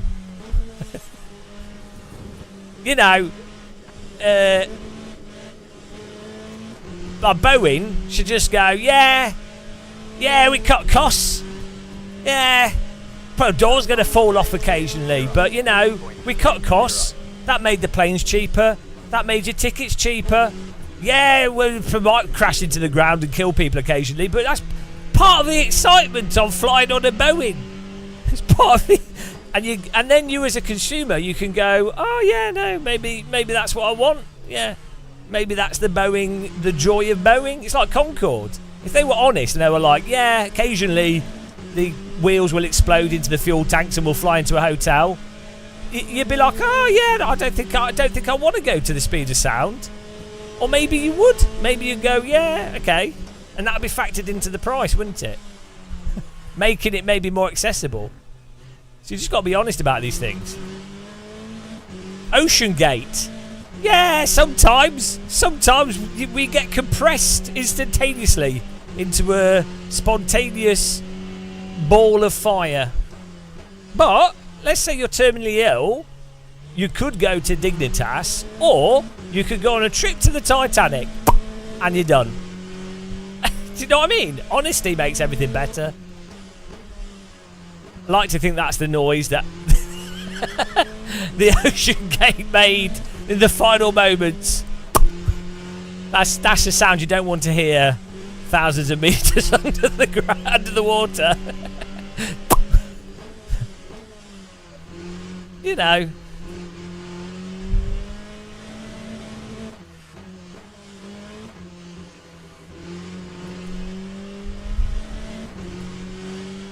Not a bad way to go, to be honest. Instantaneous.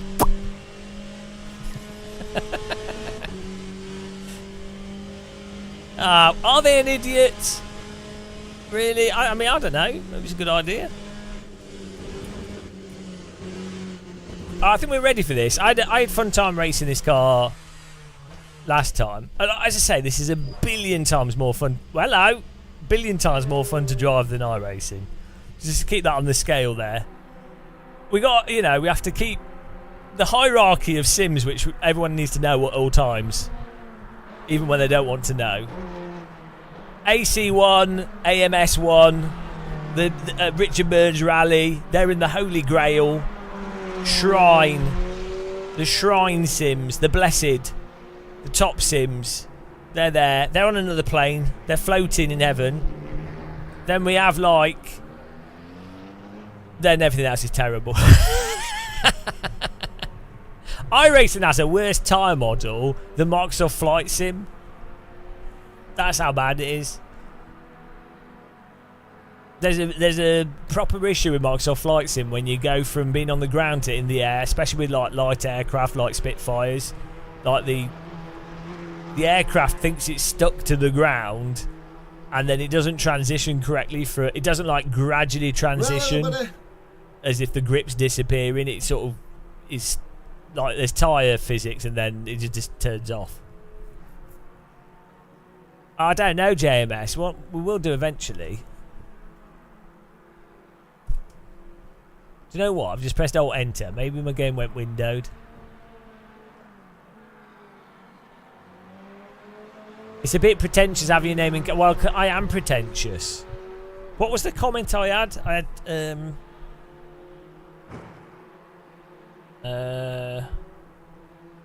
where is it? I had a comment from someone. I love it when people don't understand the humour. I mean, some people just don't like us. That's fine as well. But it's really weird the amount of comments you get where it's clearly they don't get that you're being stupid. Here we go. Yeah, good job, mate. Good job. Oh, here we go. This was to do with AC. You're talking rubbish. Console players never saw those mods, so only the PC community cares about this. Oh, this was me. This is when I did it. We did a video saying that AC Evo needs to. Well, it wasn't even about mods. It was just that it's hard to compete with the older game. So only the PC community cares about this. I'm sure Kudos will listen to absolutely nothing you have said. To be fair, I think no developer would listen to anything I say. Make your own racing game if you're that special. Make your own racing game. I ain't got time for that. I'm too dumb. This is right. The comment, make your own game. It's like, hang on. Someone's got a full-time job as an idiot YouTuber, which is the stupidest job that's ever existed. Why would they make games? Like, they're... how do you go from... right. How do you go from talking bollocks on the internet and making stupid jokes and getting paid for it to, oh yes, let's get a really hard job in an office and crunch away at code? Yeah, that sounds like a good idea. Oh dear. Right, we got 11 minutes left till the race starts here. Yeah, no one cares about your console. But they actually, Baba Ganesh, they do. This is another video I need to make about the importance of console versions of games. A lot of developers, well, they don't have the resources, but generally people underestimate the value of the console port. Like, obviously there's the literal fact that there's more people on console, so if you can get your game on console, you'll get a lot more sales, generally speaking, just because it's such a big install base, and there's a lot of people that just buy car games and don't even play them much. They're just like, oh, car game, buy it. There's that, but even for a game like, so for example with ACC, which the console version is pretty crappy compared to the PC version, or even with AC1, from a promotional perspective, so you've got the sales of the console version of the game, great, but live streamers, for example, will get way more viewers due to that wider install base, which then helps promote the game on PC as well, and just in general, which then makes people play it more, which then markets it more. So there's like this compounding effect where, for example, Project Cars 2, which didn't really sell hugely on console. I mean, it didn't do badly, it was alright, but it wasn't like massive. The fact that that was on console meant that it was really viable as a PC simulator for people doing YouTube videos, live streaming, all that kind of thing, which all then compounds it into a much bigger title. ACC, I don't think a lot of the streamers, which have now, like Jardier, through being an amazing streamer, and some of the other streamers on it, they wouldn't necessarily have got the same audience and the draw to allow it to, for that to be viable if it wasn't for the fact that ACC is also being sold on console, which then brings the viewers in. So it allows a sim that's effectively smaller than iRacing to actually have a bigger audience and user base, which is huge for the long-term promotion of a simulator and its growth. And it's a sort of, it's an angle of it that I think is ignored. But yeah, so I mean, I benefited massively from Project Cars 2 being cross-platform. Like I gained like 7,000 to 10,000 subscribers largely because it was cross-platform. It's the same with like the Formula 1 games. If they just have such a bigger audience. And Gran Turismo, a lot of streamers and stuff only really managed to get big because they managed to capture the console audience. It's not the PC audience. So even when a developer, even when the cost doesn't seem like it's directly worth it necessarily, or the hassle, the upfront of it, there's actually such a compounding effect of cross-platform, even outside of being able to just capitalise on the initial sales. Richard B, exactly, yeah. I'm hoping that the same thing maybe happens with AC Evo, you know, it'd be nice. But this is why, if anyone's watching and you're thinking of doing live streaming or YouTube videos, if you genuinely want to do it as a job, do not pick PC only stuff. pick something that's coming out on console as well, because it's just a numbers thing.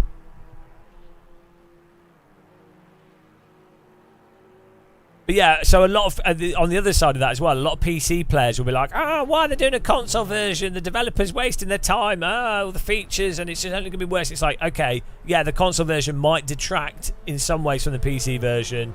Yeah, it you know, you're not interested in that, but it does build the user base of the game, which then potentially means that the game actually grows on the PC as well, long term, but not short term. The Witcher 3. I need to play the Witcher games. No, well, so this is something that a lot of people don't know about. I don't know if it's the same now, but like years ago when I did some games development, not good, I shit at it. It was the case. So I see like the market data and stuff. This is sort of PS2 Wii era. People would, like, you get games, so people get intellectual property rights for a title, and those games would end up on supermarket shelves, right? And people would just walk into a supermarket and they go, oh, my kid likes this, cars, they like planes, my kid likes horses, and then they would just pick that game off the supermarket shelf and buy it, right? And so that, if you've ever been in supermarkets, it's less so now, but this is a few years back now. Because obviously people do digital sales now, so it's not quite the same. But if you remember back in supermarkets, you'd have like a whole array of completely rando games. You'd think, who is buying them? And it was literally parents going into supermarket and go, okay, buy whatever. And that amounted to hundreds and hundreds of millions of pounds every year of completely shit games making a lot of money for people. So yeah, it's just weird. Games industry is really weird. How the numbers actually work out for stuff in ways that you wouldn't really expect. But we all know the best time in games is when you buy some Frosties and you get Roller Coaster Tycoon. Those were the golden era. Let's be honest. There hasn't been a better game than Roller Coaster Tycoon for like, what, 30 years? And that was programmed in assembly. Yeah, no, it got worse ever since I got Roller Coaster Tycoon in my breakfast cereal. It got worse. That was it. No, Transport Tycoon wasn't better. Right, that's it. You're off to the cellar. Off to the cellar for you. What a stupid thing to type. We need to do a Roller Coaster Tycoon live stream. The original one. Gulag claims another soul. Off to the gulag. Give up. Look, that's a fish of despair. Look at him judging you. The fish has judged you.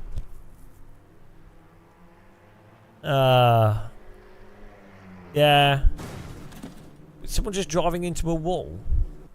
Let's leave this and then we'll go back to.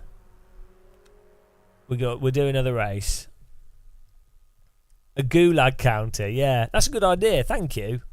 I've just come up with a great idea, guys. I think we should have a gulag counter. It was entirely my idea. Hang on, did we not register for the actual race and we've just wasted our time? Is my music gone? Oh no, this has happened again. Let's reopen again. There's a bug at the moment with the online stuff breaking. Yeah, good job, mate. Good job. Yeah, good job, mate. Thanks, 07 Buck. Yeah, 40 Newton meters DDs with paddles that slap you to death. Some people would like that though.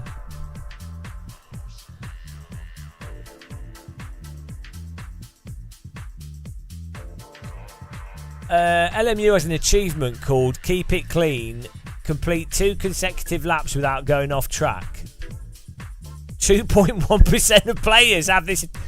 Right, this is what I mean about sim racing, guys. If the achievement is 2 laps without going off the track, and yet only 2.1% of players have that achievement. I guess maybe this is a new achievement since this update, and so when you look at all the people that have got the game. Oh no! Oh, there we go. No, it's worked. There we go. Perfect. Mitchie Hoyer! Mitchie Hoyer! Guys, if he's live streaming now, go and watch his channel. Leave my channel. Hello, put your hands in the air, guys. Emotional moment. DD girl with a DD wheel. What a babe, what a beauty, what a sexy lady. It's a DD girl with a DD wheel. Mark Bears has a rotating in his bed. It's a DD girl with a DD wheel. Perfectly formed servo motors for her legs. It's a DD girl. A DD girl, dreamy, powerful servo babe. Everybody needs a DD girl, even if you've been breathing helium. I don't know why it's broken, but helium voice, DD girl. DD girl with a DD wheel. What a babe, what a beauty, what a sexy lady. It's a DD girl with a DD wheel. AccuForce, SimuQ, Fanatec, Thrustmaster, AccuForce, SimuQ, Moser, Mark Bez. There she goes again, disappearing off into the sunset. She's so beautiful and strong, but she's gone, never to be seen again. Thank you. Thank you very much for supporting us there. That's another mug. Appreciate the memberships there, guys. Thanks for keeping us independent. It's amazing. Why is there only 7 people in this split? What's going on here? This is messed up. No, 5 of 13. Why is there only 8 people in here? What's going on? Oh dear. I think everyone's computer's caught on fire. Doesn't matter, we'll still win.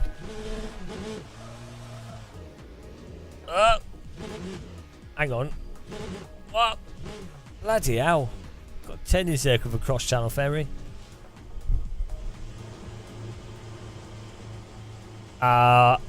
It's Mitchie Hoyer's fault, to be honest. Go and watch him, guys. Forget my channel. Go and watch Mitchie. He's the LMU guy.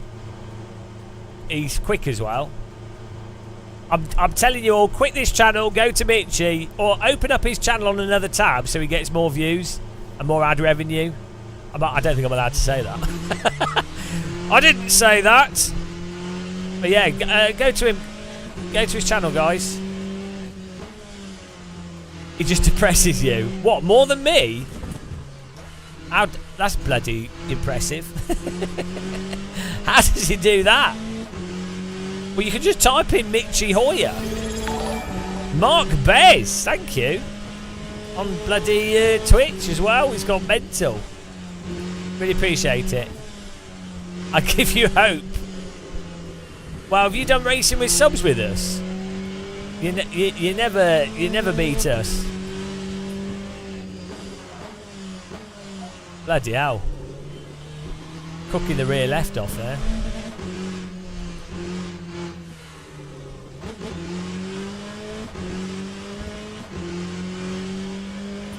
What's going on there? There's something messed up with the frame rate now, frame timing. It's running at 120, but we have like a micro stutter, which we didn't have before, so I'm not sure what's happened.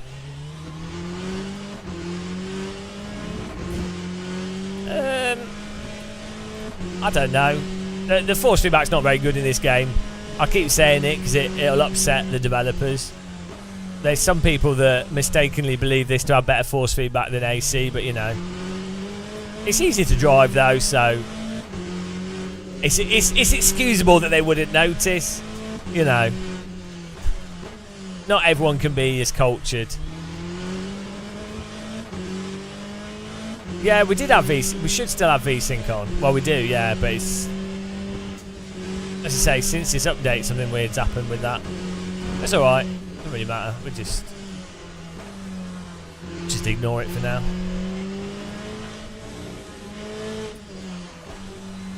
Yeah, well that's it. Well, I mean, everything's better than ACC force feedback.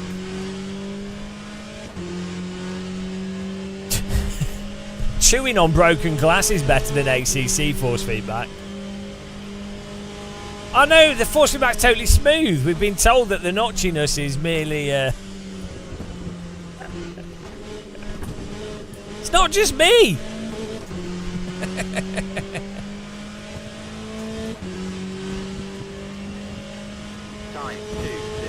Set map to qualifying. This isn't Duke of Edinburgh. I don't even know how to set the map to qualifying. Bloody hell.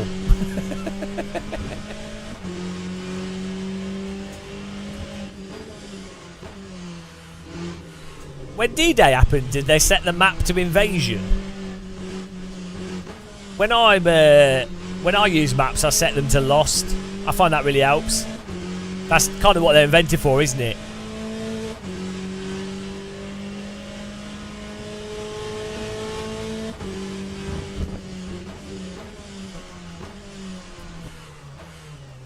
Oh, come on, turn. I don't think it is better than iRacing, Jared. I think the time model's better. I think if you had this time model with iRacing force feedback, then it would be better. I think iRacing's force feedback is literally due to its time model. It's my controversial view.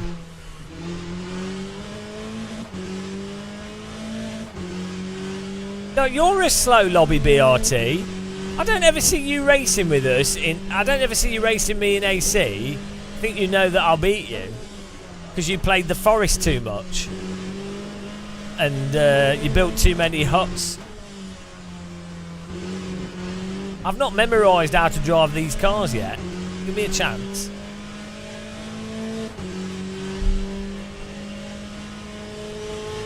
Yeah, well, were you talking to a live stream at the same time whilst looking incredibly sexy and singing songs about servo women? I don't think so. Let's be honest.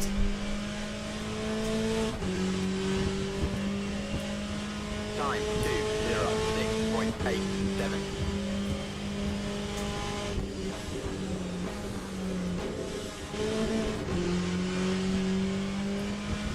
Also, were you running the fixed setup? And had you just had a cup of tea? I haven't had. I need a cup of tea. What's the update? Game changing. Shall I title the video about this? LMU's game changing update.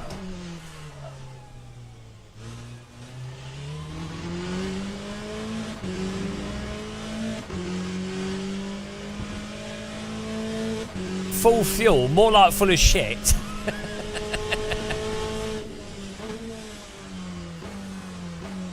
I'm only good at driving fast cars like F2004.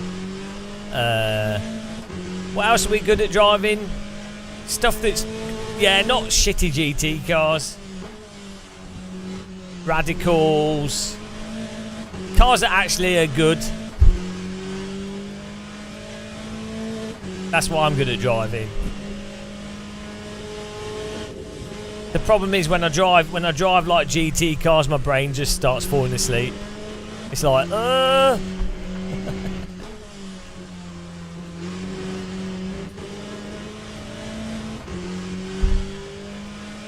LMP2's more downforce and TC,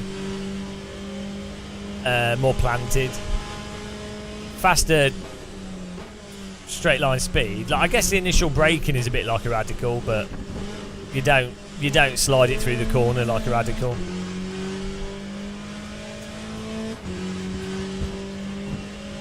Time 2:06.11.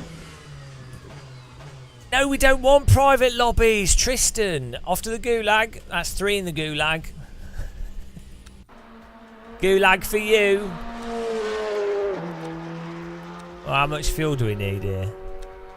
Ladies and gentlemen, please. And drivers go to the grid for a race start. He sounds like the who's the owner of D-Box? I've forgotten his name. He's got the same French Canadian accent. Ladies and gentlemen, it's a pretty good accent actually. Okay, it's not gonna be 20 laps, is it? It's not. Oh, let's just put. Who cares? I'm so slow.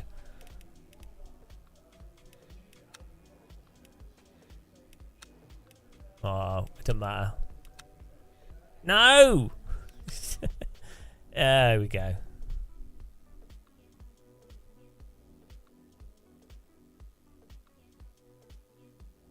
You want to be able to play with your friends and not have people ram you. Well, play Assetto Corsa then. It's much better for racing with friends. Or even AMS2 with AI and stuff, filling out the grid. Formation lap has started. Well, why would you want to play LFM when you've got it in the game? Here we go. Whoa! The wall! It's like holding a wall. Oh, neutral. Catch up, catch up. Oh! Right.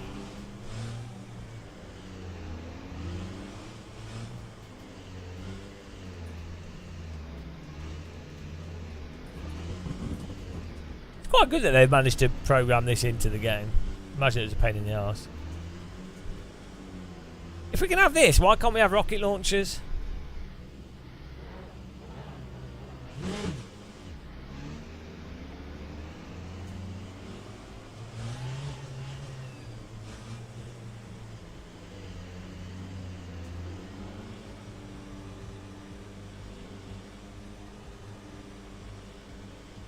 Green flag, green flag. Yeah.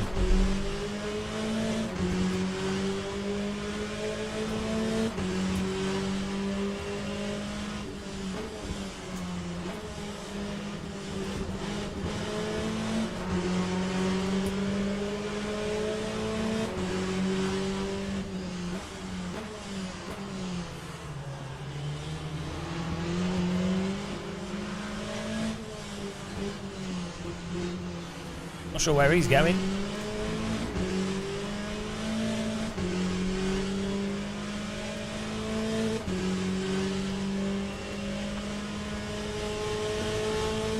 Hello, Norman. How's it going, man? Hope you're well.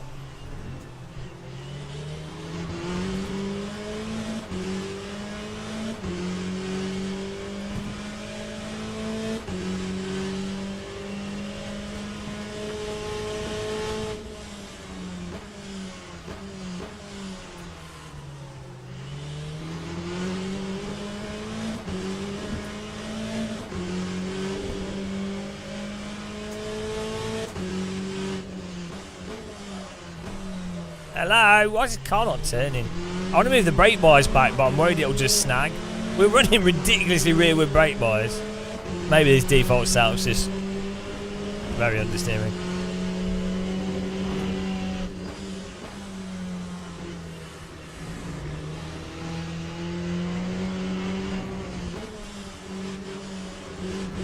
I'm having to bloody ride the brake to try and get the car to go through the corner.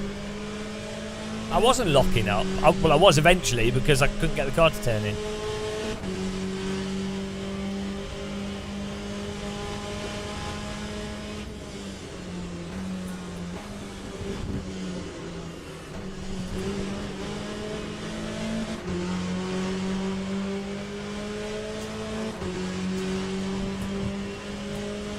That time was a 2:40.18.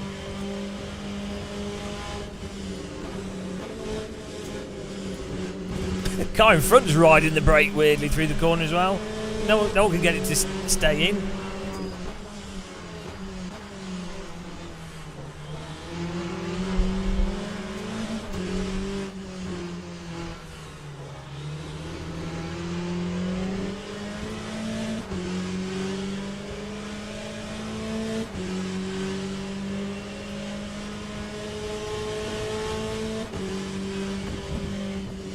BRT, you like ACC, so I can't, anything to do with car handling, I have to just ignore. Anything.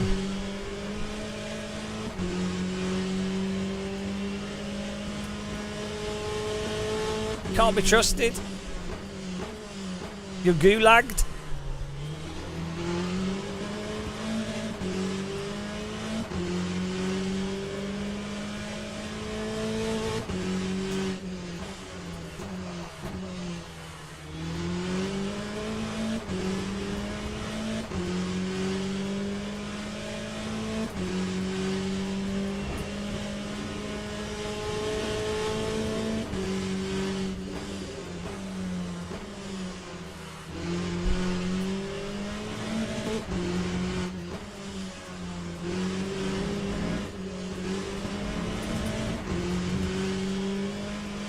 ACC drives like a DDR game. It's like ACC's like a forgiving iRacing. It's terrible. Awful force feedback. Boring handling. Cars have the dynamics of cross-channel ferries. ACC's for people with no soul. Time 2:05.54.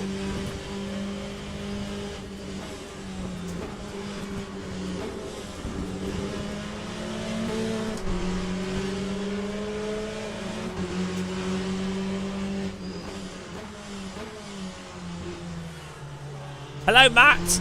How's it going, man?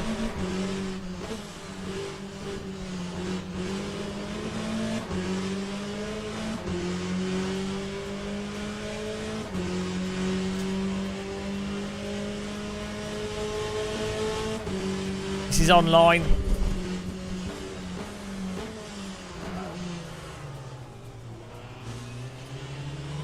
Oh, man, I need more oversteer. This setup's terrible. The car just does not want to rotate. We're locking up before the car turns in. The car in front's having the same problem. We need to, fix out. It needs a stiffer rear ARB. It needs the rear diff opening.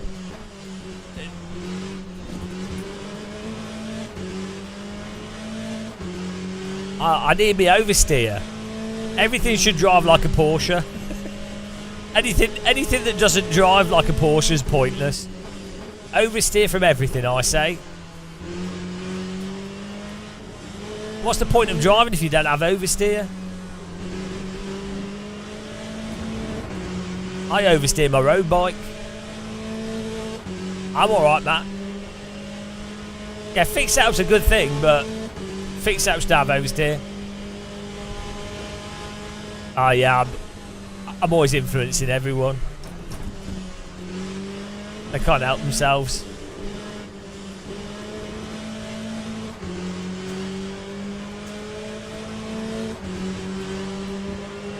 That time was a 2:06.77. Why is the car on? What's he doing? Oh, I got a freebie.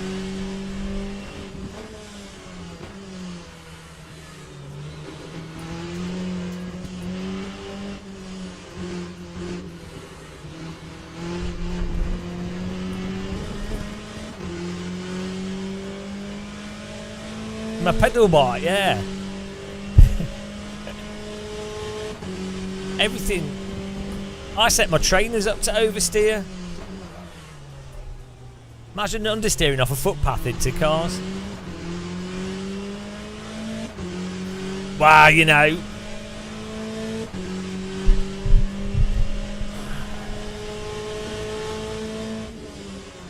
I'm an influencer.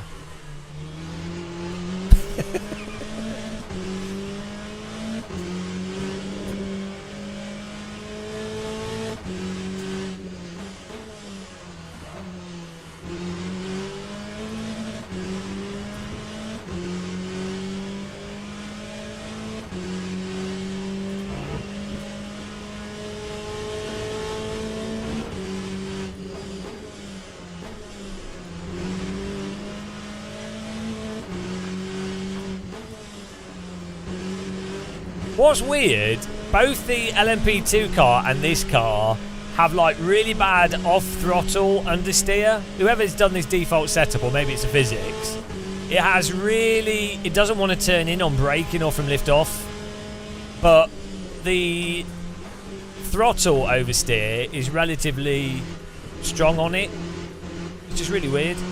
I wonder if it's whoever's done the setup, that's what they like, or if it's Lap 2:04.59.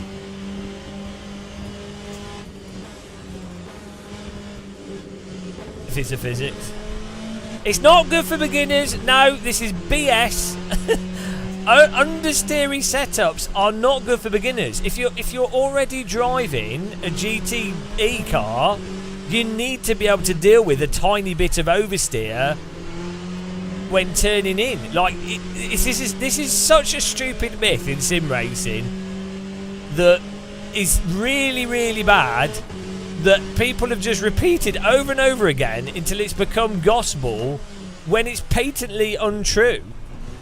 It's like well, who's playing this game on a controller? And no, you can still have a bit of oversteer, and you still have oversteer on the throttle anyway, which would still be hard on a controller. Honestly, people don't think about it. They're just like, oh yeah, understeer's easier. It's like, no, it's never been easier. No, they're just like memes in sim racing that get repeated, and I'm the grumpy old man. Exactly. See, Niels is intellectual. Yes, put Niels on the shrine. Niels is on the same page. Blessed be. Yes, exactly. See, Niels, Pope Niels of load cell. I'm telling you, the general, there's like these bloody weird consensus views in sim racing that have come about, and in motorsport in general, but they've come about over the last 10 years. They weren't there before. Like, I didn't know anything about racing or sim racing, obviously, when I started out, and they weren't there. in the same way that they are now. I guess they were just not established.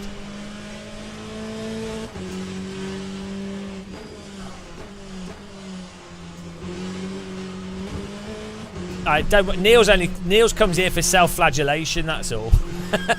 It's cheaper to watch this than it is to buy a twig and whip yourself. Oh dear.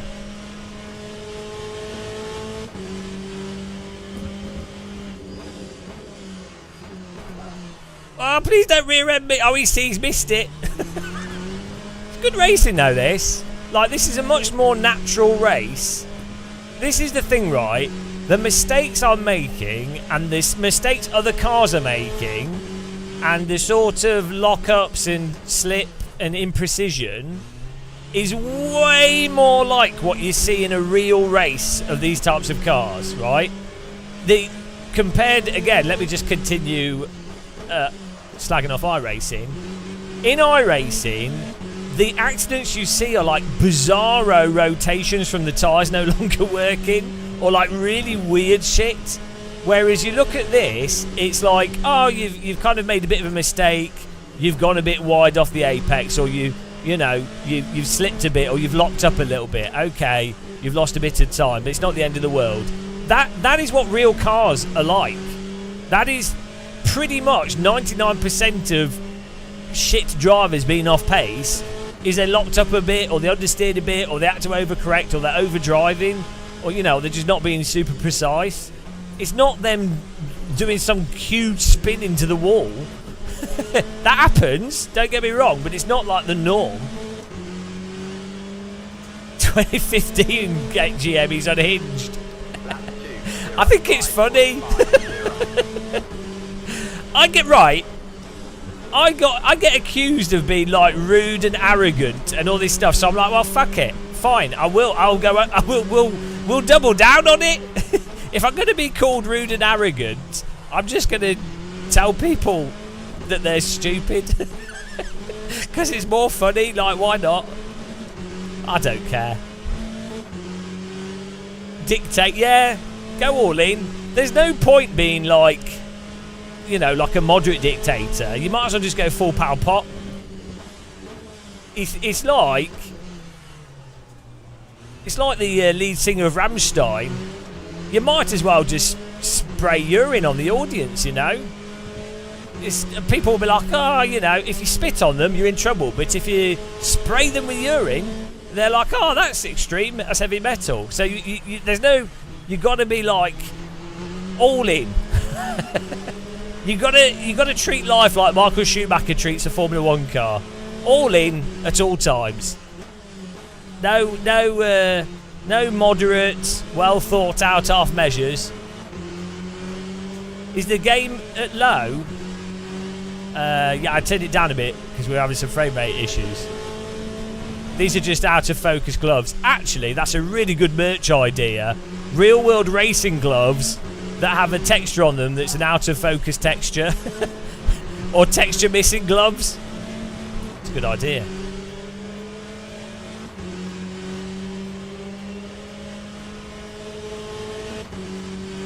Okay, Izzy, that might be true, but you know what I mean. Ah! Thought I was going to get ploughed. Yeah, this track has more bumps than someone that spent too much time in Chernobyl. 5.98. Bloody hell. Oh, he's locked up. Here we go. Can we capitalise on it? This is awesome.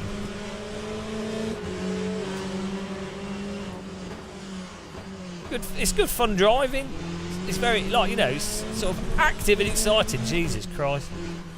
Broken wrist from a curb there. Car behind followed me off the track, lol. Well, I'm running... Okay, I've moved it back.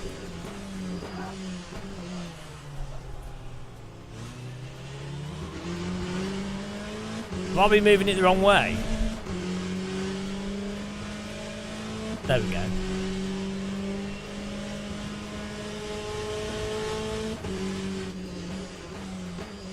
Yeah, the problem of using brake bias to turn the car in, rather than it being the diff and the sort of stiffness of the rear and downforce and stuff, is that you can often, if the car is generally an understeery car, and you keep moving the brake bias back, what then happens is you get to a point where you're like, oh, it's turning in, and then you get to a slower corner and the rear's snagging you insta snap oversteer. So you also then start losing productive braking from having the brake bias way too far back than what you actually really want it. So that's the downside.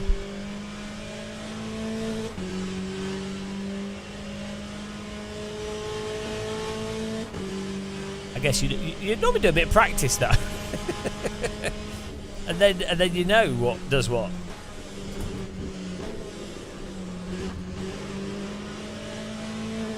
Oh, David John Gibbons is in chat, guys. Give him a follow.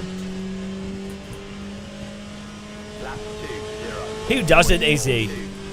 I need a cup of tea after this. This has been fun driving, you know? Like, hello, David. The man with the best curtains. Not anymore, though.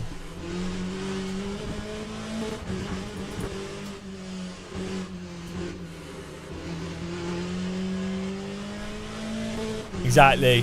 I'm actually suing him for the lack of curtains. Yeah, I think it's quite good fun.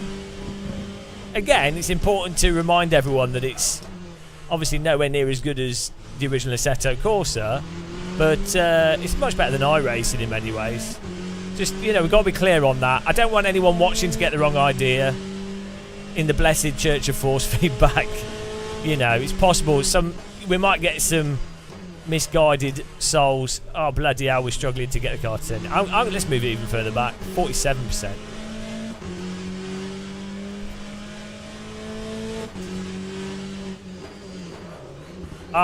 There we go. Yeah, so that's the problem. If you move the brake bias back just a few notches too much, then the rears lock and insta-bin. We have to let him go past. There's also the weird thing of sometimes moving the brake bias further back can actually make the car less oversteery, counterintuitively, because when the brake bias is further forwards, it can mean that you can brake harder into the brake zone initially, and then you've got more speed off, and then when you're coming off the brake through the trail brake phase, you've actually got less speed, and then the car turns in better. Whereas if you've got the brake bias really far back, you might not get the same amount of braking, or the back might slip a bit and overheat the rears. So it's not completely clear cut that moving brake bias, that, you know, obviously generally speaking, but it's not a total binary, and it depends from sim to sim as well. Like iRacing, it's like there's like a magic brake bias number that gets the perfect amount of turning. It's hilarious. It's absolutely hilarious, and you just, you know, you work out what it is and then brake accordingly, and the car sort of auto rotates through the corner, and you're like, okay. But I feel like R-Factor 2 and LMU is more complex than that. Thanks for subscribing, welcome. It's not true, you can't agree with me because I'm an idiot that's never driven a real race car, so, well, technically I have, but, you know, so nothing I say, I don't know what I'm talking about at all. Nothing I say is correct. It's all made up.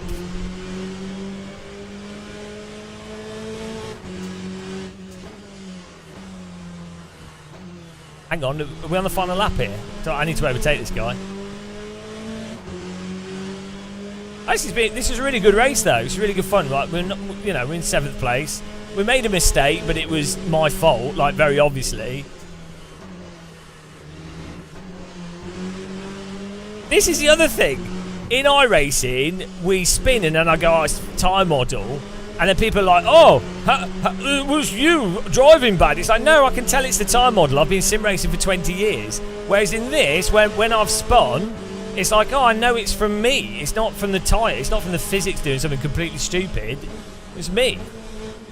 Oh, he's not making that. Or is he going for the... I'm going to park up the apex. Good driving by him, though. He might get a run still. We done. He went wide to cut across. Good driving. I saw what he was doing, and I parked it on the ape. Right.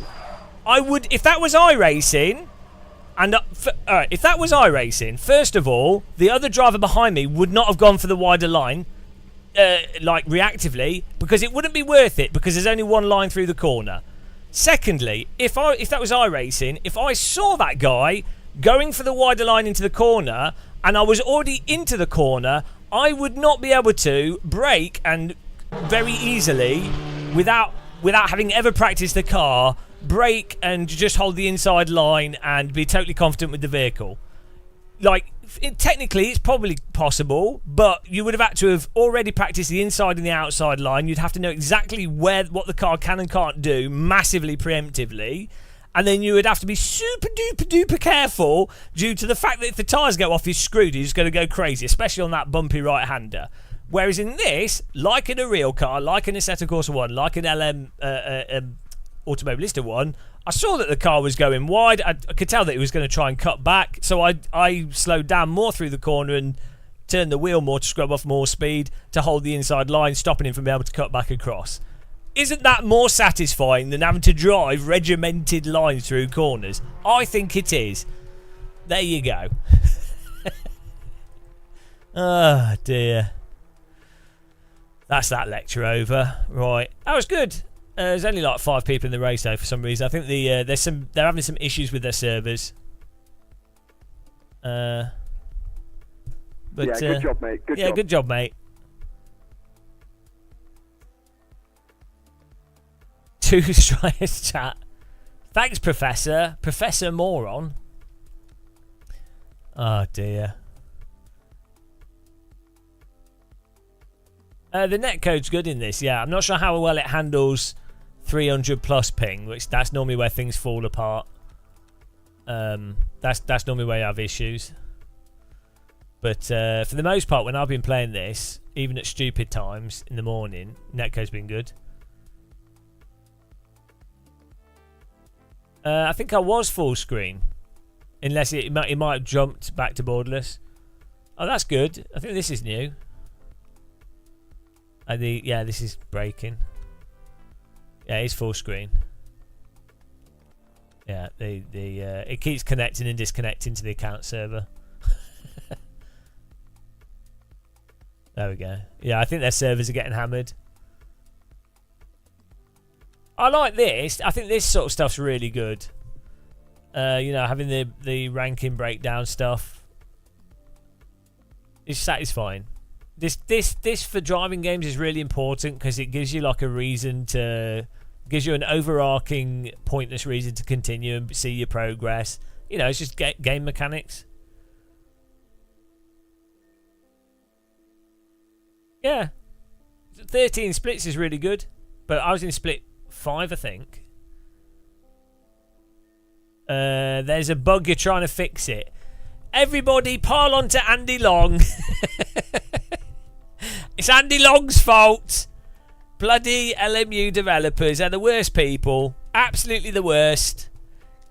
I think we should slap them with the fish. What did I say about game developers? What did I say about game developers? Right, Andy, what is your excuse for being a developer? Like for like a game developer, why? Like what do you Come on ladies, £1 fish. Come on ladies, £1 fish. £1 fish. Have a look, £1 fish. Have a look, £1 fish. Very, very good, £1 fish. Very, very cheap, £1. What's your excuse? How many times were you dropped on the head as a baby? I imagine programmers weren't even dropped on the head as babies. I think they were put in the tumble dryer. The washing machine, they were put in the washing machine with bricks, then put in the tumble dryer with bricks, then removed, and the baby's like, oh, I have a compulsion to work in the games industry as a programmer.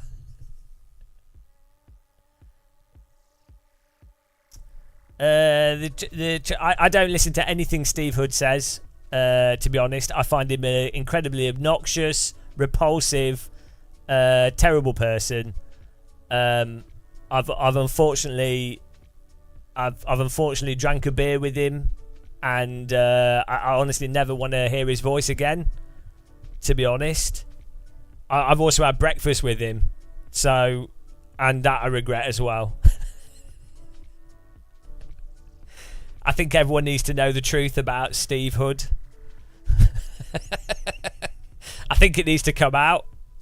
Hang on, it's more interesting than 99% of programming jobs, and I get to watch you guys play the game I work on. Is that a good thing? You get and watch Game on some bone about force feedback. Why would you want to watch people play your games? I to be fair, when I did game stuff, I used to enjoy watching people fail at the game I'd worked on. That was always fun. Put stupid stuff in it, and I put really stupid achievements that you know are really dumb, and then watch people suffer trying to get them. That's fun. He's hoodwinking us. Right, let's register.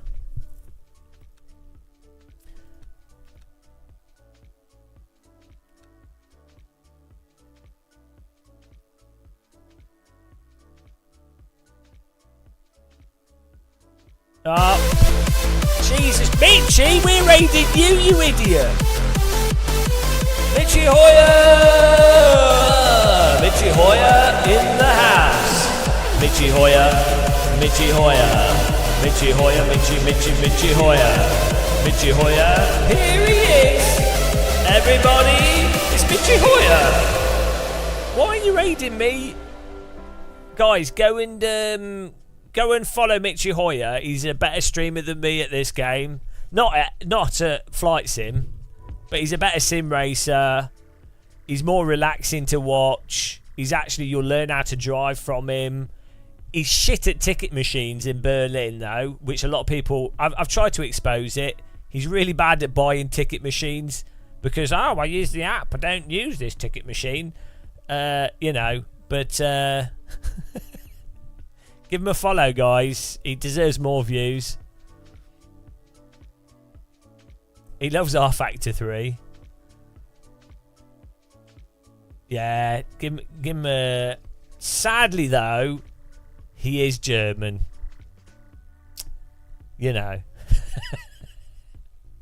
Which badly... Unfortunately for him, when I get my German wife, he'll be invited to the German wedding. I don't know what they do at German weddings. They do lederhosen dancing. Have you got a set of lederhosen, Mitchie? I bet he does. Every Thursday night, he's dancing on the table, doing the Hoyer hoedown.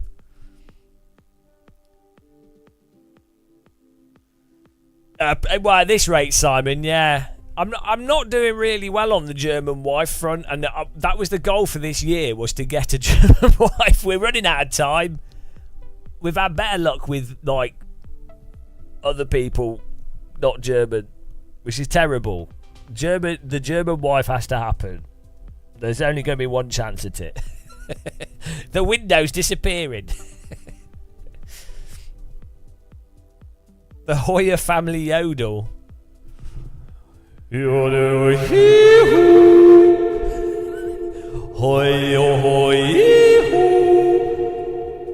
yes, if you go to the Bavarian Alps at 7 p.m. at sunset, you can often hear the Hoyer yodel if you listen carefully.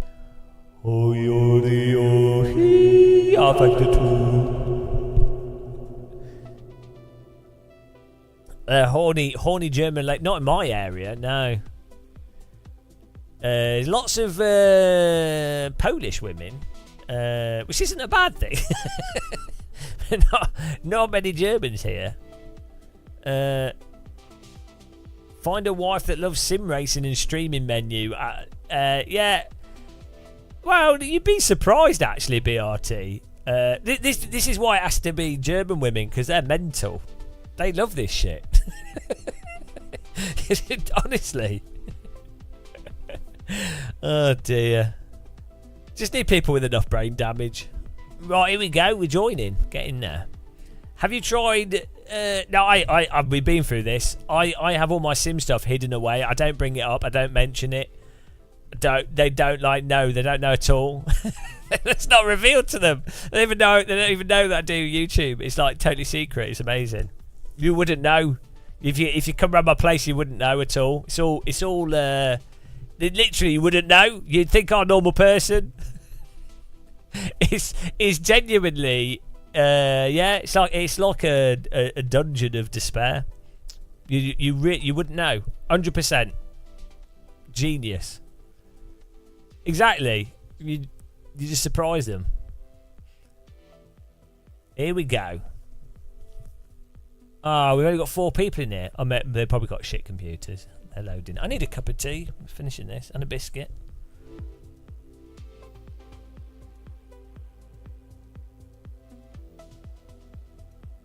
I don't even have an Xbox. I have a PS. I have a test PS2, like a dev PS2. I have a PS4. I have a PlayStation 5. I really wish I had a Dreamcast and an N64. I used to. I'd like one back, and I'd actually. I don't think I've got the ports on the TV for a SNES. I really like a Dreamcast. I was last week. I was getting cravings to play MSR again. Weirdly, weird MSR cravings. Metropolitan Street Racer. For those of you that don't know, that was what ended up being PGR. Why did I sell it? I needed the money at the time. I got like 50 quid for my SNES. This is years ago.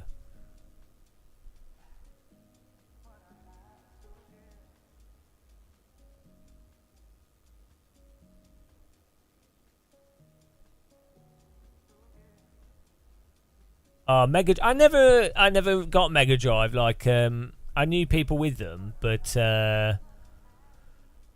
yeah, there's a few games on the Sega Mega Drive I'd like to complete. Like, I've not completed the original. Well, the original Sonic I have. I had it on the Game Gear, but I think it was Sonic 2 or Sonic 3, the one that had the 3D special stages. I never completed that. I never completed Sonic Pinball. There was I think it was Alien vs Predator. It might be Terminator game. One of them I always wanted to complete. I'd have to see it. I can't remember what it was. These are just like, I remember playing them as a child and being too frustrated. Oh, I always wanted to complete the Michael Jackson game, the Moonwalker game. Yeah, it's not the same, is it, Jared? Yeah, I've got emulators. Obviously, I've used them, but it's not the same like as using the controllers. I have a Nintendo Switch, and that's got a bunch of I've got a bunch of SNES games on that. Soul Calibur, yeah. I was never big into fighting games. Didn't really. Although I'd really like to complete Dead or Alive, even though they're shit. Dead or Alive's terrible. The movement of the players, they're so bad. Dead or Alive is so bad. Like, nice animations and the graphics, especially the animated female anatomy, fantastic. But the gameplay was horrendous, like the slowest. Awful. But I'd quite like to complete them. Yeah, there's a whole bunch of old games I'd just like to play through to see if they're probably worse than I remember, but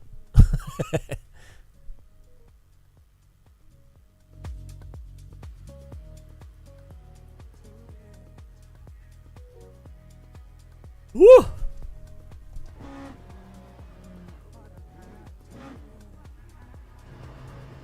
let's get the quali in here. I should probably take the fuel out. It don't really matter. Too slow.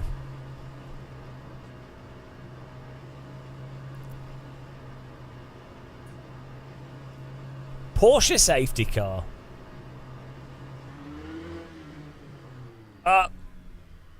Bloody hell.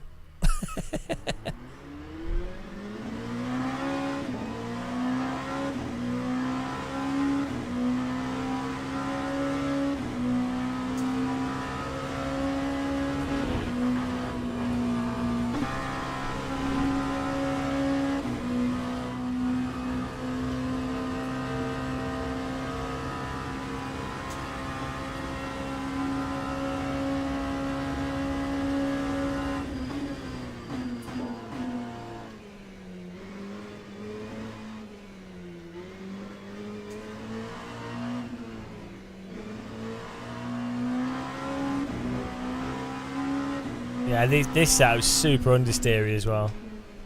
Until you're basically borderline locking the rears up. This car shouldn't feel more understeery than the bloody Corvette.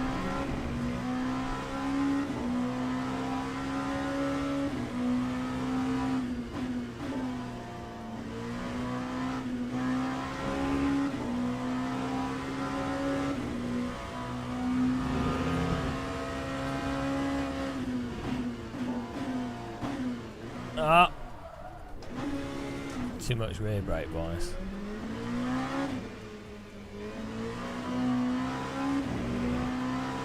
Yeah, the steering in this car feels oddly dislocated from the vehicle.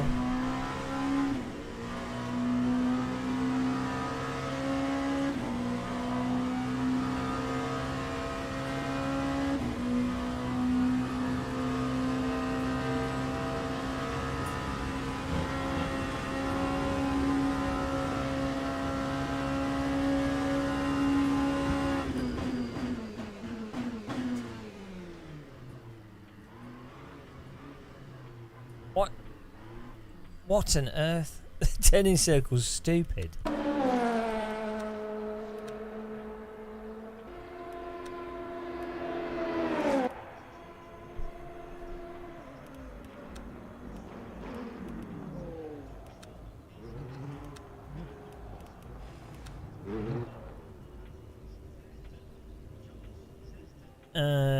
Yeah, but I'm playing a video game. Also, you can't trust real drivers unless you put that real driver in the same car in multiple simulators. From a developer feedback perspective, because I've seen this happen as well. A real driver will go, oh yeah, that feels like the car. That feels like my car. That seems like my car. And then they slowly just come up to some weirdo conclusion. If you were to put the exact same real driver and get them to dial in two completely separate simulators, they will give different feedback. So I'm not having it. I'm not having it, Andy. Real drivers are like the worst people for feedback as well. I've spoke to real drivers obviously and set up rigs for them, and some of the stuff they say is insane. Like even from their own perspective, like it's inconsistent from what they're even doing themselves or what they even want. You know, I'm not saying that there's not value to it, and I'm not saying that there's going to be loads of stuff that's really useful, but Real Race Driver has consulted on XSim. You know, it's like, well, also they tend not to be as honest as you know, they want to be nice. Now, real drivers have been conditioned through years of having to be marketable to not be arses. So yeah.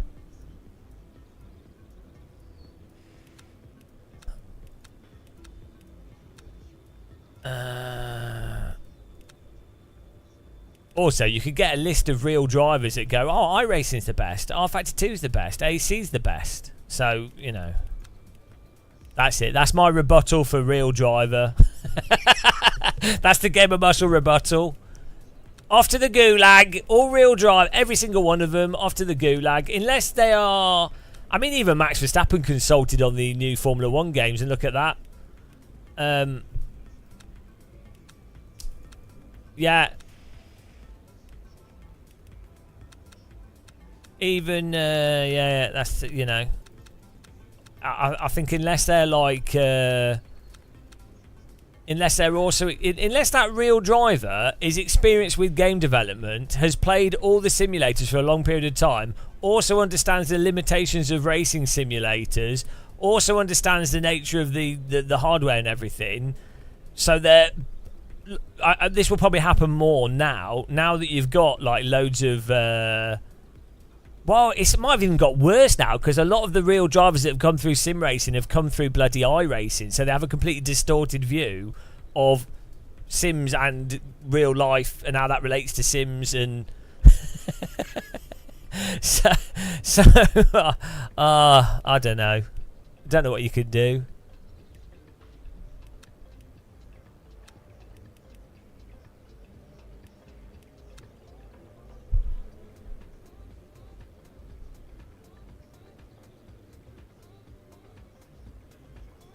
No, Max Verstappen's view, from my understanding of it, with Sims and even the F1 game, is that it should be easier to drive. Max Verstappen likes AC1. Max Verstappen has the same view as me, because obviously I'm as talented and cool as Max Verstappen is when it comes to driving cars. So it's not a surprise that Max Verstappen's views line up with mine. And also the drivers I know in real life that are very good real-wheel drivers that like oversteery cars, enjoy balancing cars at the limit, and particularly like cars with downforce. They all have the same view. It's not a surprise, really.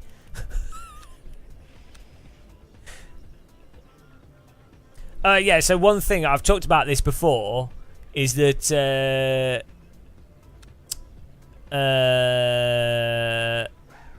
I've noticed this in me. If you do real world driving or go-karting or whatever, you do a real world thing, go to a real world racetrack. When you do the real world thing and then go back to any sim, iRacing, AC, it doesn't matter, whatever sim you go back to, the fact that you've done the real world activity makes the sim feel more realistic, because your brain automatically tries to link up the experiences. Like, your brain has confirmation bias of, oh, it looks like the real thing. Oh, I'm kind of doing it. Like, your brain really wants it to be the real thing. So every time I've been at a real track and then gone in a sim, and again, it doesn't matter what sim I'm playing, it makes the sim feel more realistic, because you fill in, your brain fills in the gaps. So again, that would be an argument against real drivers consulting in some ways. I've never seen anyone else talk about that, but it's something I've noticed. It makes sense.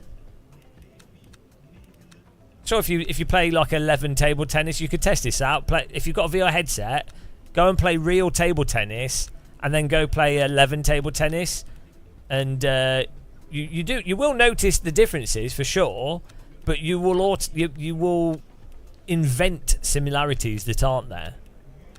So like the tactile feeling of hitting the ball that's not in 11 table tennis, your sort of expectation of what happens when you hit the ball will kind of impress upon you. Formation lap has started. If you get into a high car and to the right, you feel like you're in a race car.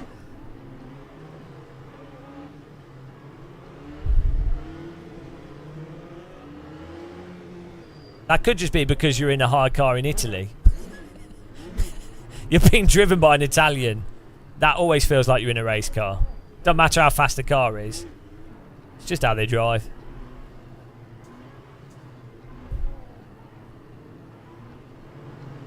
I've just just changed settings.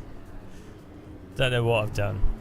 I think there might also be some weird shit going on with this wheel. I'll probably put the Fanatec DD on soon, to be honest. This is CSL DD Plus.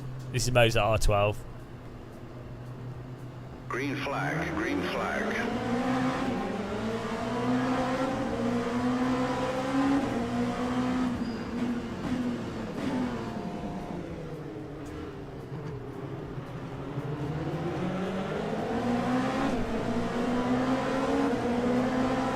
Why do people struggle with that corner so much? Don't brake, you... Bloody hell.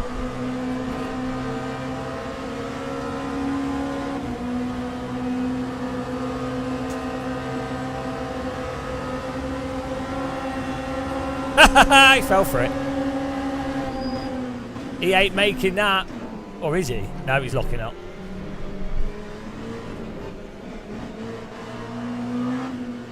So you can just jump in and drive. Like, there is no way I'm driving like that in iRacing at all. It just doesn't support that sort of make it up as you go driving. Whereas having a bit of controllable slip does.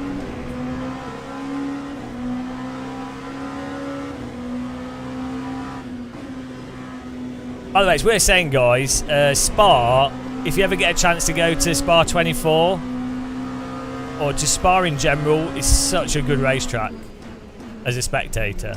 Really good. Best track I've ever been to in real life.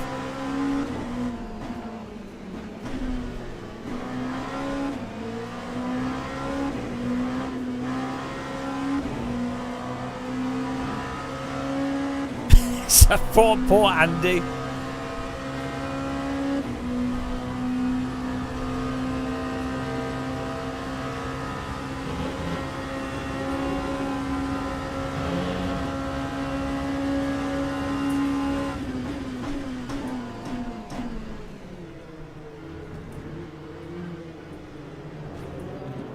Oh, I had to get my brake there. I wanted to shove it up the inside.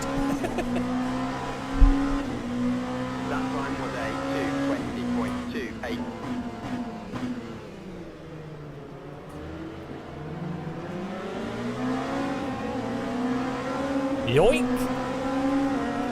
Please don't turn into me. I need to feed him behind him.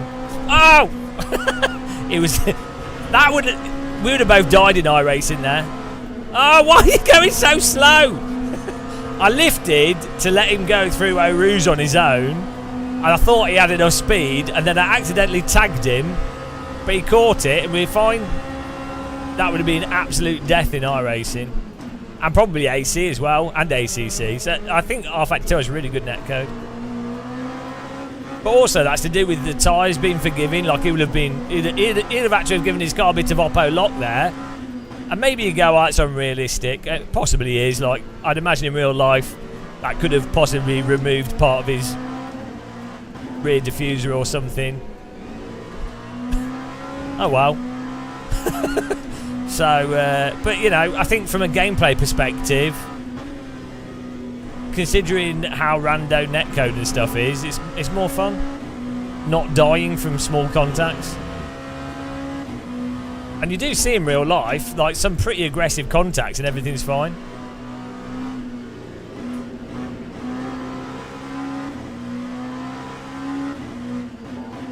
Oh, you're such a GT3 pleb, BRT. You're well in the gulag. You're proper in the gulag.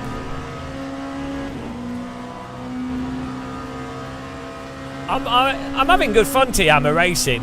It's good fun. I've been screaming at the developers. We're just harassing the developers. It's one of my pastimes. Oh! There goes another car. That time was a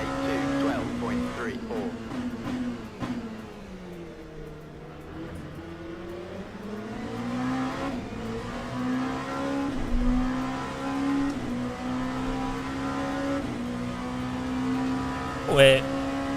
Get a podium out of this.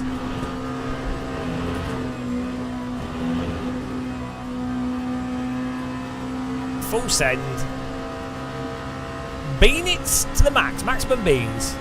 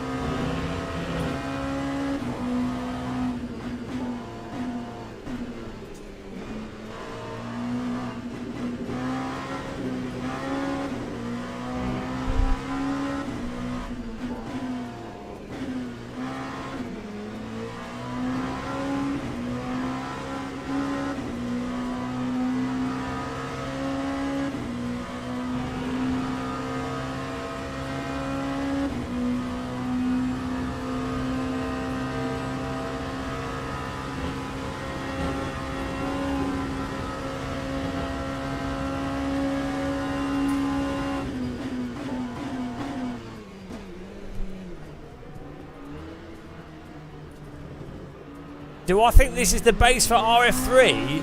That the release isn't... no, that then... no. So, the best way to think of this is R Factor 2, underlying R Factor 2, but with more polish and optimization and more focus on specific content. R Factor 3 won't happen for like 5 years, probably 4 years minimum.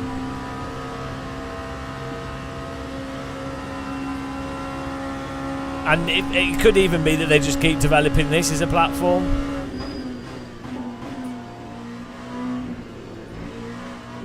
I mean, to be honest, it's just semantics. This, you could basically call this R Factor 3, but with licensed content.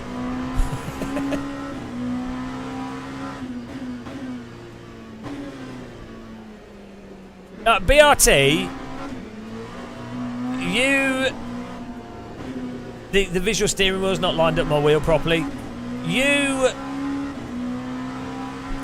beat me in AC in a race and we'll talk. I don't think you do. I think you're slower than me, so erratic input's my arse. Well, you come into the real racing simulator, Assetto Corsa, with a good car, not some shitty GT car. And we'll see. We'll have a muscle versus BRT. My wheel's probably vibrating because I've got the force feedback on quite high as well. That's alright. It drives better than iRacing.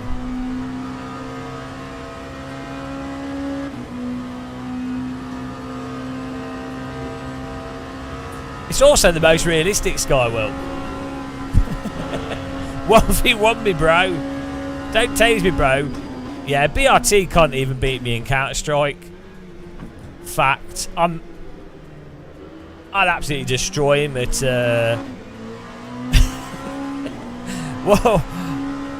Like, what's your ranking, Counter? He probably doesn't even have a Counter-Strike ranking. BRT just plays shitty games. I can't help him.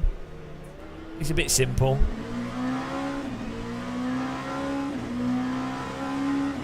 They didn't reskin it, Simon. They have put quite a bit of work into it. The problem is, motorsport games aren't a huge dev studio, and it takes a lot of work to reshape and get them and get more out of game engines and like titles like this. So they have been working hard. As I say, Steve Hood goes round with a spade, slapping him on the head.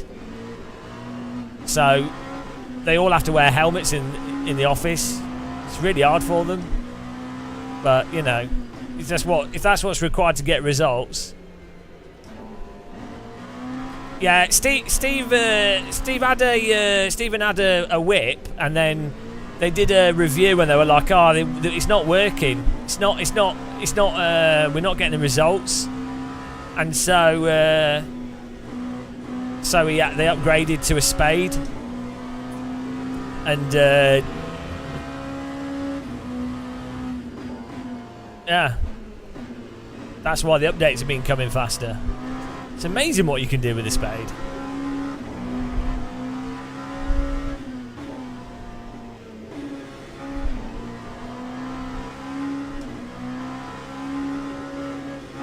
Well, yeah, I understand it, Joe, but why people do. Like, the thing is, it's just, A, people don't necessarily understand games development that much, but B, they shouldn't have to, and C, there's what players are going to notice versus what takes a lot of work, and then there's also how you market that, and, you know, there's a whole bunch of aspects to it, isn't there?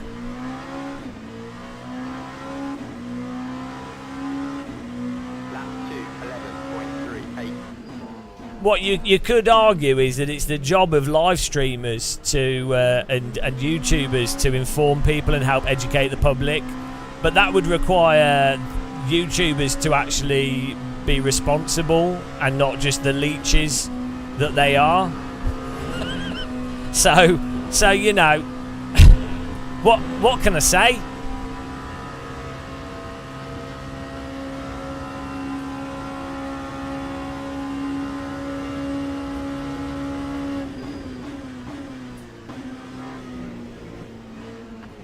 New lines. Ah, he's pointing the wrong way! Well, oh, we're in third! Wasn't expecting him to be pointing towards me. Who educates streamers for them to have the educate... Well, they have to educate themselves.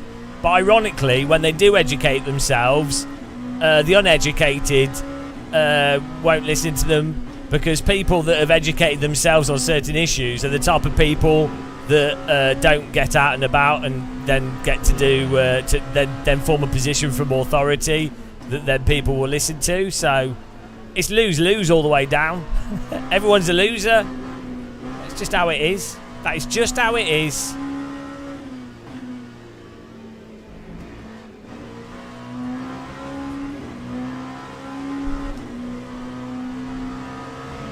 As long as everyone's sad and depressed, it's all good.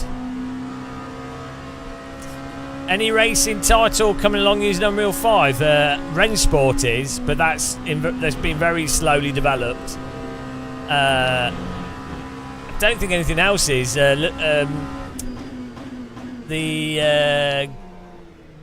What's it called? That GT game, GT Revival, has moved away from it. I don't think Unreal's a good engine for Sims, but to be honest, I understand why developers might use it, and I can understand from a development production pipeline perspective and publisher ownership perspective, I can see why they would. So I can see why developers do, but it's shit. I hate Unreal Engine. I think Unreal Engine has ruined so many great games. ACC, Hell Let Loose, bloody PUBG, Rocket League. Oh, I hate Unreal Engine so much. I think it's great for film production, and I think it's good for third-person games and mobile games and fast iteration and simple stuff. I think, and FPSs, small-scale FPSs, but for simulators and large-scale games that have a lot of complex physics or a lot of assets or are very niche, I think it's absolutely terrible. Ah, bugger. AC curbing. Oh, hello. Sorry. Oh, you've just driven into the traffic, mate. Don't drive into me. AC curbing. AC curbing. we're not catching that. That was just AC curbing. Or the car behind us drove into us as well. Well, so it makes sense for, like, if you're a large developer, publisher owned, you want to use something like Unreal because it's easier to get staff that understand how to produce content into it. And if you've got if you've got a high turnover of staff, it makes sense financially because you have to retrain staff so much and lose that dev time. But the problem is, the reality of simulators is it's such a niche that you need staff that are working on the project for years, basically, that really fundamentally understand it anyway. And it's such a niche that you're going to have to do so much bespoke code for a sim that you end up having to sort out a whole bunch of random shit with Unreal Engine.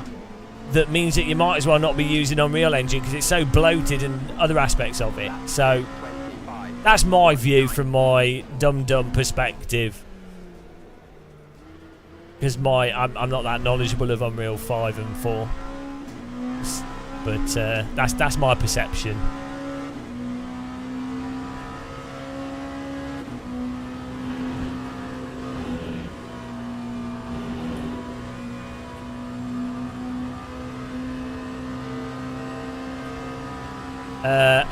Excuse me, I'm really good at driving.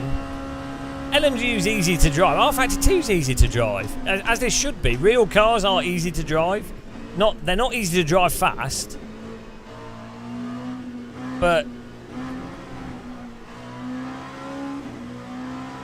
yeah, LMU's like, there's a bizarre myth in sim racing that race cars should be hard to counter steer and catch, whereas you can actually catch absolutely mental slides in most cars in real life if you're not slow. like for some reason, this is another myth like cold tires. People do not like. It's because commentators, every time that there's a catch in a race, commentators go, "Whoa, what a catch!" It's like, no. First of all, they put the car in a bad position, which was bad driving, and secondly, no, it's the most natural thing ever to catch oversteer. It's only a wow, what a catch if it's like the driver's induced the oversteer and is absolutely balancing it because it's like a 90s Formula 1 car or something, or like 2000s Formula. But like with modern cars, you can bloody drift them around the track if you wanted to, or just wear the tyres out and be slower. Like, I don't know why people don't know this. Like, go in I don't know, get a passenger lap in a Radical or something, and you'll be like, oh, hang on a minute.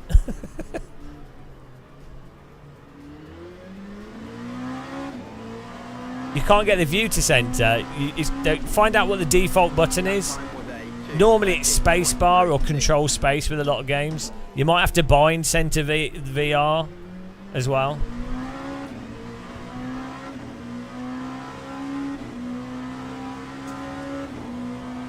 People crash in real life. So a lot of the accidents that happen in real life are due to the variability of the racetrack. So the conditions are way more variable in real life than they are in sims.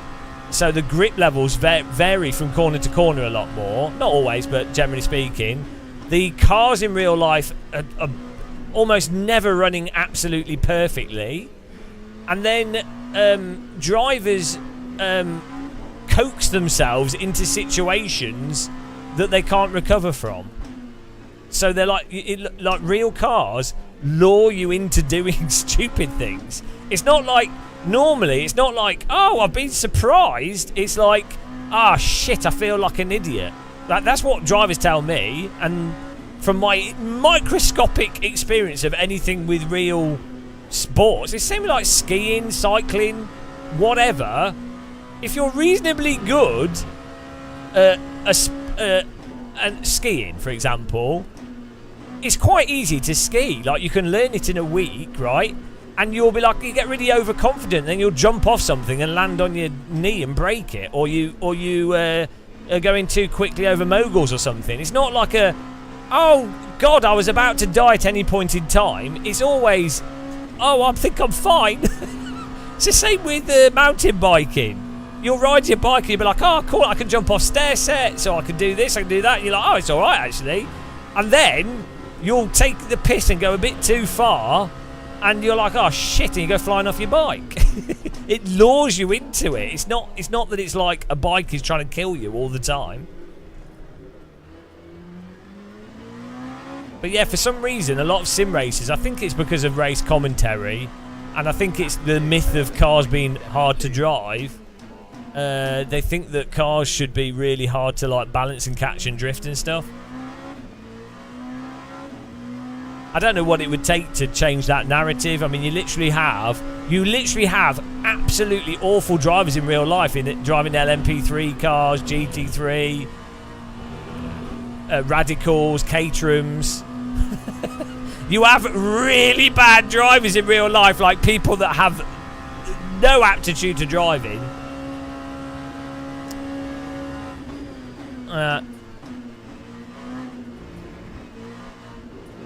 It's good for the business of motorsport, isn't it, to go, oh, the drivers are legends, oh, best athletes in the world, oh, incredibly skilled, oh, unbelievable. Like, don't get me wrong, they are skilled. Like, being really quick and competitive against the best people will be very hard, but the basic driving of the car is not the difficult part. It's the being on it. The pace car is out of control. It's being at pace at all times. That's the difficult part of motorsport and driving. Being on pace, under pressure, in somewhat novel conditions all the time. Absolutely getting the most out of what a specific vehicle can offer. That is really, really impressive. Like when you see like Formula drivers just nail an insane quali lap straight away. That's actually mental. Or you even see it at like go-karting and stuff. When will I drive around? I can't afford that. When we have like 300 more subscribers.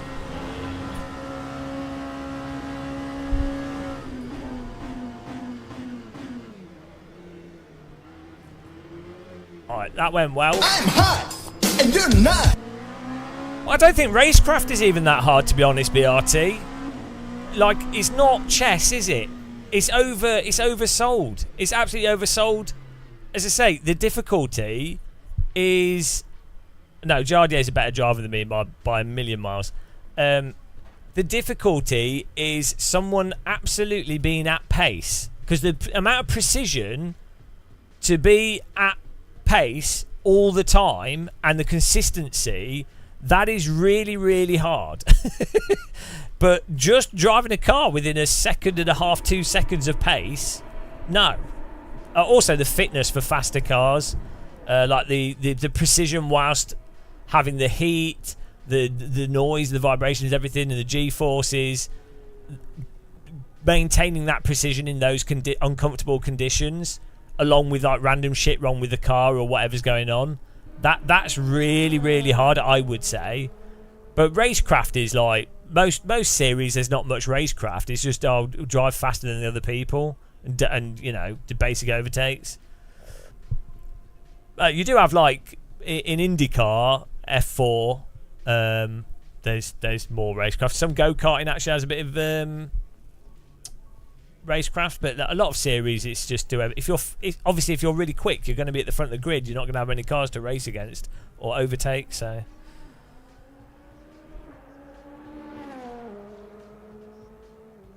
yeah, Jardier's really good at driving, to be honest. Yeah, he's way better than me. It's not even... So's like Jimmy. All of them are. Like, Super GT, I think Steven is probably the best out of all the sim racing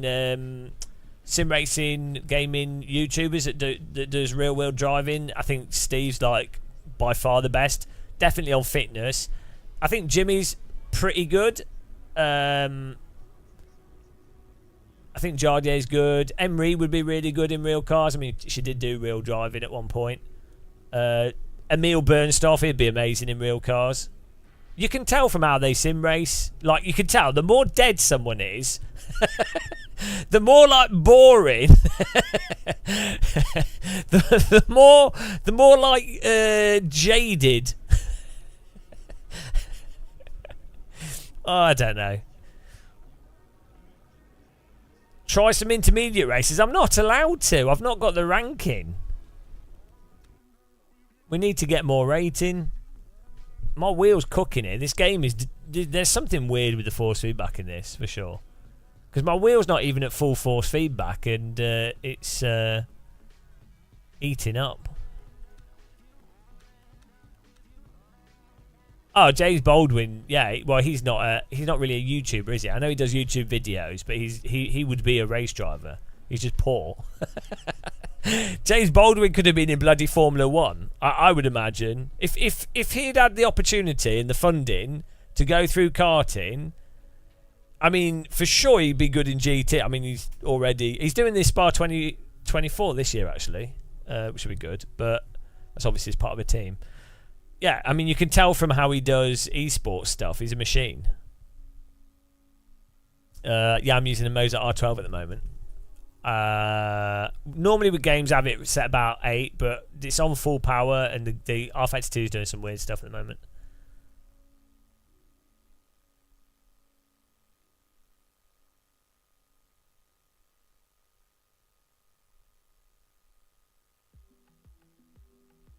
Did we gain we gained some safety rank. What do I need to be to do the other stuff?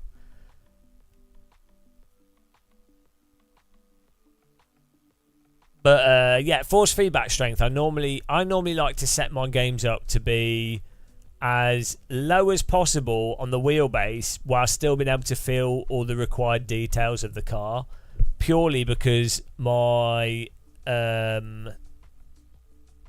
arms are falling off because I'm old and I can't physically take it. One more race. Should I do another race for Andy Long? It's getting late. It's 10 o'clock. I could do another race. Are you sure it's just one more race? Hello, Frosty Bird. How's it going? Oh, yeah, my body's screwed. Like, I mean, this muscle's hurting. I've got problems with these tendons. I shouldn't be sim racing, really, but oh well. Boo-hoo, boo-hoo. I need a German wife to massage me, and that's the problem at the moment. It's really hard. I've only ever had one girlfriend that could do proper massages, like for sports physio. Like I lived with a guy once. The gay history of Gamer Muscle. I lived with a guy that was a sports therapist, and he did amazing massages. You know, we'd both get naked. Oh, it was amazing. So he would do like proper sports massages. And once if you've ever had like a proper sports therapy massage, you know, like an actual, you go to physio, a proper physio. Once you've had that, it's really hard to, like, most people don't know how to do that, like how, because you have to be quite firm. So I've only ever had one girlfriend that was able to do proper massages. I'm hot, so and you're not. This is what we need. We need a good stern German woman that could do full physiotherapy. I'm not kidding though. Like, genuinely, go, and if you can afford it, it's normally about £60 for an hour. Might even be a bit more. But if you do it once, get a sports therapy massage one time. You might need to go to like a gym, or climbing walls often have them, and you can book them as appointments. And honestly, proper sports therapy massage, you'll be like, oh my god, like, it's so good. So good. Yeah, you gotta get naked with men every now and again. Why not?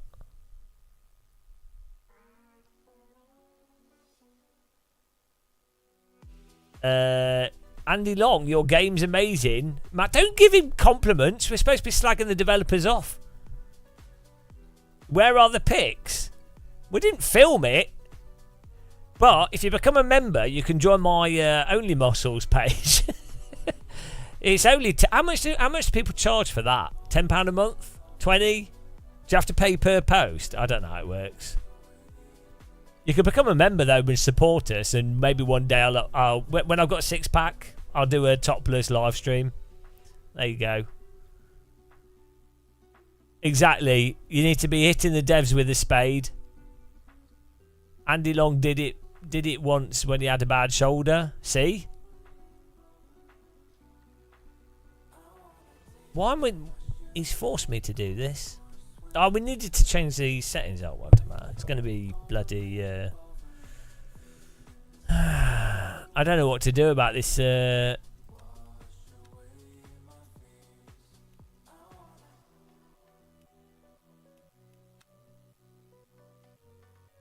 Maybe the game went to window mode randomly.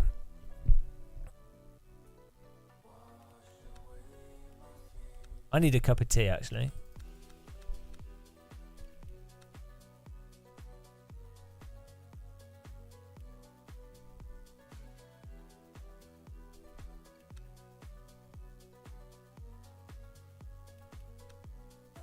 How's the DLC? Well, it's just at the moment it's just free. It's a car.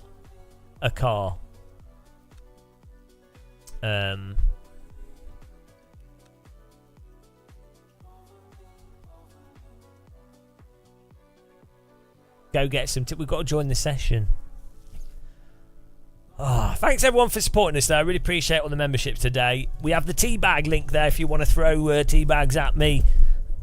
I appreciate that as well. And thanks for everyone watching the adverts. I know they're terrible. I keep getting shampoo adverts. It's my I had my sister over. And it's like, oh, try Pantene Pro V. It's like, yeah, alright. Alright.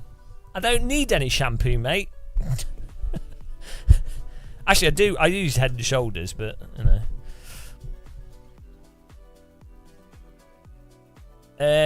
This game actually installs a Bitcoin miner on your system.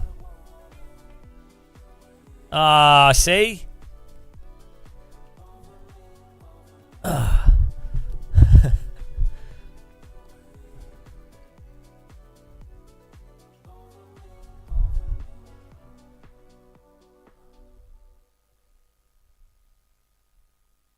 Yeah, Andy got me.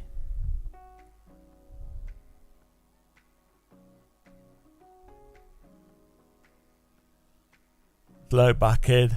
See, I'm not allowed my cup of tea. Game keeps crashing. This game's about as stable as the British government. Keep making that joke. It's an easy one.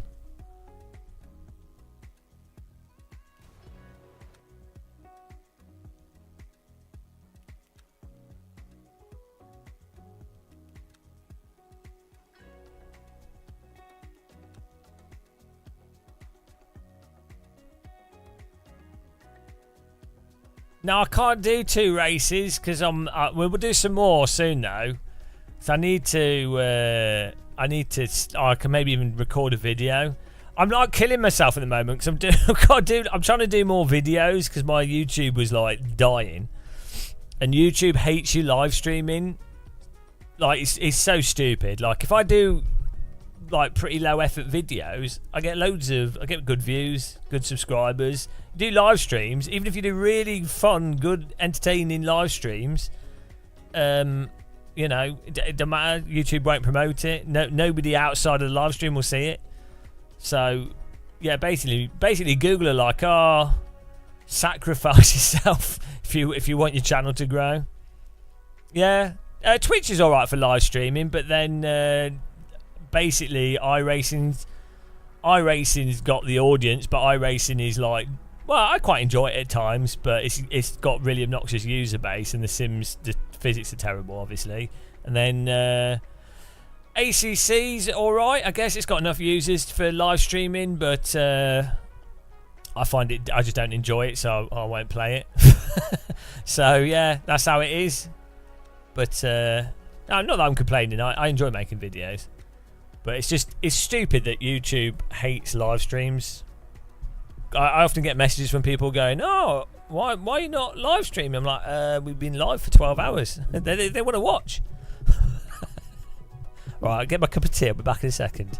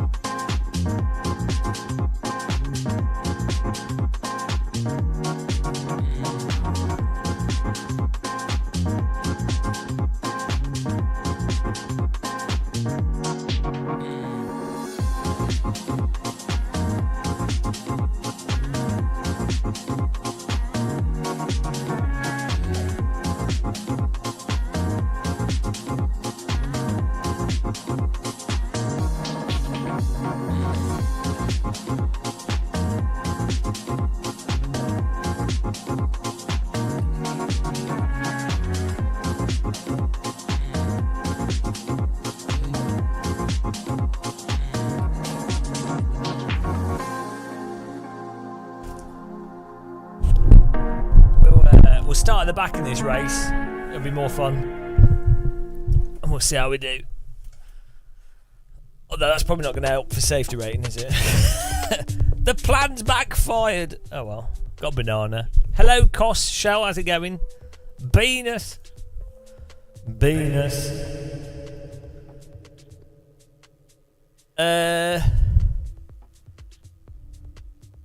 Yeah, Andy's behind everything that's wrong with computers.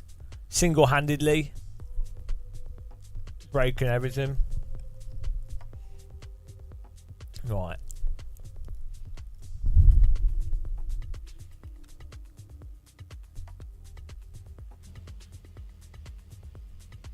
Well, that's therein lies the problem.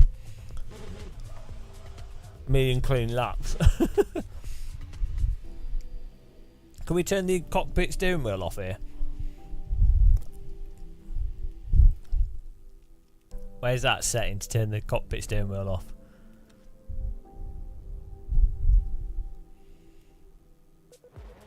Oh, here we go.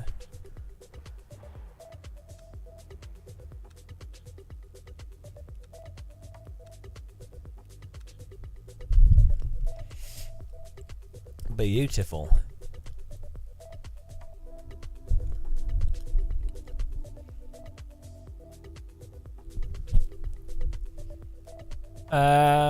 Telling you to check your digital.dll. That's probably an app that you've got running that's then gone faulty, to be honest, or some mod.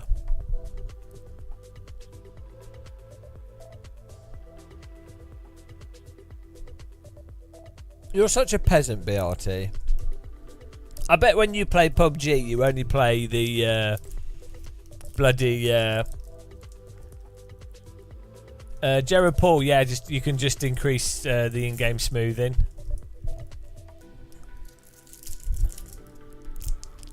BRT plays PUBG, only plays the third-person PUBG stuff. That's how much of a noob he is.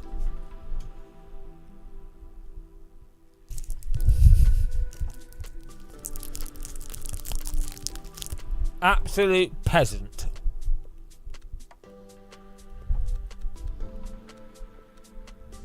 How much fuel do I need for this?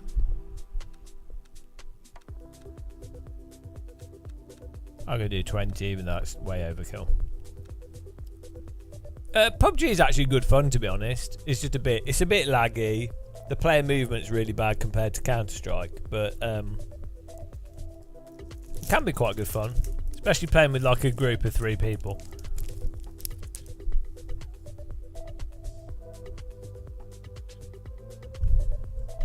$11 laps.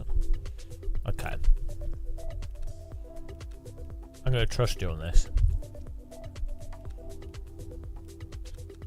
Well, I don't fully trust you, so I'm going to... I have trust issues. No! I keep doing that.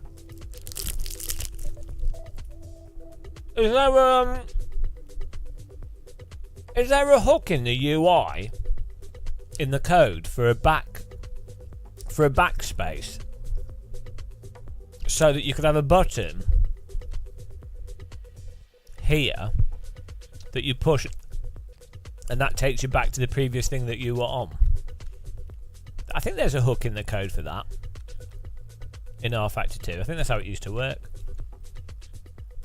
I mean, who I really don't need that, do you? But maybe the behaviour of this button, it might just be me, but I always intuitively expect this to be back in the menu and then go up and then go to exit, whereas you click it once and it's always back to main menu. So really, this should be like an X rather than a back button.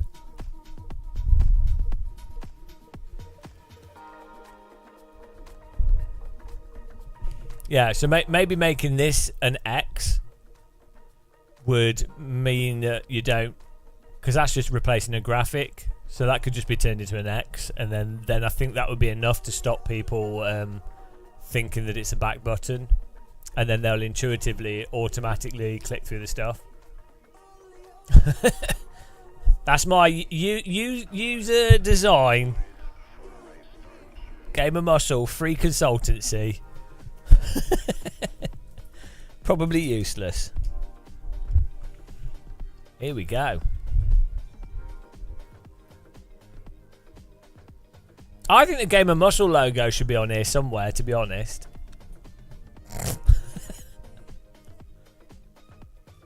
I think games companies in sim racing should pay me to not be in sim racing. Like, I'm such a detriment to sim racing that they could create a fund called the Gamer Muscle Silence Fund, and they just pay money into that, and as long as it matches like a reasonable income, I'll just not do anything. I think that's a good deal. It wouldn't cost all sim companies if all the game developers all chipped in. It's nothing, and then that would be a net positive. So I'm offering a great business opportunity.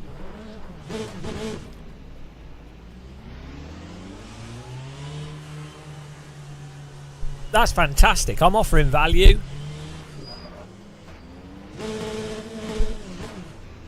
Right, here we go. Don't go past the Tetris block.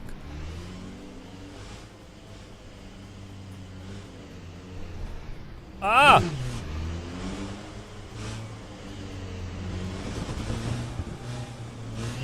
Catch up, slow down, catch up, slow down, make your mind up. Okay, I think this, I mean, I'm sure it's going to be adjusted, but I think this mark on the floor needs to be visible for a longer distance.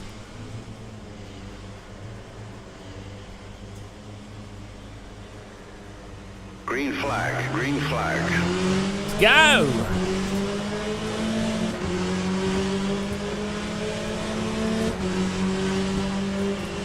Yeah, I don't mind stuff like that. It's obviously unrealistic, but I don't care. Playing a video game. Okay, let's go.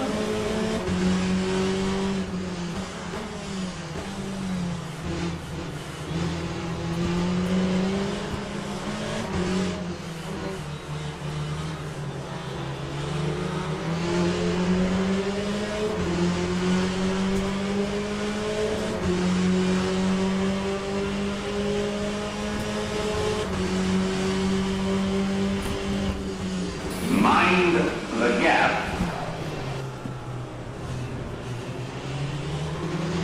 I think he moved in the braking zone there. Oh, T's gonna fall off my sim rig.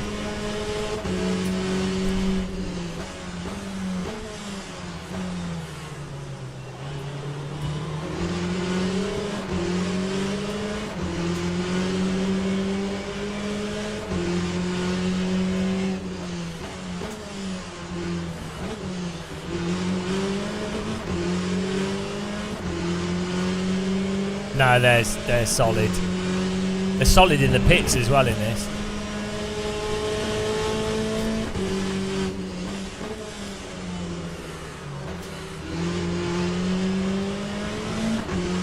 Can't park there. Oh, don't pump me, please don't pump me. Oh dear, lost the draft.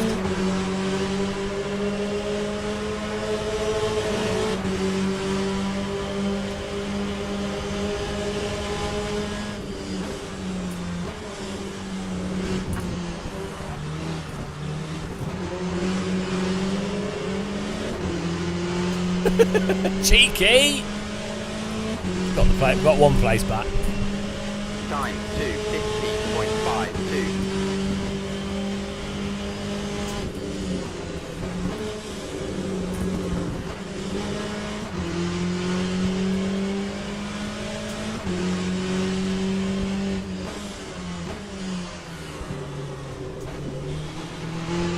Oh, this setup's killing me. Oh, he thinks he feels like he deserves the position there. Bloody hell. This understeer is chronic. It's so hard to cook the car up.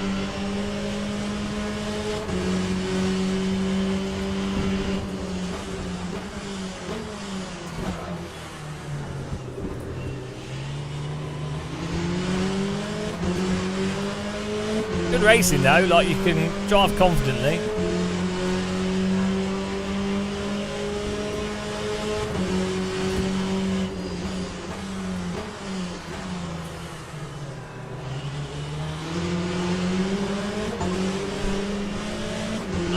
Don't drive into me.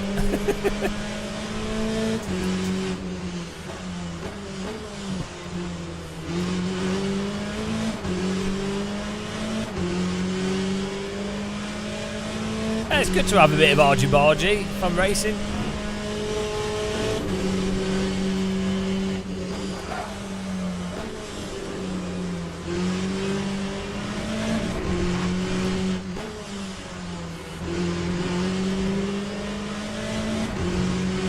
I don't know what achievement that is. Get driven into 6 times achievement.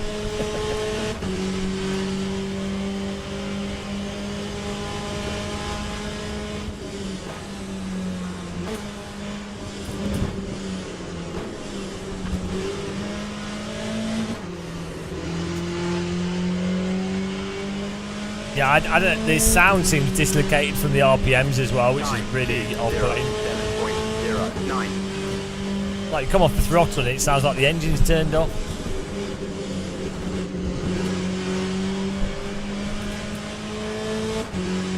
Look, BRT, you have the worst opinion on these things. Sound and force feedback. You've got some like problem.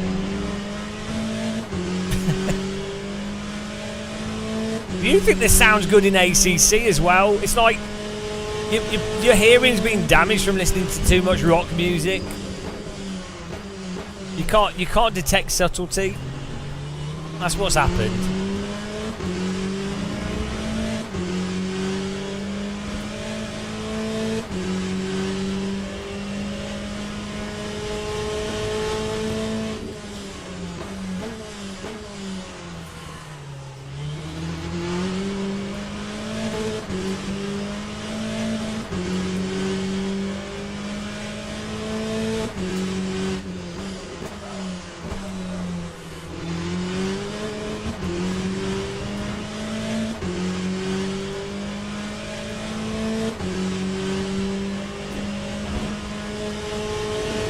I feel like this guy's going to pump me. There it The is. pace car is out of control. I could tell. Thank you for following. He was coming through, whatever. He was coming through, whatever there.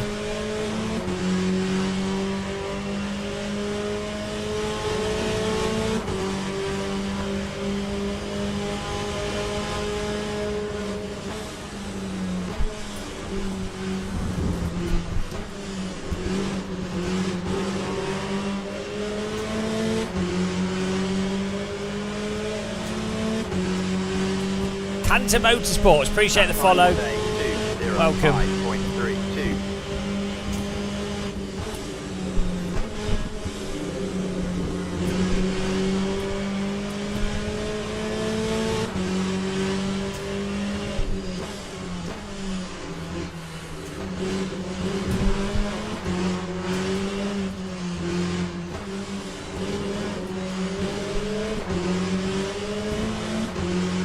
It's because he uninstalled it.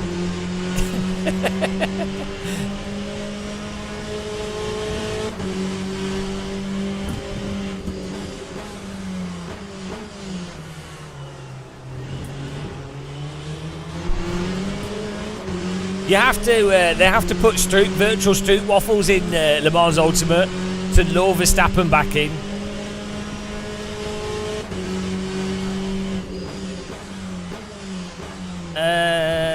I don't know, Brooksy. They just. I never had a problem with LMU or R-Factor 2. Like, I know it's a little bit slidey in some ways, but I've always thought it's quite forgiving and nice to drive, as you'd expect tyres to actually be on these types of cars. Yeah, I find it more fun to drive than ACC in many ways.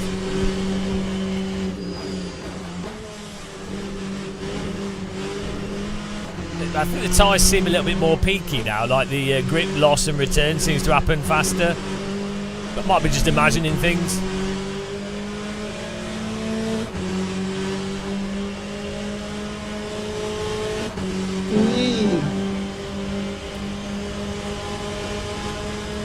Thanks for subscribing on YouTube. Welcome. Oh my goodness. Oh, he's going to run out of track, surely. Yeah, Dirt's got the best sound out of all the Sims.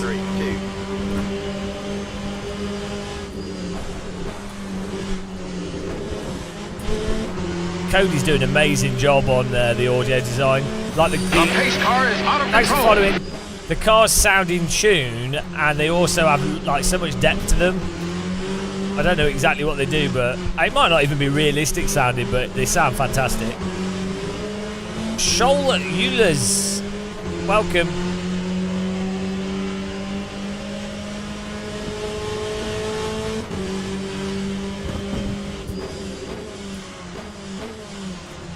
You definitely notice if someone snags a brake, then the car's harder. Then the tyre is overheated for a bit. So it's hard for them to then get the turning of the vehicle. So you get the benefit from behind if you haven't snagged your brake of being able to carry the speed through the corner better. So I don't know how realistic that is, but it's quite a nice mechanic to reward a car behind that then drives smoothly and punishes someone that overbrakes. It doesn't wreck the car that overbrakes. It doesn't do stupid shit like iRacing, but it gives you a nice mechanic of under pressure, brakes too much, can't then get the full grip out of the tyre, which you would expect, like it would heat the surface of the tyre, so it's not, you know, so it's actually quite a nice, it's quite a nice mechanic. Yeah, the force feedback's still terrible, Jared. Let's not get carried away. But my beard's black because of the contrast of the camera.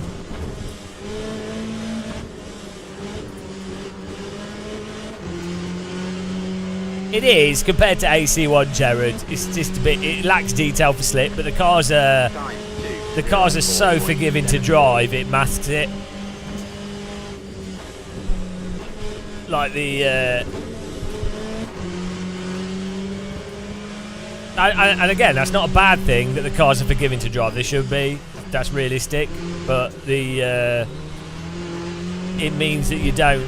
You're nowhere near driving from the force feedback in this to the degree that you do in AC1. It's the ranking system, but it's also the car contact and the net code, and the forgiving nature of the tyres means that you end up with closer racing, even when there's some attacking. That's what really helps. That's a track cut. No, it's not. Joker lap completed.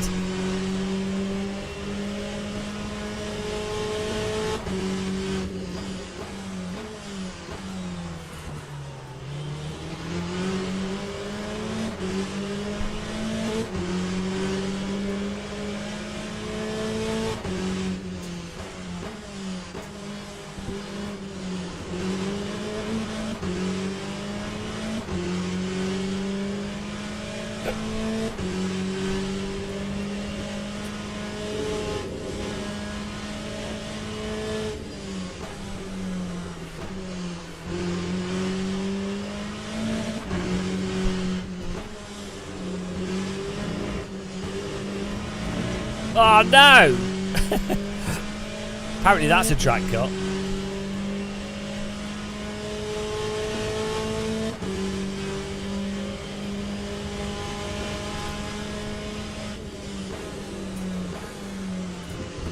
Oh, contact in front. Oh, he's been binned. He was absolutely sent into the wall. Absolutely ramshackled. Gesundheit! Absolute murder. Jack the Ripper on track here. It's turned into a Victorian nightmare. Why, Gesundheit, you wrecked me? Not me. Pure murder, that.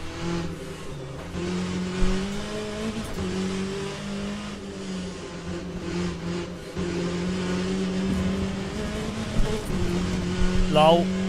Come on, that's it. No, he didn't give me a track cut. That was ridiculous. I guess he didn't gain any time. Track cuts are well forgiving on this. I mean, I quite like that, but... Oh! Lock up. I'm the only streamer with more than likes than viewers. That's the bamboozle. I'm the most hated sim racer, that's why. But ironically, we've got a dedicated fan base. Whoa! Not like that.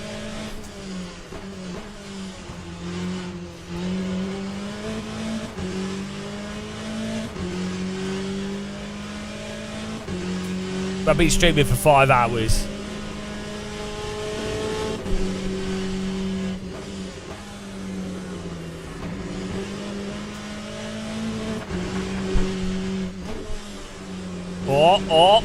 Oh, is he gonna... Whoa! Track limits.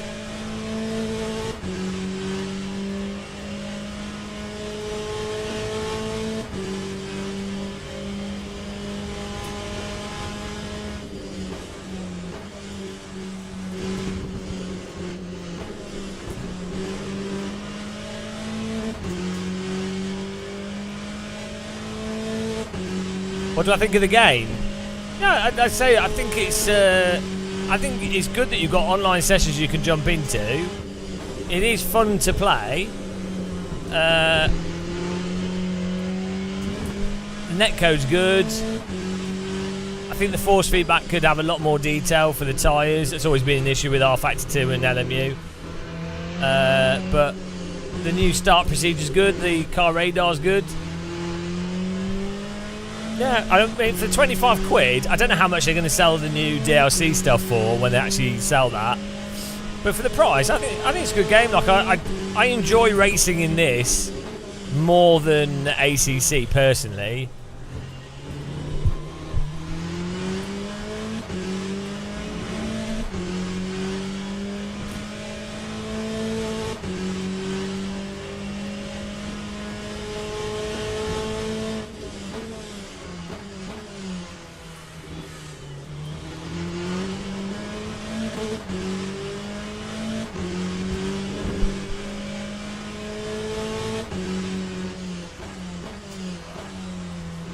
But for handling and force feedback and stuff, generally I'd rather play AC1.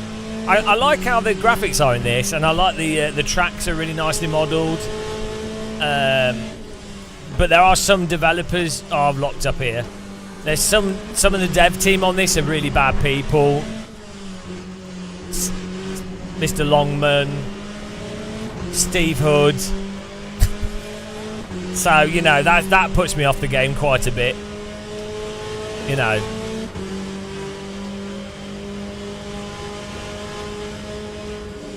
Yeah, especially like the guys that work on the UI. Up the inside! The locking up's brutal on this car. Yeah, so you really have to be careful. If it wasn't for them, I think I would give this a much more favourable reviews, you know. But that's just how it is, you know. No, yeah, the Porsche Cup drives bad in iRacing because of the tyre model, not because the car's got the wrong data. It's specifically the tyre physics. And the thing is, Porsches, this is my view, the reason why Porsches in real life are really fun to drive cars is that the car setup, the geometry and the nature of the vehicles basically puts the cars in a state where they get to the limit of the tyre very quickly from the perspective of the driver. Like, everything you do gets the tyres onto the limit, right? Which is fantastic. That's like the ideal thing for a car. That's like the best thing you could ever have in a car. Unfortunately, that means in iRacing, where the limit is incredibly drawn out, vague and completely broken, all the Porsches are knackered. In contrast, cars that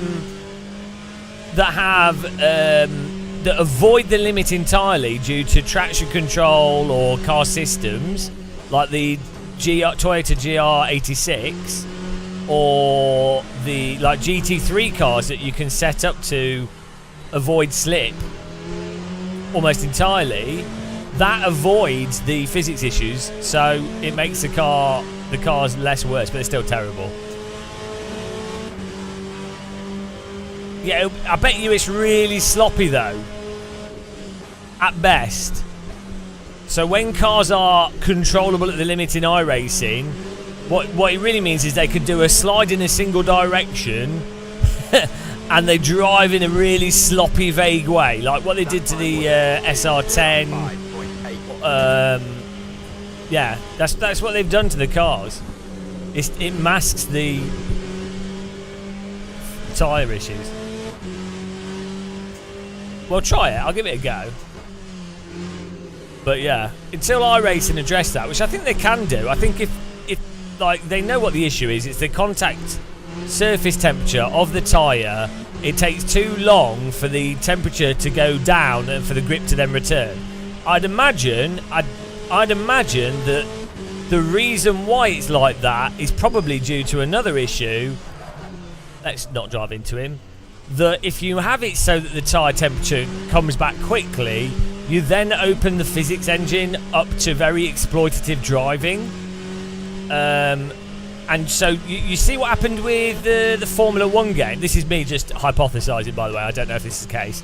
But you know the new F1 game where you could do like really mental slides or just chuck the car in and the grip just comes back? That, I think, is a result of the tyres, basically the grip just returning too quickly without it unrealistically being too bitey, if that makes sense, from going from slip back to bite too quickly. And what it ends up producing is mega recoverable cars that then allow a driver to massively overdrive in a really unrealistic way. So the difficulty with sims and physics is balance, like the balance between it being progressive and I don't deep. I don't like ACC, but I do like the Normalist. So that is amazing. But then also not It's exploitable. Probably one of the one of the, or not the best simulation to practice like even F1 or GT mods. It's really good. Well, that was a successful race. That was good driving though. Yeah, so in the past, when iRacing made it so that their tyres regained grip faster, they had an issue with like people sort of drifting around and stuff. So in a sense, if you have tyres like iRacing tyres where you've got grip and then it just basically falls off, you basically cap the opportunity for people to exploit it because they have to always drive under the limit. They can't throw the car over it to exploit it. It means that you really, from a developer's perspective, you can actually stop people exploiting the driving.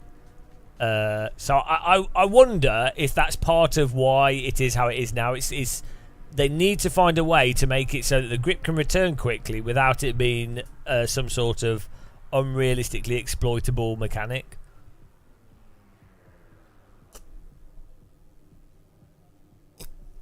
Turge Hella, alright, maybe. Yeah, I guess that, yeah, so maybe, so the supposed update that they're working on changes the contact patch, so maybe that flex of the contact patch distributes the heat and then maybe allows it to cool down quicker. I don't know. The problem is this is the problem with really complex tyre models. Rather than the designer going, oh, hang on, the grip returns, here's some Pajenka curve values, the grip returns here, great, now this is like a car. The problem is, it's like, oh, hang on, some part of the model isn't reflecting the desired result. So, okay, what do we change? Oh, hang on, it turns out we haven't got this flex or this contact patch thing's wrong or this whatever, you know. AMS2 developers are like, oh, with our tyres, it's because they're not going into the road surface deep enough.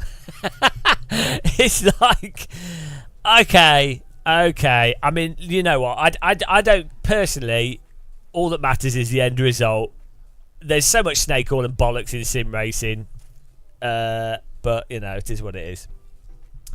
The developers are all trying the hardest.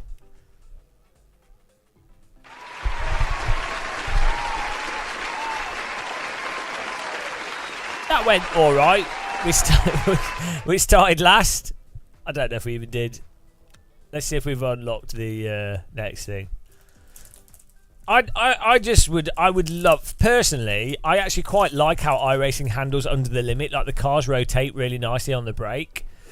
And the grip levels are actually really high until you start sliding, which is more like the more grip you have, generally the more fun a car feels to drive. Like the more hooked up it kind of feels, more responsive, which I like myself. So if they can get it so that you can actually overdrive in iRacing, I think it might end up being one of the more fun sims to drive. Funnily enough, even with all my negativity and overly critical talking of iRacing over the years, even though what I'm saying is totally right and what any real driver will tell you and anyone that's been honest, but yeah, ironically, if they could address that, I think iRacing, I'm not sure if it would be AC for me, but it would be up there.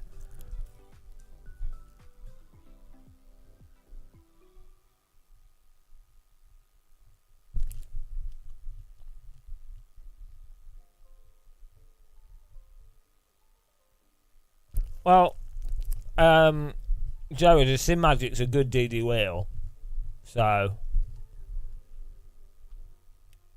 you know.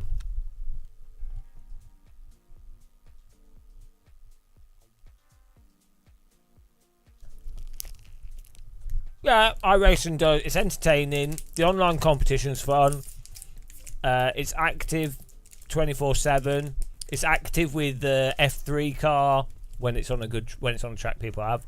There's Super Formula, the F4, Super Formula Light, MX5, Formula 4, they're pretty much active 24 hours a day.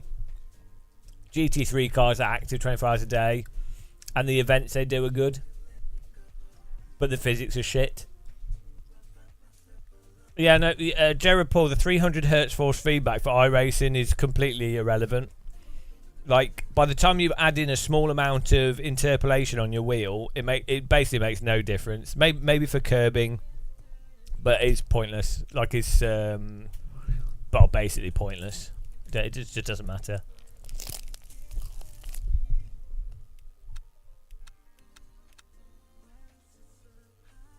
Also, the forces that you drive from in a sim are low frequency forces that you're pushing against constantly. So when the tyres, even in a fast car, even in a Formula 1 car, when you're turning into a corner and the tyres start to, when you're understeer, you'd expect the force feedback to get a bit lighter. It happens at like this speed. When the fastest thing that would ever happen in a Formula car or in a car in terms of force feedback would be if you get sudden snap oversteer and you have to like quickly go like this, which is still slow. It's still slower than aiming and shooting in Counter-Strike. And so you don't need it to be like 60 hertz, even 30 hertz, even 15 hertz would genuinely be enough, would be a fast enough update rate for the vast majority of informative force feedback that a driver uses that's analogous to G-forces or tyre load feel to drive from. The higher frequency force feedback is really good for curbing, track texture, vibrations, maybe like some like tire flex, some subtle things, but not the really important stuff. So I'm eating a breakfast bar. Well, so the contact point thing is more to do with, I think, averaging the information going to the tyre. So it means that you don't end up with a binary position of on the track, then on a curb, or a binary tyre is not lifted by something on the surface to 100% lifted. So if you've got multiple contact points or a tyre that can deform, it averages over the noise. So you end up with a smoother response of, more like what a real tyre does. Like a real tyre deforms in loads of different ways. It's never binary.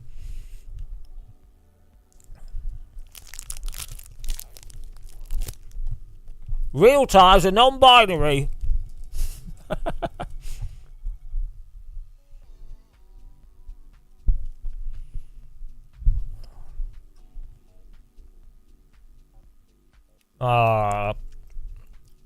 It's Longman's fault.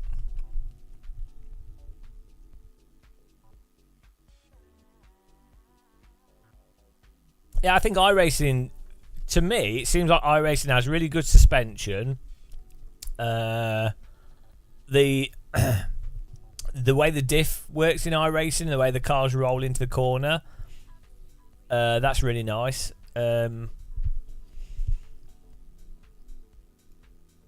Check my profile.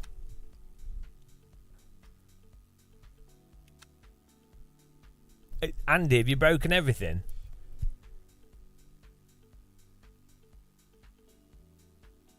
It's Andy Long. Andy Long has ruined everything. I think we need to get this guy removed. I'll never be silver. Terj, well, so the reason why it will seem to be better in the wet than the dry, wet, especially with wet tyres, is because wet tyres are cut. They're not, they're not totally slick. So the grip curve of the tyres the slip curve is wider. They're much more progressive, much more like road tyres. Also, a wet track will be cold, and so the heating issue will be reduced to some extent. Also, if you're driving GT3s and stuff in the wet, you'll be running a car that has a lot more assists on higher settings, which will also reduce the propensity for the wheels to be locking up, and the traction control will be a lot more aggressive. So that's why. Those are the main reasons.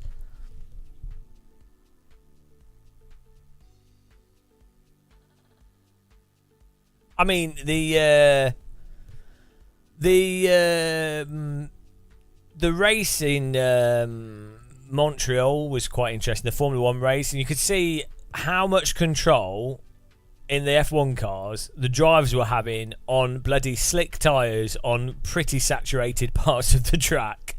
And compare that to iRacing on slick tyres. It wasn't a good race, it was terrible. Come on, off to the gulag! after the gulag.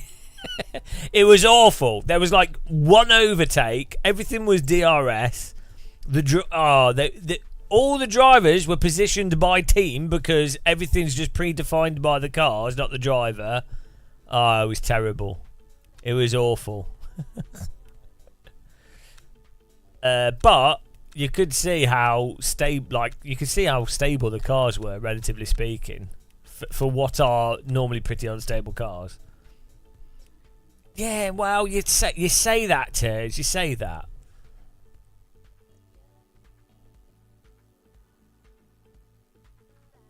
Judging by their inability to stay on the brakes after a spin, I question that.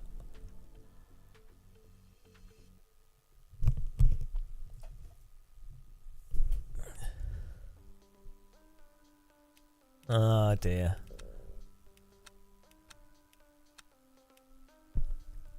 Well, I imagine maybe there's quite a few people playing this.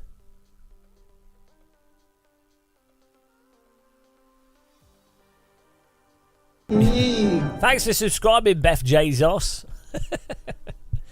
Okay, guys. I think we're done for today. I think this is...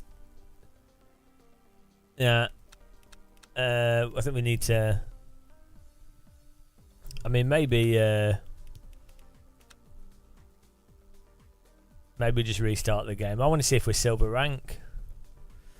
It's been fun streaming though. I wasn't going to stream today, and then I saw there was the update, and I thought, okay, I can complain at Andy. I can do my part and make the developers that have worked really hard feel terrible. I could make the world a worse place, so I better live stream. That was my plan, and I think we've been successful. Any other LMU developers in chat that we can argue with? Just pick whatever you want to argue with. I can disagree about everything.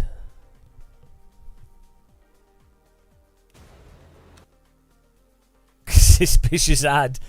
Hang on, here we go. Oh no, we're still bloody noobs. No, oh no, it's. I think it's all broken. Oh well. Guess there's still some stuff that needs to happen. Yeah, well there you go. It was fun. I actually enjoyed that though. The race week. So the thing is, at the end of the day, right? All that matters, literally. But the problem is, right? People say when you live stream, people repeat back to you words and things that you say too much, and then you become aware of those words that you say often. And then you're like hyper aware of it, and then you don't know what to say. You can't win. The scrutiny that you're under is ridiculous. You guys should be lucky that I can bloody talk, literally, right? Of course, you guys are lucky that I'm able to even bloody talk. And